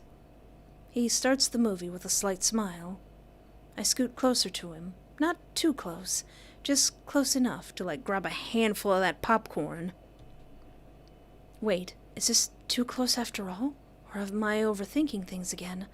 Before I can think about it any further, something brushes my arm, and I freeze. That was Edwin's hand. He slowly puts his arm around my shoulders. I guess I'm not too close. I risk a look at him, just as he leans towards me. Kiss? Nico! Nico, we doing it! We're doing it now! We're doing it now! Kiss! Aww. Aww. Although my heart feels like it's about to pound its way out of my chest, I kiss Edwin back. His lips are warm, and I feel dizzy. He angles his body towards mine and slips his other arm around me to pull me closer. I fall against him and catch myself on his shoulders. Yeah, he was getting kind of grumpy, sweet tea. Adrian. He breaks the kiss only to murmur my name before kissing me again. He runs one hand through my hair. The movie is forgotten. Time blurs as we kiss. Everything else seems to fade away. My heart thumps rapidly in my chest. I can't believe this is really happening. Oh! At last, Edwin pulls back and looks into my eyes. I've wanted to do that for so long. You know, if you wanted this, Edwin, you didn't have to murder somebody to do it. He runs his thumb over my cheek. How about it? Let's watch the movie now, shall we? All right. The opening shot of the movie pans across a giant mansion. It looks like the stereotypical haunted house. I can't help but wonder if Edwin's home is that big, preferably without the ghosts. I take a handful of popcorn. The buttery flavor puts me in the mood for a movie. Edwin slides a little closer. His leg brushes against mine. On the screen, a young couple has just arrived at the spooky mansion. So I don't remember hearing this much about the movie. The movie has a slow beginning as they hear legends of the ghosts that supposedly haunt the place. A ghost appears that night, and I jump in spite of myself at the glimpse of eyes watching from the dark. Hey, you know what we're missing? What? Something to drink. Do you have any soda? There should be some in the fridge. Edwin pauses the movie and gets up. He walks to the refrigerator and opens it, then peers inside. Are you sure? Look in the back. Just avoid that thing that may or may not be milk. He leans further into the refrigerator. Hopefully there isn't too much of Drew's stuff in there to get in the way of his search. While he looks, I fidget. Normally, I would play with my phone while waiting. Where could it be? I must have lost it at the festival itself, although I can't imagine how. Do we have a pickpocket on campus? But if it wasn't in Edwin's car, I can't imagine any other time where it could have happened. Great. I glance into the kitchen to see that he's found the soda he was looking for. He gets 2 glasses and pours each of us a drink. Edwin returns to the living room and hands me my drink. Then he joins me on the couch, sitting a little closer this time. Thank you. No problem. We resume watching the movie. Why do I have this sinking feeling? I'm sure that he didn't. It would make no sense if he did, but why do I have the feeling that he got the knife out of the refrigerator? But how would he know it was there? But why do I have this feeling that he has the knife now? I mean, he is the killer. We said it so that he's the killer. Is this... Did he steal our Parmesan? We were cooking that. Yeah, I mean, we just smooched. I don't know. We're in new territory now. We resume watching the movie. The ghosts are becoming more prevalent although the main characters aren't exactly acting in their own best interests. Is it just me, or do characters in horror movies always make the worst possible decisions? I shake my head and take another handful of popcorn. My hand brushes Edwin's, and I glance at him. Speaking of cliches, with a smile for Edwin, I take a drink of my soda. Sitting together and watching a movie like this almost makes me forget about everything else. I don't want to think about the case right now. Even my phone feels like a worry that can wait until tomorrow. Edwin slides even closer to me. On the screen, another ghost has... I blink at the TV. It feels like I started to nod off for a minute there. Are you okay? Yeah, just a little tired. Did you put something in our orange juice? It's not quite like being tired. Something feels wrong. Oh no!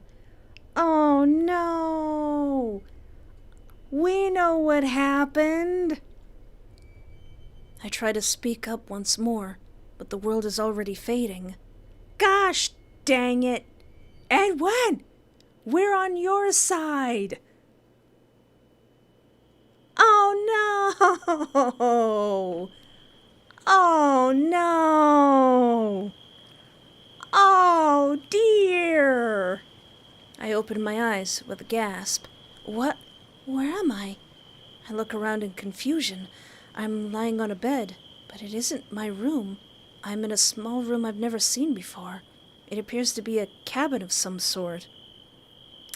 What did you put in the soda pop? Gosh dang it! It appears to be a cabin of some sort. Outside the window, snow gently falls. What happened? I was watching a movie with Edwin, and then... I slowly get to my feet. The room feels oddly homey for a place I've never seen before. I walk to the window and peer out. This is another example of a yandere doing too much. You didn't need to do this, Edwin. I walk to the window and peer out. Snow blankets and unfamiliar landscape. There are no other buildings visible no matter where I look. An uneasy feeling crawls in my stomach. What's going on? Footsteps approach the door, and I turn away from the window. I hold my breath. The door opens, and a familiar figure steps inside. Good to see you awake, Adrian. Edwin, what are you doing? Where am I? Screenshot. This is the only picture of Edwin looking crazy that I could find on the internet.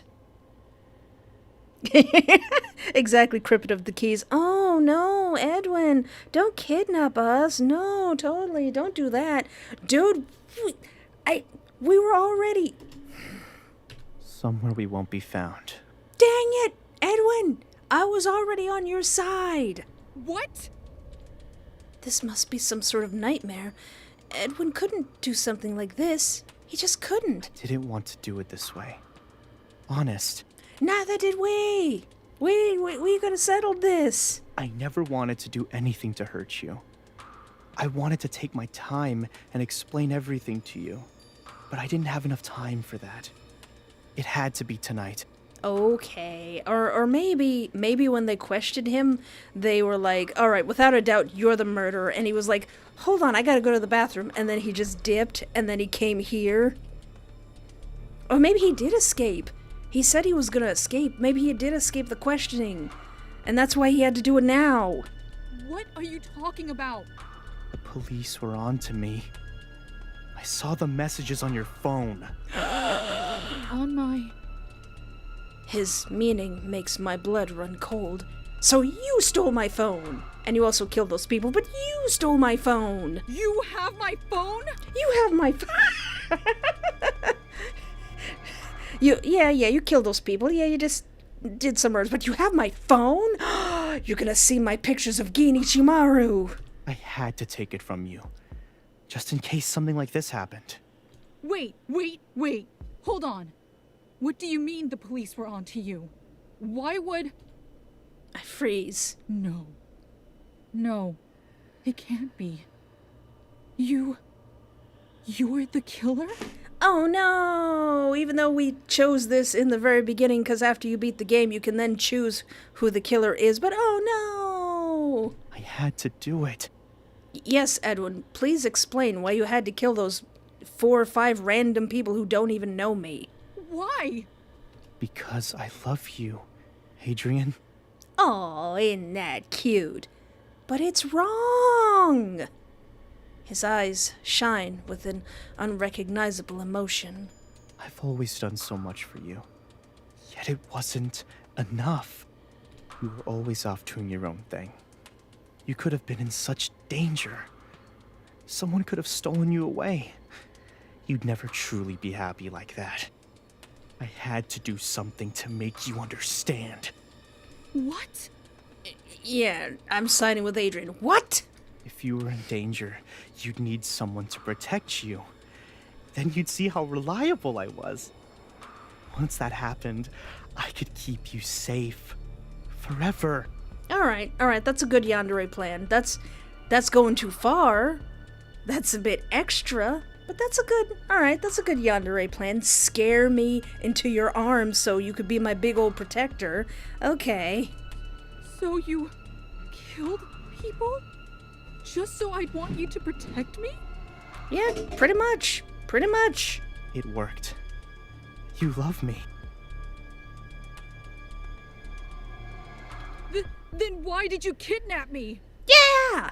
I'm sorry if that was loud. I'm so sorry if that was loud. But yeah, you butt. Why kidnap me? Why steal my phone? Gosh darn it, we were connecting. We already have this sorted out.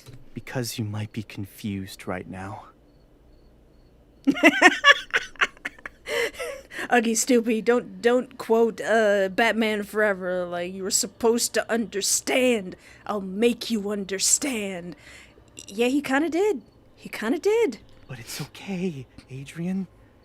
I'm going to protect you. I draw a shaky breath and try to calm down. Edwin, you can't keep me prisoner here. Yeah, I got school. Don't worry. I planned everything perfectly. They'll never find us. He's too smart for his own good. That's a good one, Cryptid of the Keys. Yanderes are just like that. Adrian, you should have read the pamphlets. Yeah, we kissed, and then you kidnap us. We're already dating, Adrian. I faced rancid milk for you. If that's not love. He was planning this? He walks closer to me, and I shrink back, despite myself. Disappointment flashes across his face, but then he leans in anyway and kisses me. Such a soft, fleeting kiss that I barely have time to react before he steps away again. You'll understand eventually, Adrian. We're going to be so happy here. Just like we have been the past few days. We belong together. We already had this sorted out. The land here is beautiful. We can even take a walk if you want. You gonna put a chain on my leg or something? The lack of concern in his voice makes me shiver. We're in the middle of nowhere, aren't we? Edwin! We can't stay out here! I know, right? Yes, we can. We'll live happily here, Adrian. Happily ever after. Fear wells up in me as I look into his eyes. His eyes are very pretty. I mean, yeah, this is kind of... not gonna lie, it's kind of cute. It kind of reminds me of Ray from Binary Star Hero, where he's looking at you and his eyes is glowing red. I've never seen this side of Edwin before. I don't know what to do. Edwin! It's all right, Adrian. I'll give you some time to think. He turns and walks towards the door. As it swings shut behind him, I turn towards the window again and look out at the isolated landscape. The gentle snowfall only makes this feel more surreal. Happily ever after. In Edwin's mind, I'm sure this is a perfect fairy tale, but it's neither a fairy tale nor a dream. It's real. And unless Edwin miscalculated something, I might be trapped here for the rest of my life. Let me guess, the end. Well, we're in the soup. we're in the Yandere soup. Alright, so that kind of is what I expected his Yandere route to be like. Phew. I still can't believe I can barely find anybody else playing this game. It's so weird. I wonder... Yeah, jump out the window. But then again, he said we're in the middle of nowhere. So, where would we even go? His neck looks kind of extra long. He's just a long boy. Whew. How many hours was that? Dearie me. Dearie me.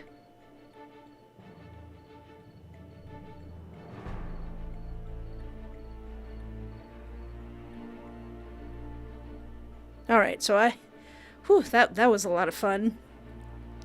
So there's probably, I think there's a way to get Edwin arrested. I don't know, I'm kind of tired now. Spent a lot of time with this game.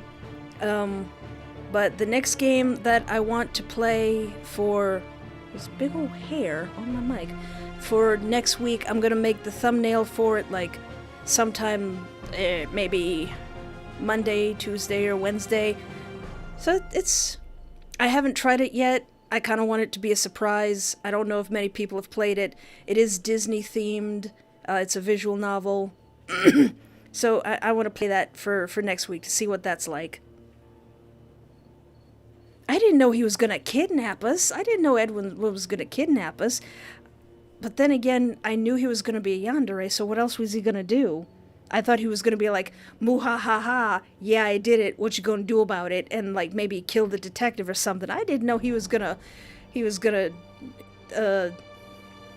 just take a page from the Yandere handbook and just kidnap us. Did not expect the drugging and the kidnapping. Did not expect that. Phew. But, oh, I am tired. I'm mighty tired. How many hours has this been? Oh, only 5 hours. Not as bad as the time I played Binary Star Hero. What was that, 6, 7 hours? But that was Drops of Death. If you don't know already, in this game, the first time you play it, it's a murder mystery where the killer is randomized, but when you play it again, after you beat it, you can choose who the killer will be. And, that's really fun. Just, it seems like some things change depending on who the killer is and who you're romancing, because we didn't get the Dead Men Tell No Tales, and we didn't get the creepy doll, so I guess if you, like, romance someone and the killer is somebody, you get different, you get different collectibles, I think. Oh wait, is he? Is he the only one smiling on the, Huh, he is! Edwin! Edwin! Yeah, Edwin is the only one smiling on the, on the title screen. Why is my chat lagging?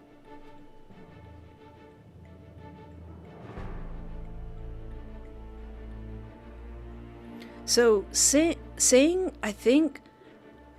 Wait, I'm not gonna start it, So, when you start a new game after beating it, you can choose your killer, and, Edwin's called the Jealous One, Fawn is called Cold and Calculated, Natasha is called Hunted by Guilt, and Nick is called Selfish Desires.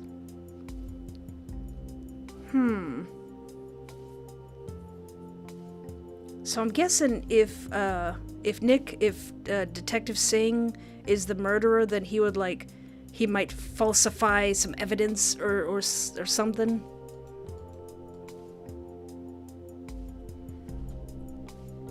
But yeah, it's over now, Giorgia. I hope I'm pronouncing your name correctly. But I'm tired.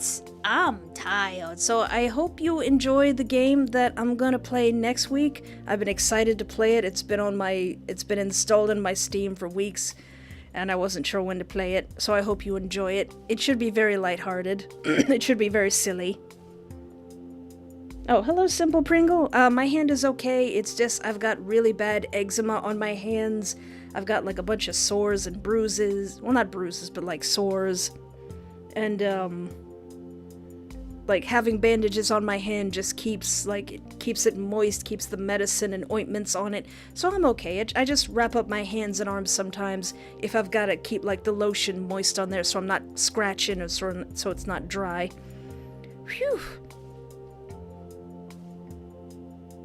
Drop a knife on him. Whew. Whew, whew, whew. So thank you so much. Thank you so much for hanging out with me. Thank you to everyone who stayed. Thank you to everyone who came and had to go. Thank you so much to everyone who wanted to be here but couldn't make it. I appreciate you so much. Thank you for hanging out with me. I'm gonna go lay down. I'm probably gonna have some more pie. I hope you enjoyed this. And I will see you next Saturday, where I will play a fun Disney visual novel that I hope you'll enjoy. It's not Twisted Wonderland. I don't want to get your hopes up. It's like a very basic visual novel. But I will see you guys next week. Thank you so much. Bye.